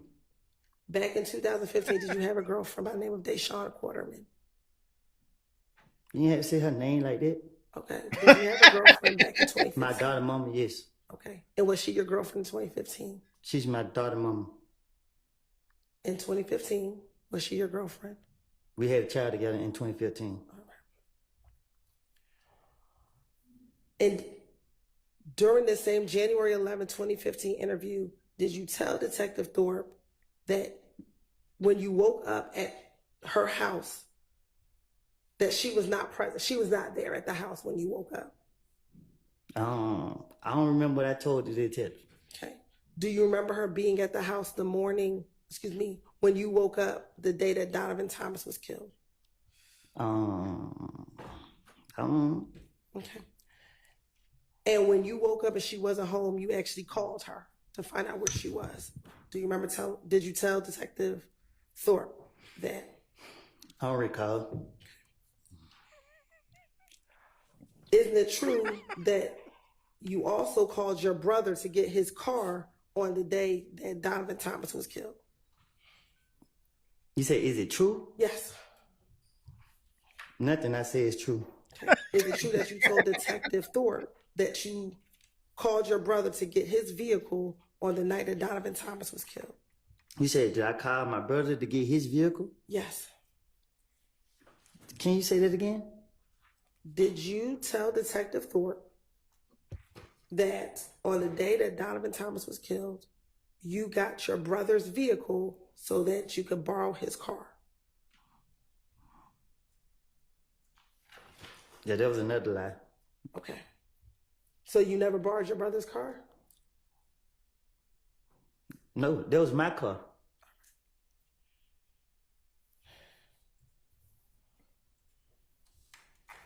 Did you tell Detective Thorpe? I don't recall telling Detective Thorpe No, I mean, like, my brother never let me drive his car. Is it true that your brother lived in the same neighborhood as your girlfriend back in 2015?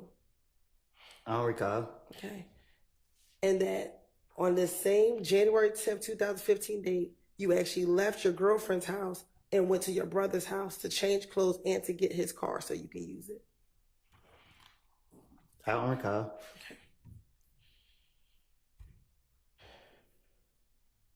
Is it true that you told Detective Thorpe that after you got the car from your brother, you actually drove over to Mechanicsville? I don't recall. And it's also true that after you drove over to Mechanicsville, or when you drove over to Mechanicsville, you went to the green store. I don't recall. And is it true that when you were at the green store, someone gave you some peroxide to put on your mouth because you had a cut on your mouth? Huh? Back in January 2015. No, I'm saying, I don't recall. You don't got to re-ask it again. I don't know nothing about none of that you talking about. Okay. And while you were in Mechanicsville, you got a call from Little D from Mechanicsville that he was on Cleveland Avenue. Do you recall telling him? I don't recall. Okay. And once you got the call from Little D, you actually drove over to Cleveland Avenue and met Little D at the McDonald's on Cleveland Avenue. Yep. I don't recall. And is it true that you told Detective Thorpe that when you got to the McDonald's at Cleveland Avenue, Little D got into the car with you and just told you that Nut just got killed, bro? Detective Thorpe is a person that you could just tell anything to. And that's what I did. I do not recall what I said to that man. Is it true that you then told...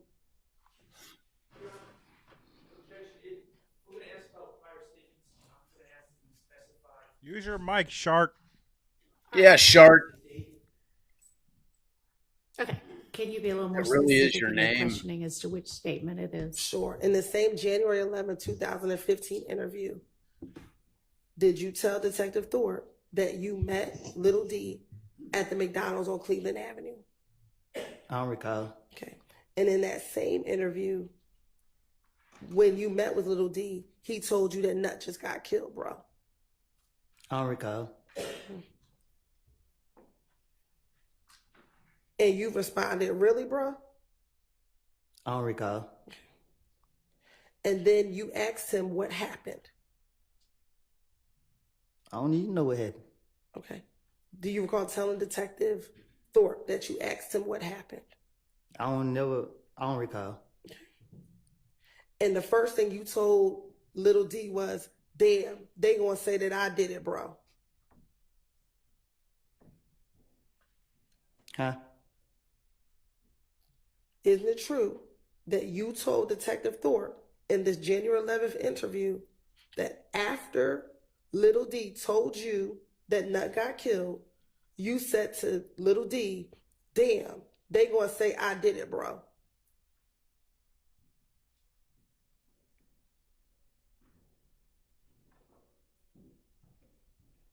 Okay. Okay. Isn't it true you told Detective Thorpe that? I don't recall. All right.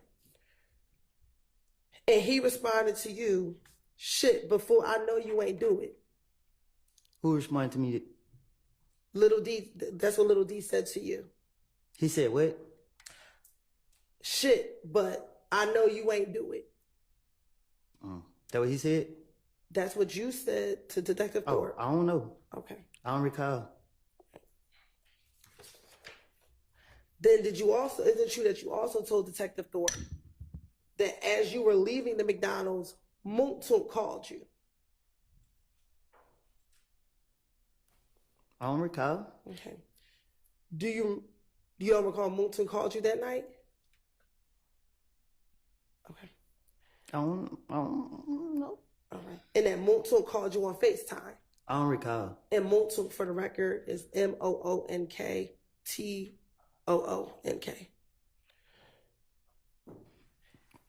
And is it true that when Muntu called you, you told Detective Thorpe that they think that you and Muntu killed Nut? I don't recall. And at that time, Detective Thorpe asked you for a number for Muntu. He did? Do you remember him asking you for a phone number for Muntu? I don't recall. I don't remember what we talked about in the interview. Okay. And also during that interview, you told Detective Thorpe that Muntu actually FaceTimed you. Told you could tell the Thorpe anything, he'll go for it.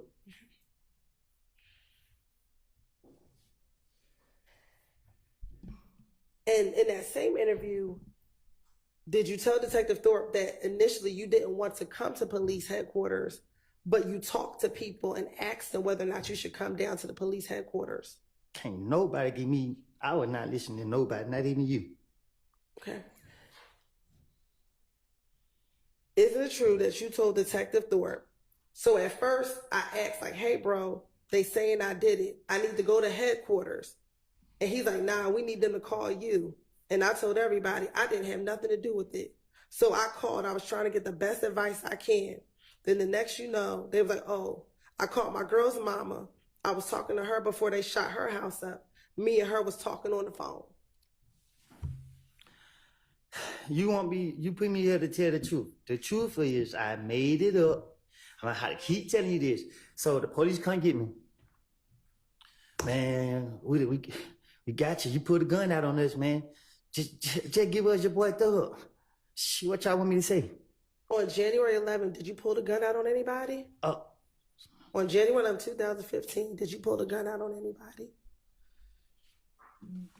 I ain't did nothing. Okay, so you went down to the police department on your own, correct?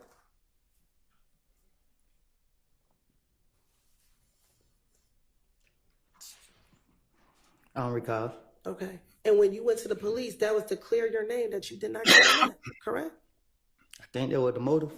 Okay, so you went down on your own to tell them about whatever you knew about Nut, correct? I was trying to get in front of it.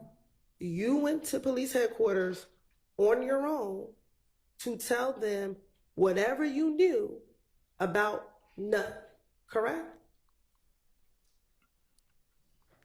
This is a trick question. Can you ask it again? Sure. Back in January of 2015, the night that Nut was murdered, you went to Atlanta Police Department, correct? She's freedom is hostile. And when you went down there, that was to clear your name that you did not kill Nut, correct? You gonna lock me up? Did you get locked up on January 11th, 2015? I'm saying if I get my answer now. Did you go to clear your name about killing Donovan Thomas? I don't recall.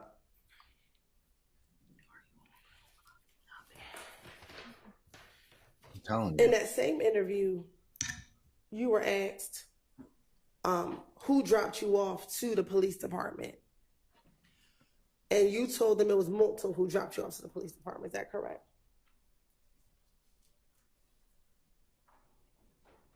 I thought you said Muntu called me. After Muntu called you, did you meet up with Muntu? I don't recall. So much happened that night. I don't know. Okay. What do you remember happening that night, Mr. Copeland? Shit, I don't know. Okay. I ain't telling myself. All right.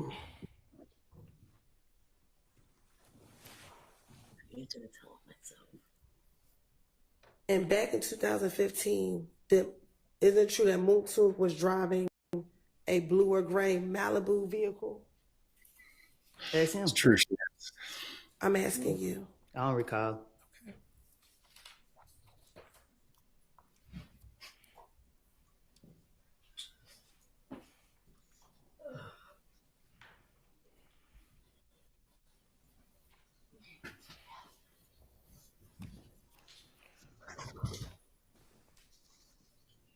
in the same January 11th interview,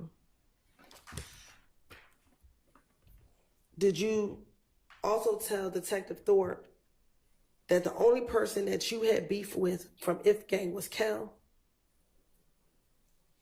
I don't recall.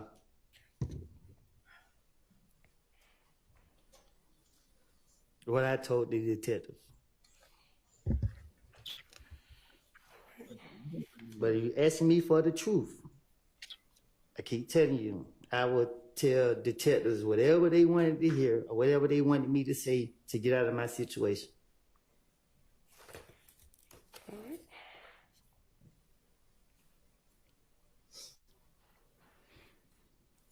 Now, during this interview with the January 11th interview with Detective Thorpe, did you talk about the gang that Kel was involved in? I gotta tell you about something I don't recall. Okay. Did you tell Detective Thorpe that Kel was a part of 9 Deuce Inglewood ABG gang? I don't recall.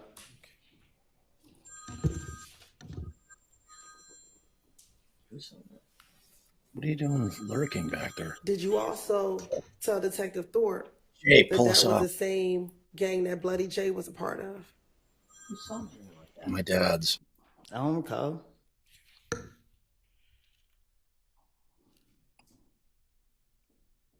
I thought I was here to tell the truth.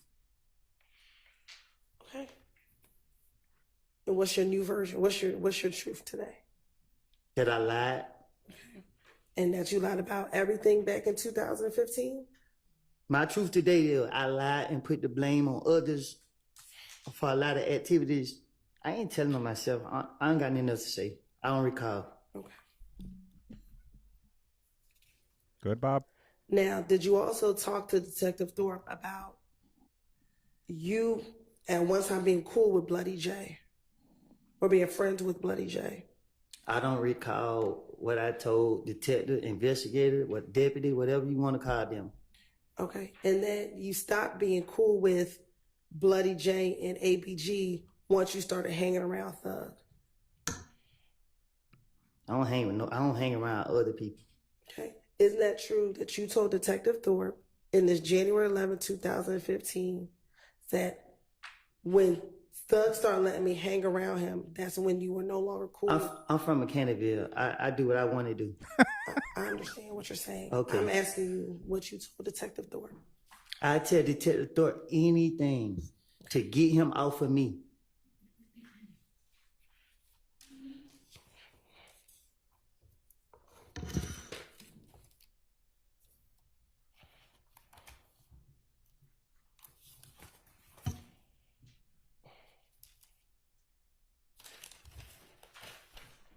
Y'all believe me so much, why? Never mind, man. Look.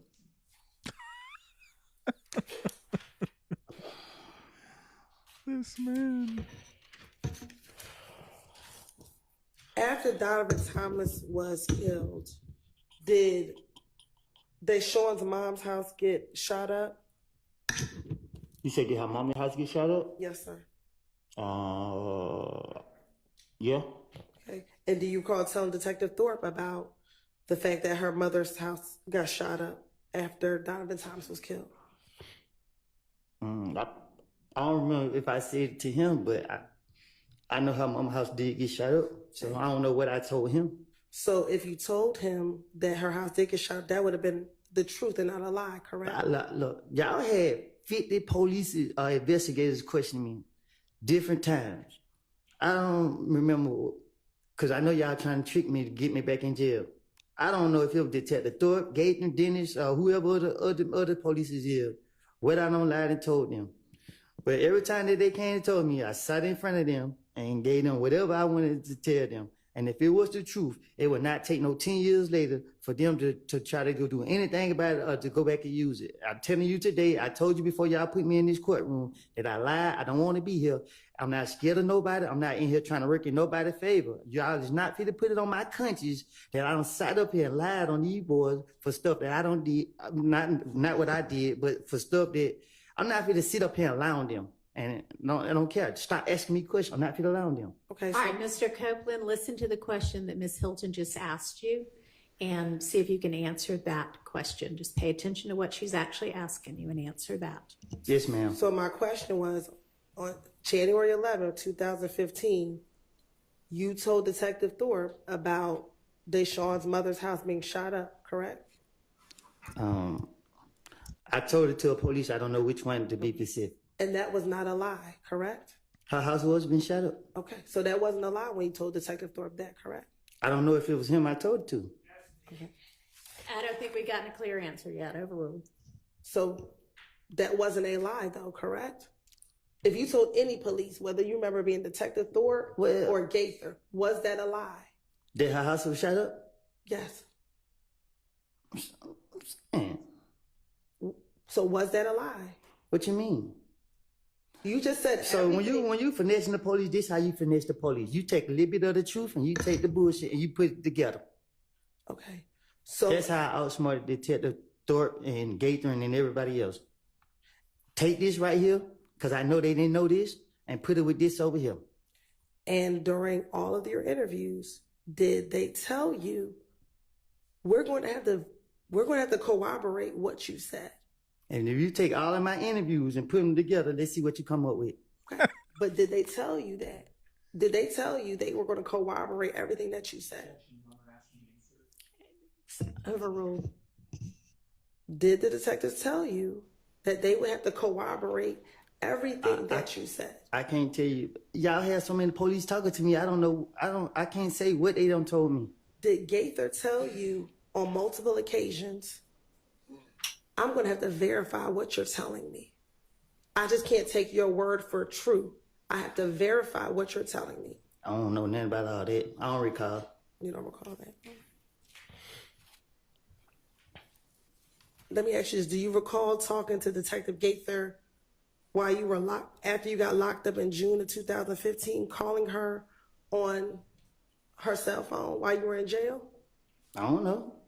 I don't recall. All right. And do you recall asking her, what's going to happen to me? Am I going to be able to get out? And she kept telling you, we got to verify what you told us.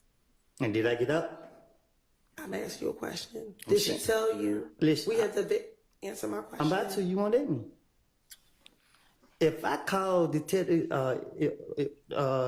Gaither and she said she had to verify anything I said in 2015. In 2015, y'all locked me up every month. Y'all locked me up February, I got out March. Y'all locked me back up March, I got out April. Y'all locked me back up June, I didn't get out to 2019. So if she verified anything I said, there were 4 years and some change. I did 51 months in the federal prison. Nothing been verified that I said, whatever the case is. I haven't heard anything from Detective Gaitman, but it's nothing to spin the police.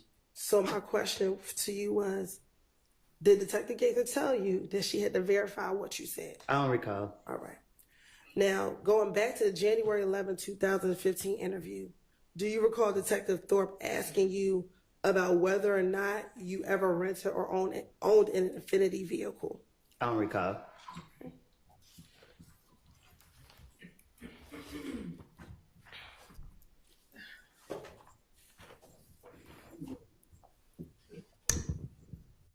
And earlier you said that your brother never gave you a car or let you borrow his car. Did you remember saying that? I bought my own car. Okay.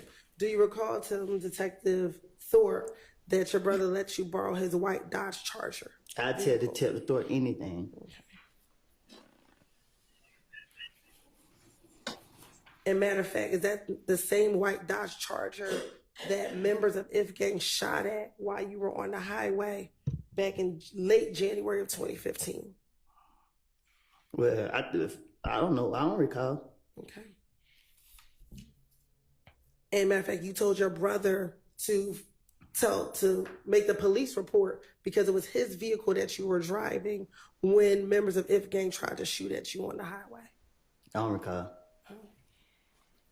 Jay, pull me off for 1 sec and then put me right back on.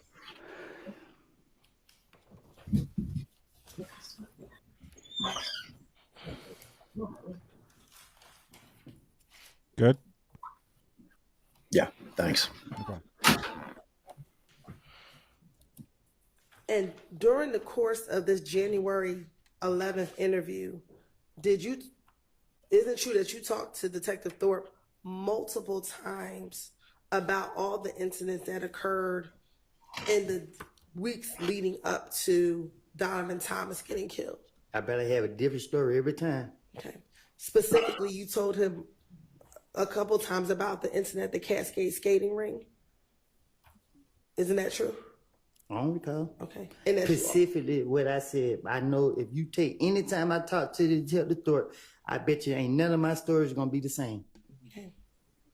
Well, isn't it true that in January of 2015, when you first talked to the police about what happened with Donovan Thomas, you were actually trying to protect your friends and you didn't want to give them all the information back in January of 2015? I'm just trying to protect myself. Okay. But then by I got a family to protect.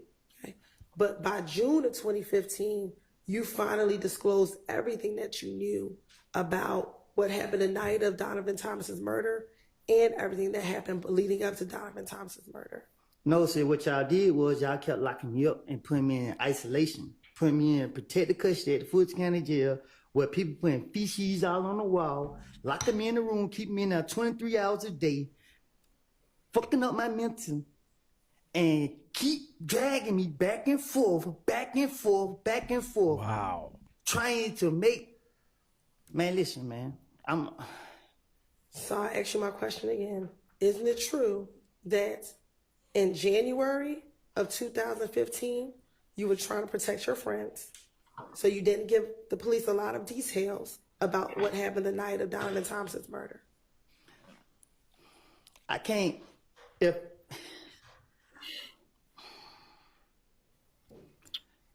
Can you ask that again? Sure. Isn't it true that in January 2015, when you first spoke to Detective Thorpe, you did not give him a lot of details about what happened the night of Donovan Thomas's murder because you were trying to protect your friends? No, I just had enough time to protect myself by getting my story together. Like, I'm only thinking about protecting myself. Why would I try to protect some people and then wait down the line and give them up? They don't make sense to me. Because isn't it true that in June of 2015, you thought that Thug was trying to kill you? That's if I thought Thug was trying to kill me, I was trying to get him. Okay. In June of 2015, did you think Thug was trying to kill you? That's what I told the investigators.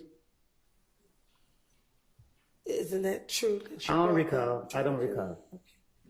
And also in June of 2015, were you involved in a number of retaliatory shootings because of Donovan Thomas being killed? Huh? By the time we get to June of 2015, were you the victim of a number of retaliatory shootings because people thought you killed Donovan Thomas Jr.? It calls for speculation. Well, as to the compound question, you can try to ask it more simply. She's asked, I'm going to overrule with regard to speculation because she's asking about his own mind. So in June of 2015, were you the victim of a number of retaliatory shootings? Well, y'all locked me up in February. I got out March. Y'all locked me back up again March. I got out April. And then the feds came to kick me in my door June. So I basically was in jail most of the time. So I don't recall being a victim of a lot of shootings. Okay. By the time June 2015, we already talked about your girlfriend's mother's house was shot up, correct? Mm-hmm. You were shot at while driving on the highway, correct? I don't recall. Okay. You, your child, and your child's mother was shot at while you were leaving the home. Mm-hmm. Your home, correct? You also had... I was shooting back. We're going to get to the fact that you shot back. Yeah. You also had another shooting at another family member's house. Is that correct? Was it? I'm asking you. I don't recall. Okay. So by the time you speak to the police in June of 2015, you or your family were the victim of a number of different retaliatory shootings. I guess I don't.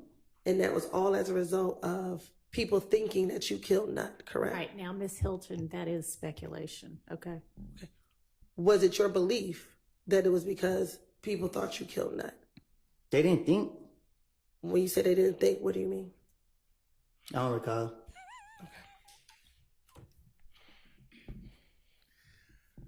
I love when he does recall, but then he doesn't recall. That's my favorite.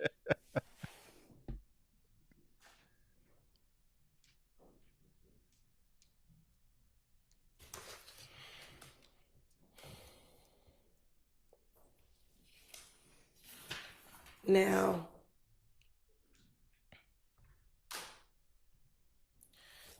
in that same January 11, 2015 interview, did you tell Detective Thorpe that you were in a gang? Huh? In the same January 11, 2015 interview, did you tell Detective Thorpe that you were in a gang? My favorite. Huh? I don't recall. Come on. I don't recall. Okay. And did you tell Detective Thorpe that some of the beef that you were having with Kel is because you were not down with ABG anymore? I'm from Mechanicsville. We never liked them. Okay. I'm asking, did you tell Detective Thorpe that the reason this beef is because you were no longer down with ABG anymore? I'm from Mechanicsville. My neighborhood is known for killing them. That's not my question. I would never be part of their gang. Okay. Do you recall telling Detective Thorpe or Detective Thorpe asking you, okay, so you left ABG, and your response to that question, yes, but that was in about 2013. I went to jail in 2013 or 12. I went to jail in 2012. I did a year. But when I went to jail in 2012, I didn't get down with the gang no more. I told him I wasn't in it. Do you recall telling Detective Thorpe that? Being questioned by the police, the main goal is to be a victim. And that's what my motive, to play a victim. So if Detective Thorpe asks me any question, I'm going to play a victim. So I'm going to say whatever that come to my mind to make myself look innocent and to be a victim. Okay. And then you also told Detective Thorpe that when you got out in 2013, you just stopped going around and you just wasn't claiming it anymore. Did you recall telling him that? Can you say that again? Sure. You also told Detective Thorpe that once you got out of jail in 2013, you just stopped going around and that you weren't claiming it anymore. I don't run behind nobody. Okay. And then did you also tell Detective Thorpe, so now they think I'm with Thug, I'm claiming YSL? Again, I'm talking to Detective Thorpe. So if I did say that. Okay. And as you said, that is about, so because you rap, I'm going to get some money, but I'm going to claim YSL. Can you say that again? Sure. You told him, so now they think I'm with Thug, I'm claiming YSL. It's about rap, so I'm going to get some money, but I'm claiming YSL. I don't know what you're saying. Okay. If I'm the juror who has a Zoom, I'm like, hey, judge, wrap it up. I got a Zoom coming up. I'm trying to Zoom. I'm Zooming. I'm going to Zoom. Now, you keep saying that you told Detective Thorpe whatever it is that you wanted to say, that you were finessing him. Correct. Do you recall telling Detective Thorpe, I'm not trying to go to jail. I'm not trying to do any of that. I don't want none of this. Me and Nut ain't never had a problem. And I still ain't trying to go to jail. Okay. So why would you be lying to Detective Thorpe if you did not want to go to jail? Can you say that? Why would I be lying to him if I didn't want to go to jail? Correct. What you mean? Like you keep saying that you were just lying. Why would you lie versus just telling him the truth? That's how I was raised. I was raised up to lie to the police. I was at an early age, I was taught to lie to the police. But if you're trying not to go to jail, why would you lie to the police versus telling them the truth? You trying to trick me? I'm asking you a question. I'm not going to confess. Confess to what? Nothing. When you went in on January 11th, were you there only to talk about the murder of Donovan Thomas? I don't know what I'll be. All I know is if you give me an opportunity to talk my way out of the situation, I'm about to talk my way up out of the situation. During the course of your interview, were you asked about what your Instagram page was back in 2015? I don't recall. Okay. And back in 2015, is it true that your Instagram page was Woody372? I don't recall. I had a lot of Instagram, so I don't know. Is it true that's what you told Detective Thorpe that your Instagram name was? I tell Thorpe anything.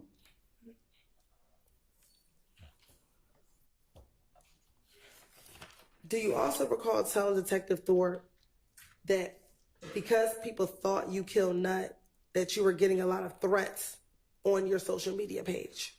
I think I was throwing people back. Okay. Do you recall telling Detective Thorpe that you were getting threats on your social media page? I don't know. Detective Thorpe talked to me, and I can't remember what I said to him because I was making it up. And you asking me right now, and I'm telling you to your face.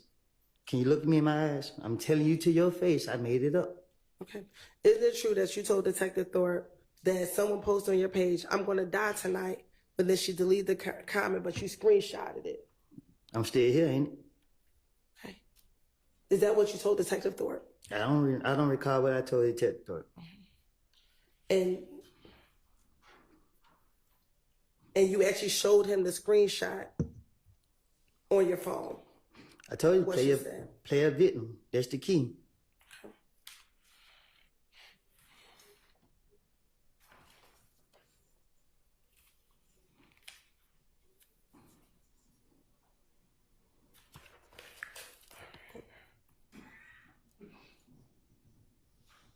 Your Honor, I got to Zoom. You remember, Your Honor? I said I got to Zoom. 12:30. Zooming. In January 2015. Do you recall how many people back in January 2015 that you asked whether or not you should go down and talk to the police that night of Donovan Thompson's murder? I never take people advice. Okay. Do you recall, or is it true that you told Detective Thorpe that you spoke to Deshaun's dad about whether or not you should go down and talk to the police? I never had Deshaun's dad number that I recall.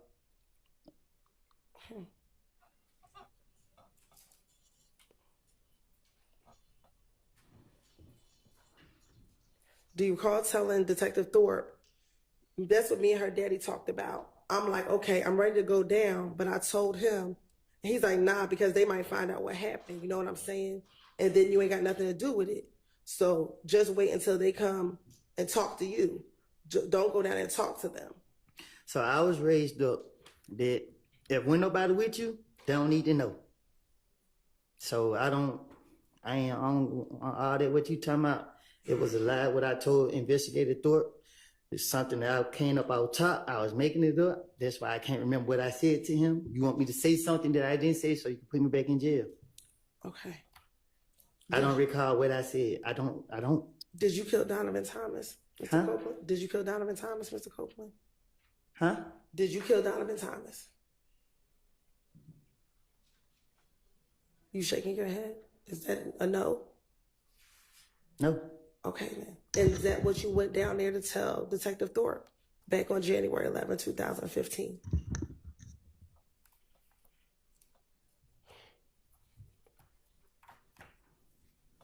What? Is that what you went down there to tell Detective Thorpe, that you did not kill Donovan Thomas? I don't understand. I don't know if this is a trick question. When you went down there, did you go down there to tell Detective Thorpe where you were the entire day and that you did not kill Donovan Thomas? Melanie, can I answer that? Yeah, you need to answer that. I don't know how to answer that. Do you need to talk to Mr. Melnick? No, I don't know if it's a trick question that she asked me. All right. I'm not understanding. Hang on. Let's break. We're going to need to break in just a few minutes. Anyway, so let's break now. If you need to talk to Mr. Melnick in the interim, you can do that. And then we'll come back after lunch and you can answer that question if, depending upon what you and Mr. Melnick decide. I'm going to object to the question on the basis that it's a common power question.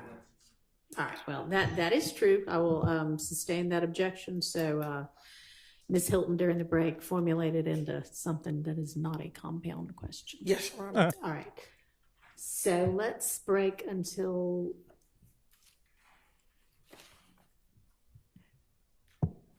Will 1:30 be enough time for everybody? All right. We'll see everybody back in your seats, ready to go at 1:30.